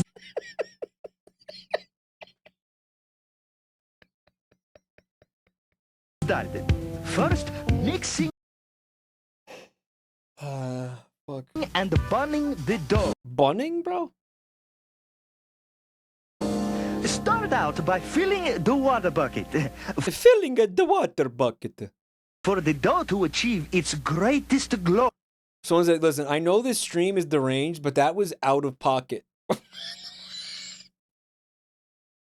What, the sex thing? The water must always be between 70 and 80 degrees. This is how you sound to us every time you speak. Showbiz went defunct in the mid-90s. But I thought that this is Chuck E. Cheese, I thought.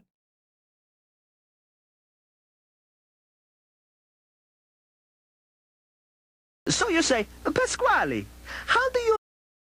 Showbiz bought Chuck E. Cheese. It merged.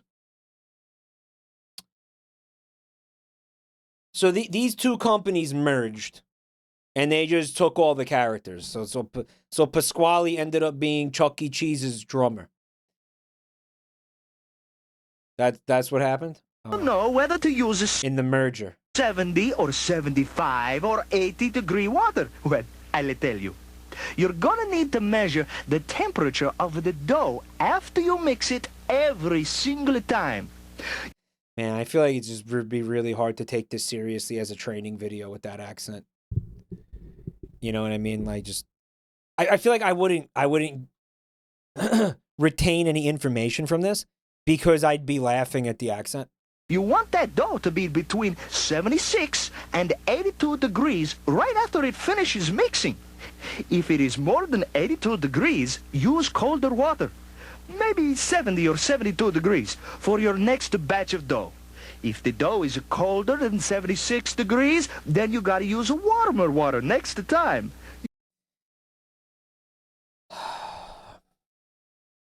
You see what I'm saying?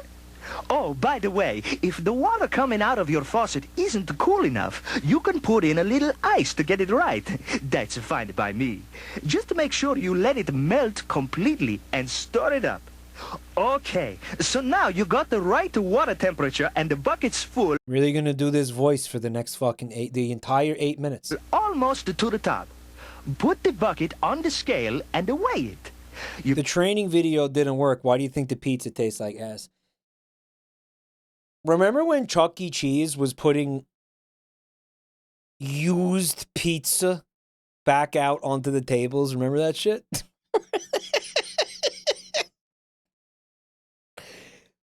Slightly used pizza back on the fucking people's orders? Wait, what do you mean used?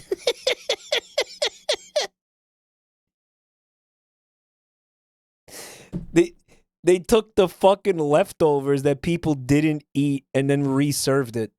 There's a game theory video about that. Why? Lamango's in chat. He said, my mother worked there before I was born. She proudly admits to reusing pizza. So she's like, 100% we did it. Like, we did do it. We did. Chuck E. Cheese did come into our chat room and say it was fake news. I said, hey, man, you're reusing pizza? And he was like, no, that's fake news. He was like, it's always fresh and perfect and delicious.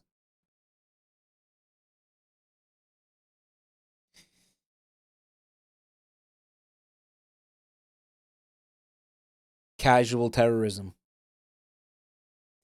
How good could the fucking pizza be, right?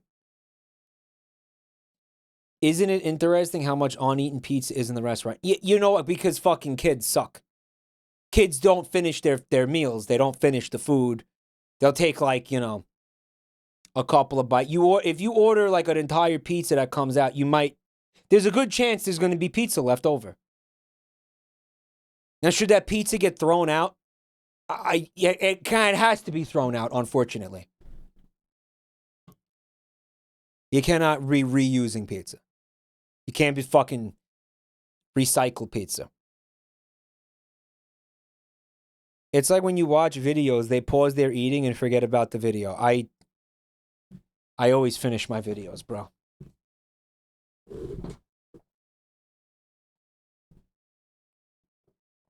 I don't remember the pizza being anything special. There's a Chuck E. Cheese on Staten Island. I told you guys this, right?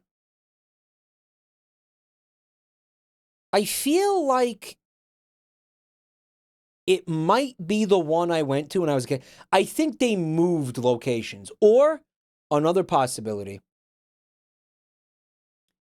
they had two, I think there were actually two at one point. And then one of them closed. I don't think that was the one where I used to go. It was the sister location.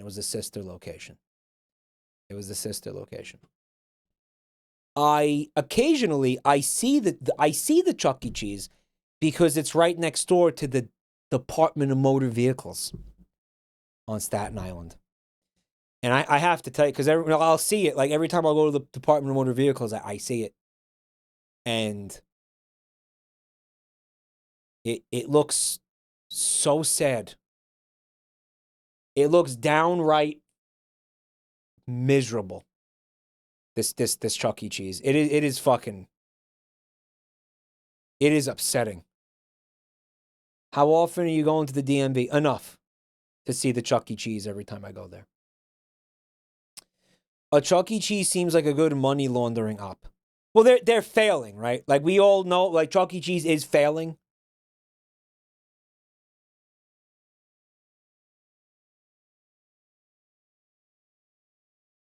I live about an hour and a half from the first Chuck E. Cheese. It's huge. It has a giant Gundam-sized Chucky behind a huge window that you can see from the freeway. Wikipedia says one of the 5 Chuck E. Cheeses that still has the animatronics is on Long Island. Oh, no shit. You guys want me to take the backpack to that Chuck E. Cheese? It looks worn. What, the one that the chatter lives near? Where is that? The first Chuck E. Cheese. You want to go see the animatronics?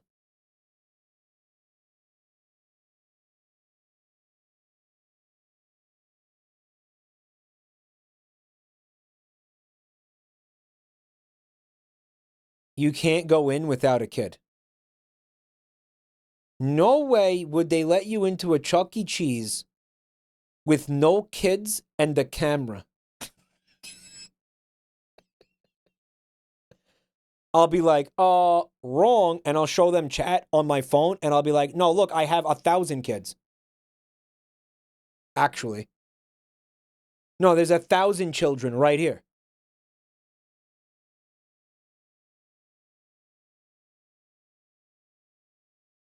They let you in if you're a door dasher. Yeah. Because what? So the fucking... They will deliver pizza to you, Chuck E. Cheese? Like, they'll actually do that? No shit. Who is getting Chuck E. Cheese door dashed? Weird, right?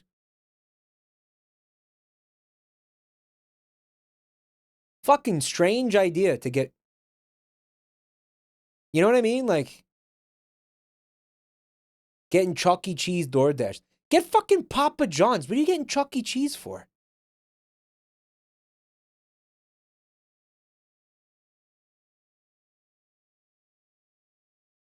They got caught calling their pizza Pasqually's Pizza and Wings. Why would they change the name of it?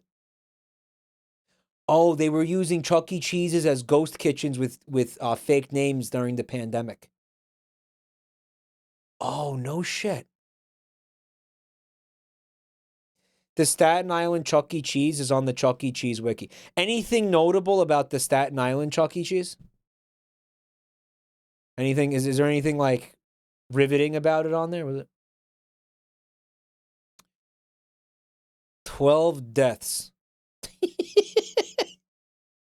Well, guys, how do you think the animatronics work?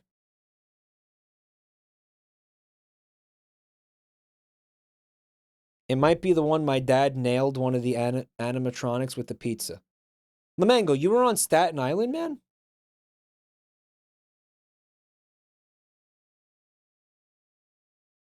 People convince themselves that the pizza at Chuck E. Cheese was really good. I don't remember anybody thinking that, man. No, because you didn't go to Chuck E. Cheese for the food, man. You went there because they had the animatronics, obviously. They had the arcade. They had, I really want to say the Chuck E. Cheese that I went to as a kid had McPlay Place type shit. I feel like it had those tubes and the ball pit and like all that fucking shit. They had those. They would typically have those, right? Yeah. And I don't think I feel like I want to say like it wasn't the one by the DMV. Like it's not where that one was. It's like people who say they go to Hooters for the wings. Yeah, no one is going to fucking Hooters for the food. I mean, I don't know. I feel you really think Hooters' food is worse than like, I don't know, Chili's? And Chili's doesn't have the cleavage waitresses? Staten Island Chuck E. Cheese only has the 2.0 remodel. What does that mean? You're saying it's like it's more retro? They really won't let me in, right? They won't let me in. They won't let me in to just... I'll be like, listen, I want to eat. I want to eat. Listen. I just went to the DMV. I sat there for 2 fucking hours. I'm starving. I want to eat. And I want to see the animatronics. I remember I was here when I was a kid. I want to see the animatronics. You don't have any fucking right to tell me no as a paying customer. Right? Like, come on. Because they're really going to turn me away. I'm going to give you money. Tell them you're a streamer and you want a brand deal. I don't know. I don't know if I can. I don't know. I don't know. I don't know if I'd go for that. I don't know if I could go for a Chuck E. Cheese brand deal, chat.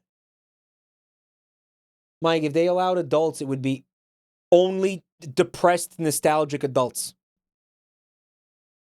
Just milling around, getting drunk, probably. Yeah, by the way, we can't because I already told them off. I already told Chuck E. Cheese he's full of shit.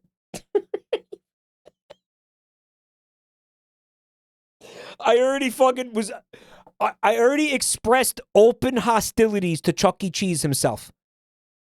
Okay, the fucking opening salvo of the war has already been fired, bro. The bridge is long burned. Oh, yeah. No shot, I get a deal. A brand deal. Mike, you really want to get drunk off recycled beer? Gonna need 23.5 pounds of water for a 50-pound sack of dough mix. If you're using a 25-pound sack of dough mix, you're gonna need only 11.75 pounds of water. Scoop out the extra water until you get to exactly the right weight. It's easier to put too much water in your bucket and have to take some out than to have to add more. Because then you gotta check your water temperature again, don't you? Now, pour the water into the bowl and add... Oh, but there's a jam, listen. Add 1 bag of dough mix to the water.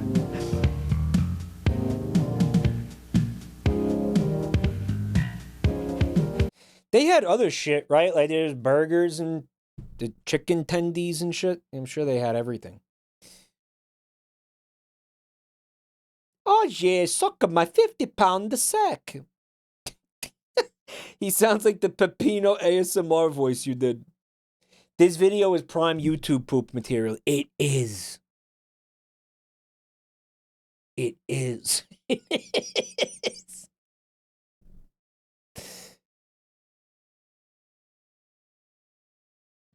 It really is. Fuck.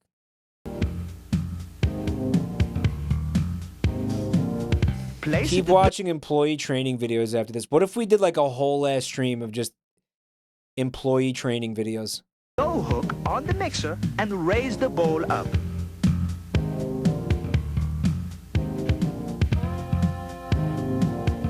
Someone was like, imagine doing all this work for minimum wage. Hey, here's the thing though, in the 1980s, this video's I think from the 80s. You would have probably been able to have like a fucking, you know, halfway decent life on fucking minimum wage. Set you know, like the mixer on a speed 1 and set the timer for 7. And yeah, I mean, this is, you know, you're saying like all this work for minimum wage, but I'm watching this guy. This is just a job. Like, this is what minutes. You're gonna mix the dough on a speed 1 for the whole time. Like, what did you think happened at jobs? Like, like, what did you think people did at jobs? When the dough is mixed and the timer she rings, find somebody to help you take the dough out of the bowl. Find the broth to help you come. See, I'm like writing the YouTube poop in my head. And put it on a nice clean table and check the temperature. Remember, we want that dough to be between 76 and 82 degrees. If you write down the 76 and 82 degrees temperature of the water you used and what your dough temperature was after mixing, it will help you with your next batch. This is irritatingly complicated. Now, you gotta separate the dough into buns right after it. This is a lot of work. I would not.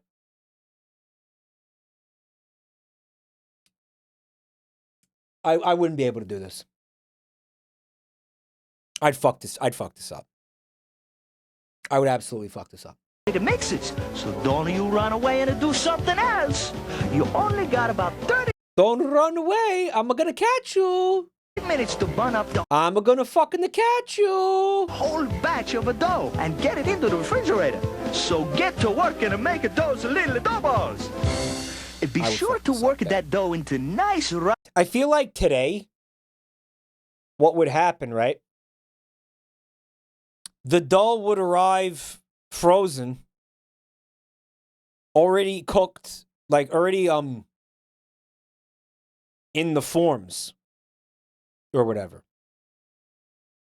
Right? Around the buns and seal the bottom real good. Like basically you're not making the dough from scratch anymore. Really good. If the dough is getting a little dry while you're working with it, put a plastic bag over it to keep it moist. Put the different sized buns in clean dough trays. And if you don't do that, I'm gonna put the plastic bag over you. With 8 large buns per tray, 10 medium buns per tray, 15 small buns per tray, and 20 individuals or calzones per tray. Why is he calling them buns? Oh, by the way, you know what calzone means in Italian? I'm supposed to.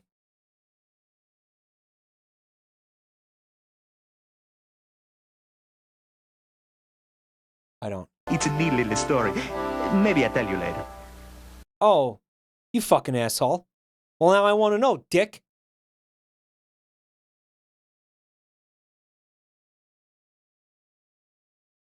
He cock-teased me. Calzone means in Italian. It's a neat little story. Maybe I'll tell you later. Why'd you even bother saying anything? I thought it was shoe. No, shoe. No, shoe is something else. When you finish loading up the trays, brush every little dough bun. It's being sock completely with oil, covering the whole bun.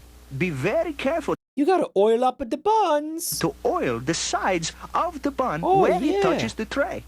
Make a circle. Gotta get it nice and greasy for Pasqually. I almost called him a Pepino. With your brush all around the bun. If you don't oil it good, I'm gonna beat the fucking death out of you. The death out of you. You're gonna end up with a pizza crust that looks like it's been run over by a Ferrari. That looks like it's gonna be run over by a Ferrari, bro. Listen to this. Good. You're gonna end up with a pizza crust that looks like it's been run over by a Ferrari. It's gonna have a cracked, dry, ragged edges. And then you're gonna get fucking fired. After you oil your buns, you're gonna label each tray with these fancy colored stickers. Each sticker has a different day of the week right on it. Always label the tray with the next day's sticker, because the dough is only gonna be good for 38 hours. That means you can only use it until closing the next day. Since this is Tuesday, we're gonna put a Wednesday sticker on it. Oh, this just got fucking ignored. I 100% tell you no one did this. On the bottom of the sticker, you need to write No one did this. the size of the buns. Large, medium, small, individual, or calzones. And the time you put the buns in the walk-in refrigerator. Slide the trays into the... No one cares. No one pays attention to the dates. No. roll around the cart. And when it's full of trays, or as soon as you finish a bun in each batch. When we used to make the chili at Wendy's, some of the fucking meat we would use would be months old. Roll the cart into the walk-in refrigerator. Months old meat, frozen meat. But don't cover up those buns yet. You gotta let the buns cool down to 42 degrees before you can cover them. I guess it didn't matter because it was frozen. The video is basically exists as a legal liability thing. Yeah, no, really. And then they have to be like, yeah, he sat there and watched it. Oh, someone got food poisoning. Well, it's not our fault. We made this video and we showed it and we forced everyone to watch it. So there's no way we're responsible for that person getting an intestinal parasite. Otherwise, your buns are gonna grow too big too fast and you'll have big problems trying to roll them out round. Check the buns with a thermometer to make sure they are 42 degrees before you cover them. It usually takes about 4 to 6 hours to chill the dough. Which JoJo Part 5 character is this? When they are 42 degrees, cover the whole... They can't sue us. They signed up for Chuck E. Cheese Plus. Whole rack with a big plastic bag and clip it at the bottom so the dough buns don't dry out. The buns must be refrigerated at least 6 hours before you can roll them out and use them. It don't matter how long it takes for them to reach 42 degrees. You always gotta wait 6 hours before you can use them to make our famous showbiz pizza time pizzas. Now you gotta get your cold buns out of the refrigerator, because we're gonna talk about rolling and proofing the pizza crusts. Look at his fucking face. Sadie says, Mike, our people are the world's punchline. And it's going to stay that way forever. We really are. We're the fucking world's punchline. It's real. No, that really. Take the buns from the walk-in and let them warm up in a nice warm... Static is Italian. He's like... What are you, half Italian? What is it? –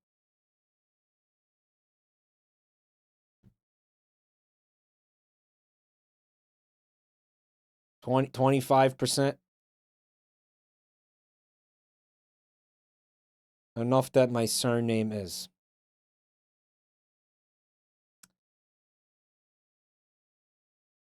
Mono Bendy, thanks for checking out the channel tonight. Holy shit, it Mario. His name is Dr. Amiga. Spot in the kitchen for at least 20 minutes. If you roll them out when they're cold from the refrigerator... So I said, I don't feel comfortable sharing this chat room with one of that race. Right, you're gonna... Well, Mpreg Mafia, too bad. All right? Get those ragged edges on your crust again. Too bad. Be sure and keep them covered while they are warming up, so they don't get all dried out. After they've warmed up, flatten You better get used to it, man. each bun gently to about half its original thickness. Be sure to keep them round. Did I join to a Chuck E. Cheese employee training video? You did. And don't stack them after you flatten them out. Then, real lightly... Why are we watching the whole thing, dude? This should have been like, oh, haha, look for 2 seconds. Flour just the bottom I'm like of the bun captivated by and it. pat off any excess of flour. Drop it onto the top of the dough roller and measure it to make sure it's the right size. This machine makes it into a pizza shape for you. You don't have to toss it or anything. If it's right, it'll be just wide enough to reach the outer ring of the appropriate size screen. Use a large screen for a large bun, and so on. That's very... If it isn't the right size, adjust the knobs on the side of the machine to me until it comes out right. This big knob makes big changes in size. This little knob makes little changes in size. Then run the crust through the lower rollers and check to make sure it comes out the exact size of the screen. If it doesn't, adjust the lower knobs on the machine. Yeah, so you don't have to ever throw it, toss it, whatever. Mike watches a Chuck E. Cheese training video for 4 seconds, says, this is shit. Hardest working reviewer on the internet. Uh-huh.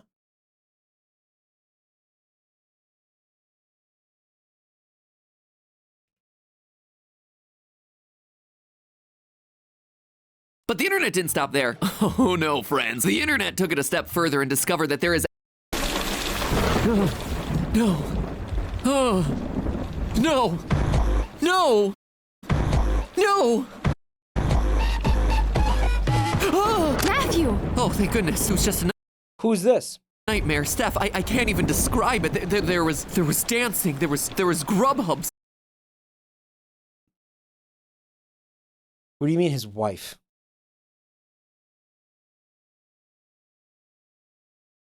What do you mean? What do you mean his wife? Taco guy.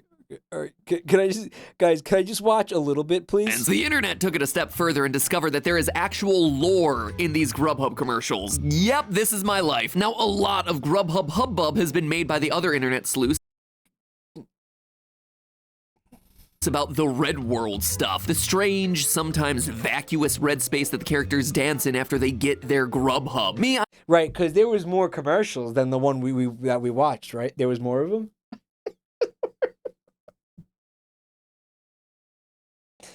Red World is the Mike extended universe.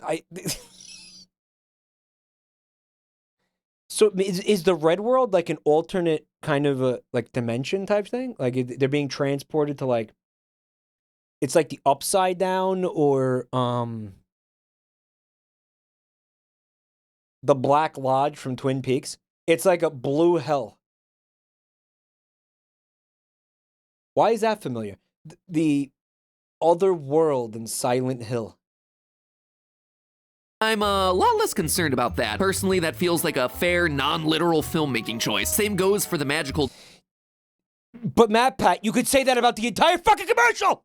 Diamonds, cash, and stars that often appear out of thin air in these commercials. I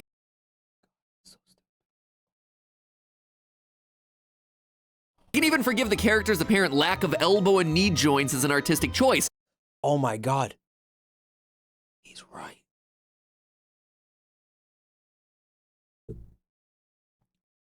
They have tentacles.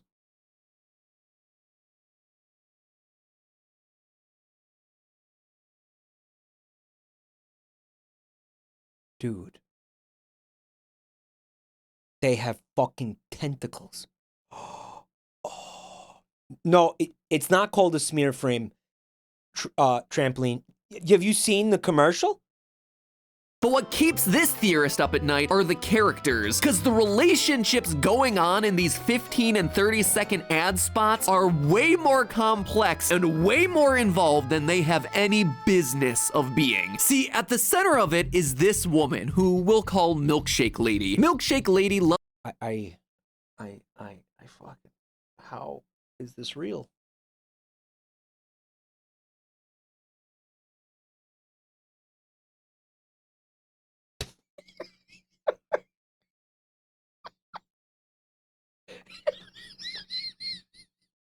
So, someone says a milkshake runt.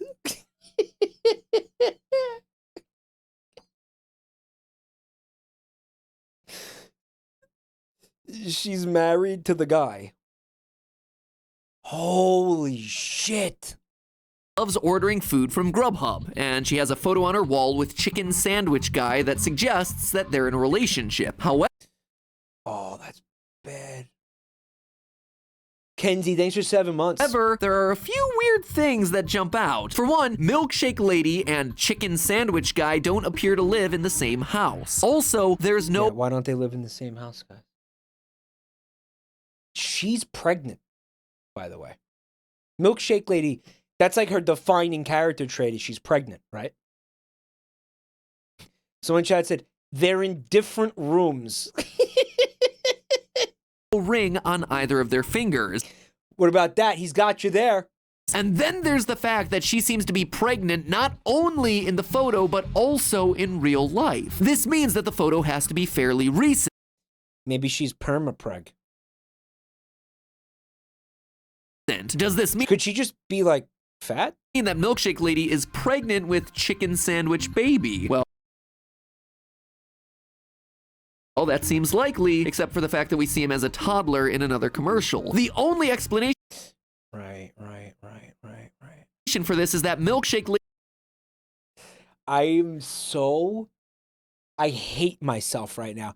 I hate myself for getting invested. I'm getting invested in this. I am. It's happening. I'm falling for it. I am. He fucking got me. He got me. He fucking got me. Lady's scenes must be flashbacks to several years prior, before Chicken Sandwich Baby was born. And this could explain why Chicken Sandwich Guy and Milkshake Lady are never seen in the same room together. 3 years after the birth of their child, Milkshake Lady is no longer around, and Chicken... She just fucking got that. Oh, snapped. It's so stupid, it's hypnotizing. Yeah. Yeah, but then why didn't she have the wedding ring in the flashback, asshole? Sandwich Guy is doing the single dad thing, but he still misses her terribly, and ordering Grubhub takes him to a happier mental place, the red place where they can be together again.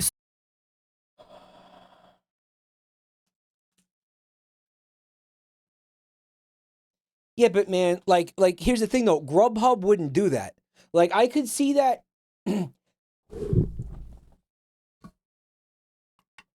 I was not hydrating enough during the stream. I could see that. All right. If it was like a specific restaurant that they shared, like enjoying the food, right? But it's not, again, it's not a specific restaurant. It's not specific food. It's the act of using Grubhub that makes him feel closer to his ex-wife. See, now that's fucking very stupid. Didn't Grubhub respond to this? I sure fucking hope not. Here, someone in chat nailed it. This feels so lazy, but with way more effort than is warranted. Isn't it wild how it can both, that's the crazy part. It simultaneously feels so brain dead and low effort, while also clearly being almost the exact opposite. How can it simultaneously feel like both things? That is the fucking trick that the devil pulled, bro. Seriously. Holy shit. MatPat is like the man who sold the world or whatever. Holy fuck. What? Are you, how? So yeah, that is some pretty intense world building for a couple of TV commercials. But here's an added wrinkle of complexity. There is a second picture on Milkshake Lady's wall, and it's of a dog that isn't her dog. She's pregnant with the dog. That's right. The dog's owner, as established across multiple commercials, is this guy, who we're gonna call... I feel like I've never seen this. Taco Guy. And yet, Milkshake Lady clearly has a connection to the dog. Do I sense a love... Wait, so Taco Guy has... Love triangle in the air? Or... It's the Triforce. Or maybe is it something less... That's not a triangle, bro. That's the Triforce. Juicy. Like Milkshake Lady was the dog's first owner, and then Taco Guy... So Taco Guy has like telekinesis? I became the dog's owner years later in the present day. Either... It's not the same dog. Either way, it sure seems like... They only, made a handful of models and then reused them. Yeah. Something happened to Milkshake Lady. She isn't in her baby's life, she isn't in her dog's life, and both men seem to be dealing with trauma. Yo, sick fucking theory in chat. Milkshake Lady gave birth to the child. So her commercial is a flashback. Gave birth to the child, divorced him, and transitioned into Taco Guy.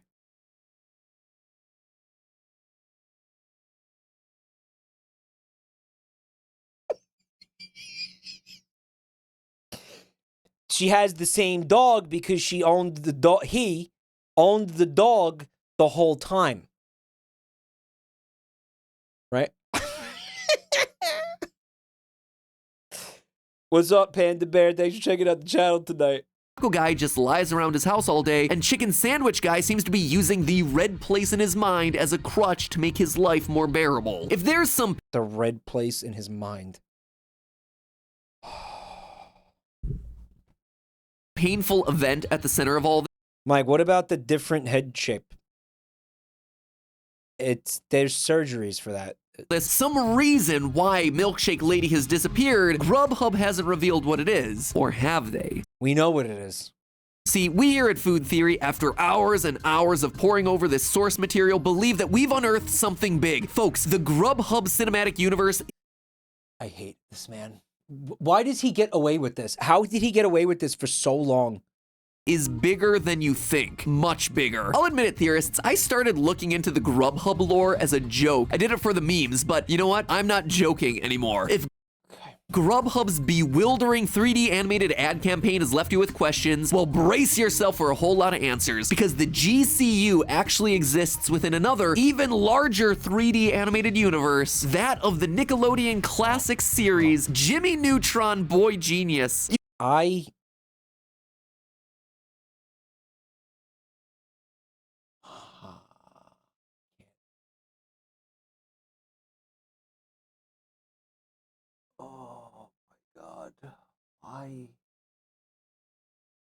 Why does he get to do this?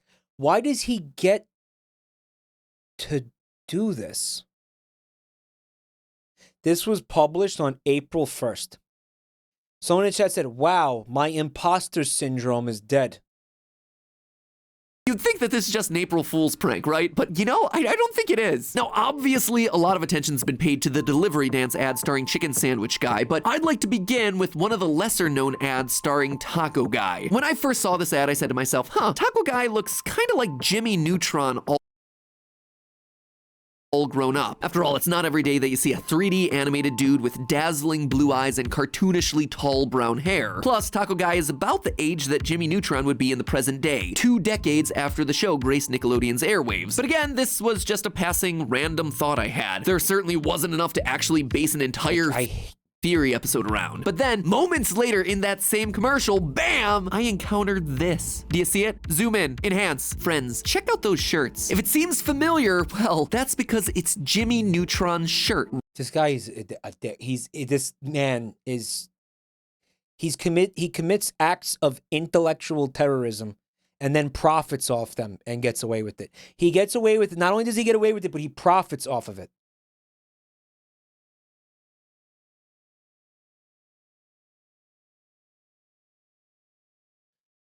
Let it be known that MatPat has many writers and likely hasn't wrote a theory for years. He's a voice to other people's madness. Intellectual terrorism is the only way to describe this guy's content. A robber baron of our cognition.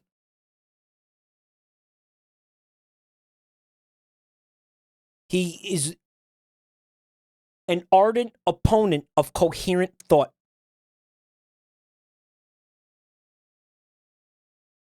Red t-shirt, atom on the chest, 3 electron orbitals. And that struck me as more than a little odd, because while the atom shirt makes sense on a boy genius whose name is literally Neutron, why are these guys wearing the shirt? Grubhub has nothing to do with atoms. Someone made the very intentional choice to introduce these shirts. Shirts that are, at a minimum, an homage to Jimmy Neutron, in a Grubhub ad that features a character that looks a heck of a lot like a 30-something-year-old version of Jimmy Neutron. But wow.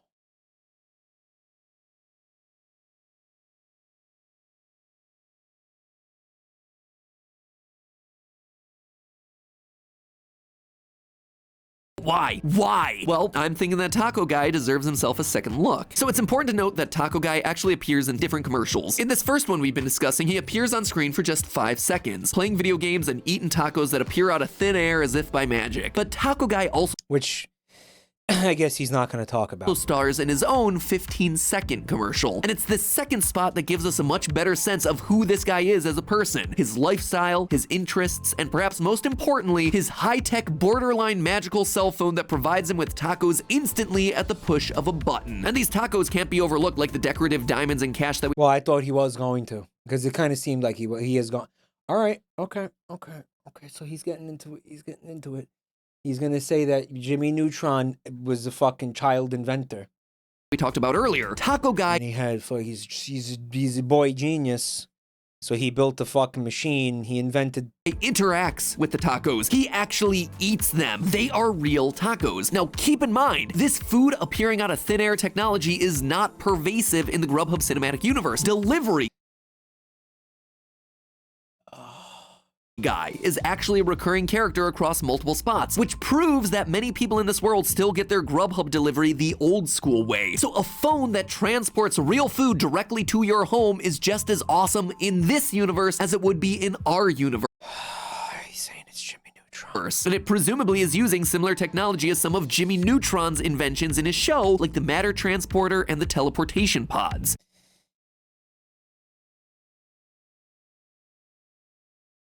Okay, but why? Why would the people who animated the commercials do this? Why would the people who animated those commercials put Jimmy Neutron in the commercials? Why would they do that? Why would they do that? Because funny. What if it's true? What if it's true? What if the fucking animators said, fuck it, let's make an aged up Jimmy Neutron?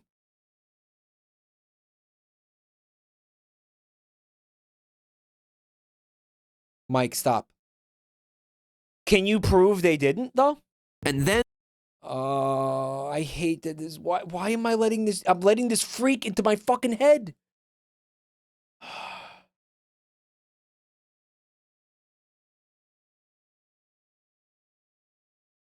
there are the robots. I mean, here we have ourselves an adult man who has no fewer than 5 robots on display in his home. Jimmy Neutron, of course, built robots all the time. Even his dog was a robot, for crying out loud. Speaking of which, Taco Guy's dog does seem weirdly... Speaking of which! Listen to that. Fucking listen. His dog was a robot, for crying out loud. Speaking of which, Speaking of which! Why does he do that? Guy's dog does seem weirdly intelligent, don't you think? I mean, accidentally ordering tacos for your taco-loving master once is a coincidence, but this dog orders food for his master in multiple commercials. And not only that, but this dog picks out the best deal available each time. That is evidence of reasoning ability, not to mention literacy and an understanding of mathematics. You know who else just so happened to have a dog that was able to do all that? Jimmy Neutron, who built Goddard, a robot dog that was literate and hyper-intelligent. And here's the thing, theorists, there are Jimmy Neutron Easter eggs all over Taco Guy's room. The cactus, which is the exact same size and shape as Jimmy Neutron's cactus. That is not the exact same shape, you fucking fraud. I have eyes. I can see that that is not the same shape, you phony fuck. This costume in season 2, the red baseball cap, which Jimmy and his friends sported in season 2 as well. The choice to make the lava lamp glow pink of all colors, which was the go-to color for pretty much any brain power or energy emitting invention that Jimmy Neutron came up with. Oh my god, was that Fazgoo? And as for the taco obsession, well, if you've ever watched the show, you already know that Jimmy Neutron grew up in a taco-loving household like no other. What do you want for lunch, Hugh? Yeah, nothing for me. I want to be as hungry as possible for tomorrow's Mucho Carne Fiesta Taco Shack. I don't want to belabor the point. I think you it's you. Get it. These two commercials give us plenty of reasons to suspect that Taco Guy is actually Jimmy Neutron all grown up. All right, so let's stop and pop our heads up for air here because no, in fact, I think what I'm going to do, MatPat, I'm going to drown you. No, you're not going to be ever breathing ever again. No, your breathing days are done. He's going to say that all the characters are aged up. Look what he's doing. All the characters in the commercial are aged up Jimmy Neutron characters. At this point, we spent the better part of Goddard may or may not be Taco Guy's dog. But what if I Hub universe? It would seem unbelievable. It would seem like this is the most elaborate April Fool's prank theory video I've ever done. But let me present to you the evidence and leave it for you to judge. Canonically, Jimmy was an 11-year-old boy when Jimmy Neutron Boy Genius hit the scene in 1998. And it's safe to assume that his 6th grade classmates were approximately the same age. So now, 23 years later, Jimmy and his friends would all be solidly in their 30s. Now, there are exactly 7 characters in the GCU around that age. Taco Guy, Salad Lady, Milkshake Lady, Chicken Sandwich Guy, Sidewalk Ginger, and these 2 parents. Every other main character in the Grubhub spots has at least one indicator that they're significantly younger, be it Peanut Head's Letterman jacket, an apartment on a college campus, or the fact that, you know, they're wearing toddler overalls. In 1998, these characters would have been infants, or they wouldn't have been born yet, so we're gonna set them aside for now and focus only on the 30-something millennials. Now, compare them to these millennials.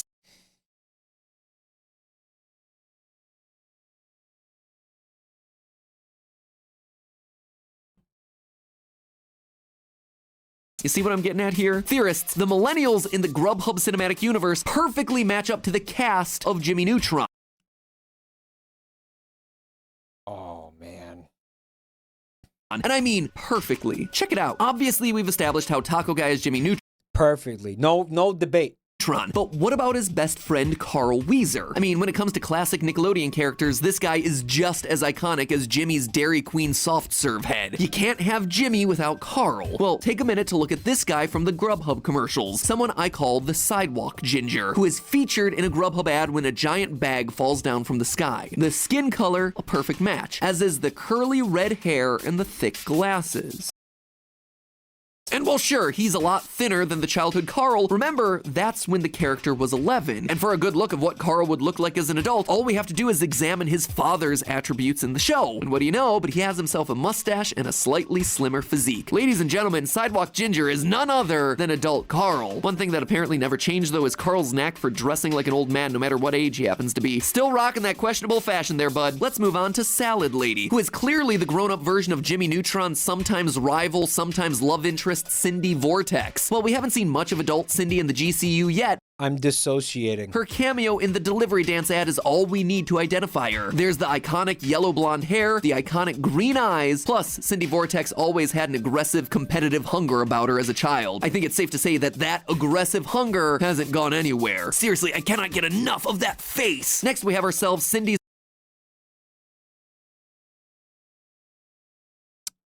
What?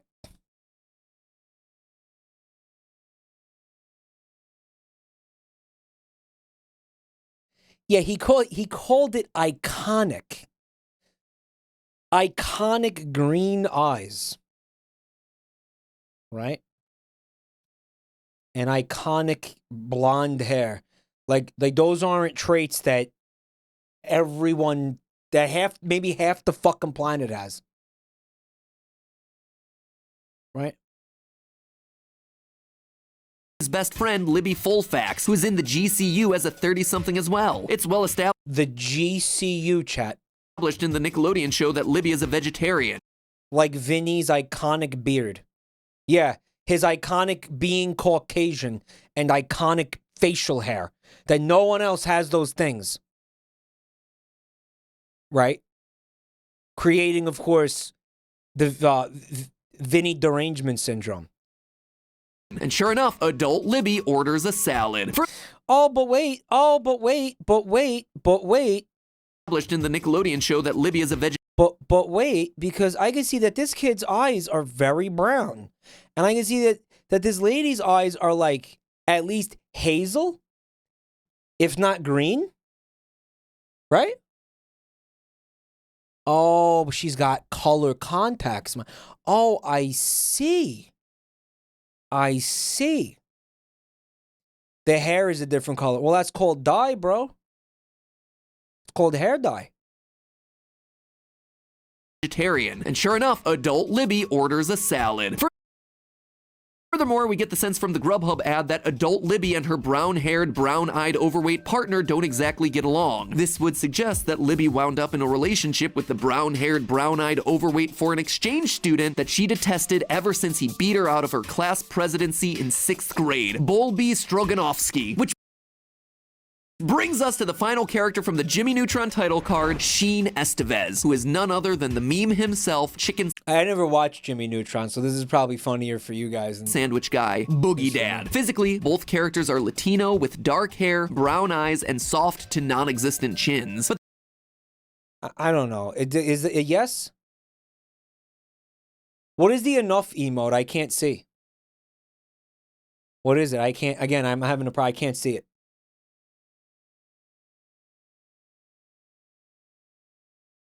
What is it?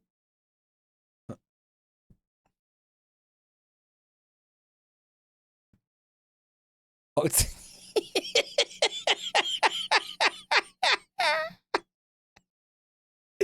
it's this. It's this. It's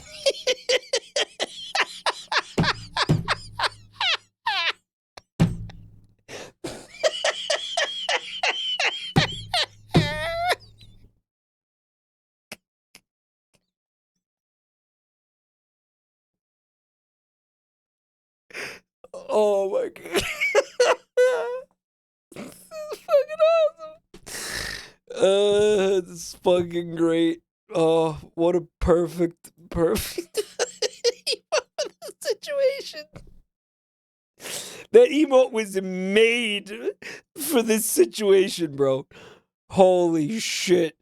Oh, God. Their personalities match up as well. Sheen was an eccentric kid to say the least, and that same eccentricity is there in adult Sheen's fashion and dancing. Okay, so this one is admittedly a bit more of a stretch than the others because of the darker skin tone and the curly hair, which we never really get to see on Sheen, but just like his buddy Carl, it's possible Sheen has also taken on his father's body type. A top-heavy body type with a very rounded head. The body shapes, actually, when you look at it from that context, are almost a perfect match. Call it a series of complete coincidences if you like. Okay, I will.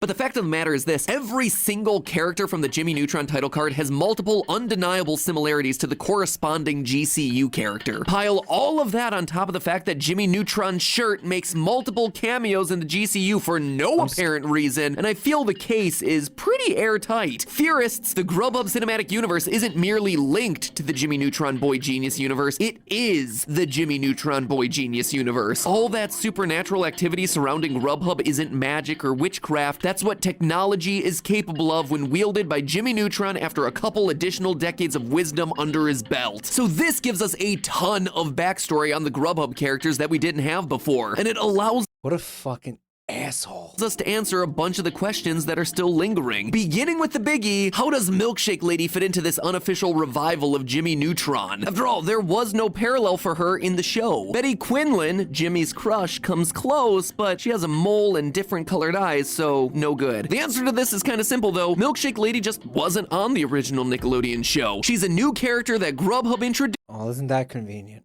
And for good reason, they needed someone to kill off. I believe that they had a Isn't that convenient? gigantic Grubhub bag crush Milkshake Lady to death shortly after she gave birth to Sheen's baby. Yeah, I know this sounds dark and insane, and you hate the idea that your third favorite Nickelodeon show growing up was taken in this direction. Just remember, I am not the reason this theory is happening, okay? Grubhub didn't have to put Jimmy Neutron's shirt in their ads, but they did. They did this, and not me. I am just the bearer of bad news. He's such a fuck off! Neutron and formed a strong connection with Jimmy's dog. But her relationship with Jimmy didn't work out. The once promising boy genius had He knows what he's doing, too. He knows what he's doing. grown bored with life and was squandering his talents on video games and high-tech food delivery solutions that allowed him to play more video games without interruption. Grubhub was Jimmy Neutron's contribution to the world, and it was his creation that would ultimately kill the only woman he ever loved. Milkshake Lady got to keep Goddard in the breakup, then began a romantic relationship with Sheen Estevez. In time, Milkshake Lady got pregnant and gave birth to a beautiful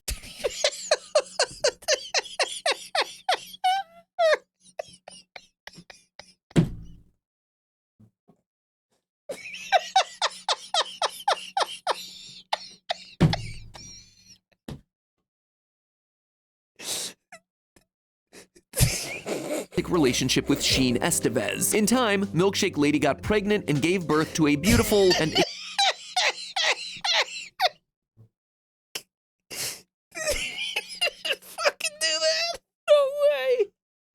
with Sheen Estevez. In time, Milkshake Lady got pregnant and gave birth to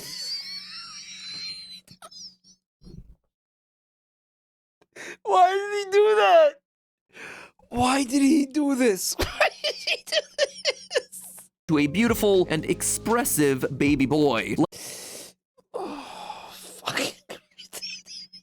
Life was good, at least it was, until Milkshake Lady was killed by a Grubhub bag while taking Goddard for a walk. And I'm not talking about the bag that Carl Weezer witnessed, mind you. That bag landed on a city street and we can barely see it land on anyone. This is the bag that killed Milkshake Lady, on a grassy patch where she had let Goddard off the leash to frolic about. While there's no actual footage of the incident that took her life, there is footage of the immediate aftermath. You'll notice everyone in town is distracted by the fireworks. No one noticed that the bag fell on top of Milkshake Lady. No Thanks for the bits, Indy. one except Goddard the dog. You see him run up to the bag and start to bark, trying to alert the people around him to the plight of his master, but no one pays him any mind until it's too late. Milkshake Lady is dead. Sheen took her death particularly hard. To this day, even the mere thought of Grubhub reminds him of her. Not that he cares, as that mental red place is the only way that he can be with her once again. Sheen still holds his childhood best friend responsible for her death, as evidenced by the fact that Jimmy is conspicuously absent from the dance parties held in Sheen's mind. After all, it was Jimmy's laziness that brought the Grubhub technology to their community in the first place. As for Jimmy, the death of Milkshake Lady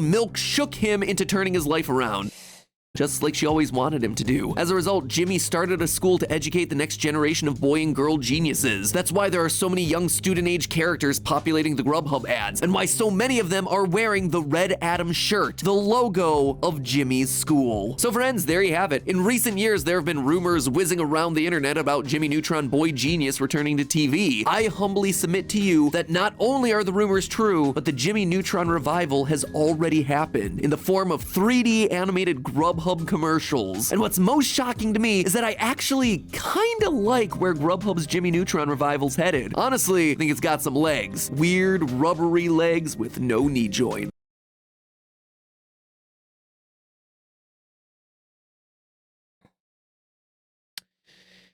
Well,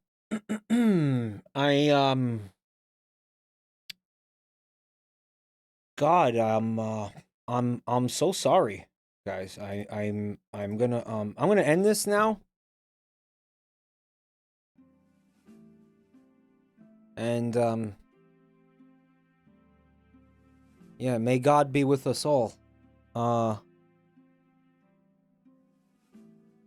yeah, I'm gonna end it. I'm gonna end it. Oh, I'm not talking about the stream. No, I'm just kidding. I am talking about the stream. Nope, I am talking about it. No, I am. Nope, I am talking about it. That's not funny. I don't think I'm gonna see you tomorrow night, actually. I think I'm gonna see you Wednesday. I don't know what happens Wednesday, but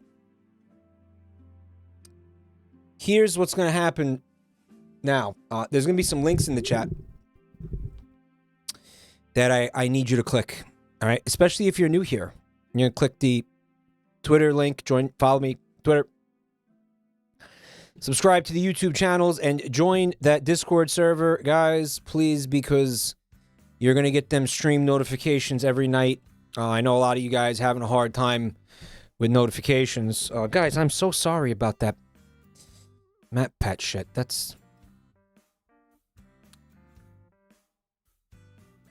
fucking, oh God, I'm it's going to take a while for me to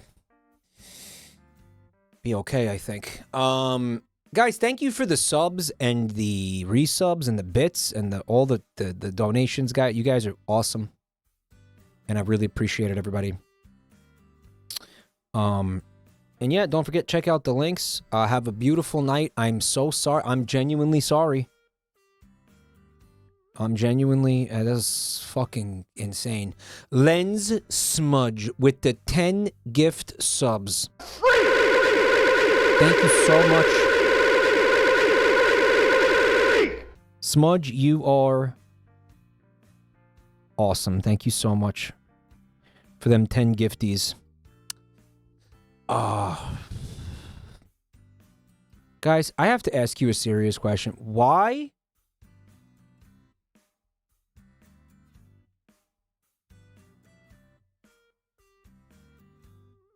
He's like a mind virus. Like, why do I want to see more of his shit now? Why do I want to watch more of that? I hated every fucking second of it, but I want to see more of it. What is that?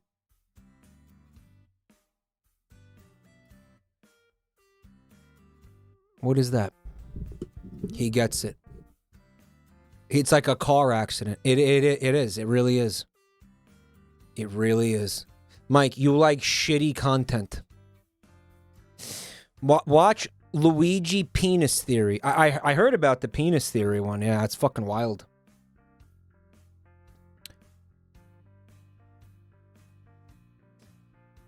Oh, all right. Guys, I'll see you probably Wednesday. I'll see you Wednesday. Okie dokie. And don't forget to heat up the dough to between 60 and 70 degrees. Mamma mia. And also don't forget that you got to get your fingies submissions in pretty soon, I think. Probably before Thursday. All right. Have a beautiful night, everybody. I will see you real soon. Okay. Buonanotte, Pasquale.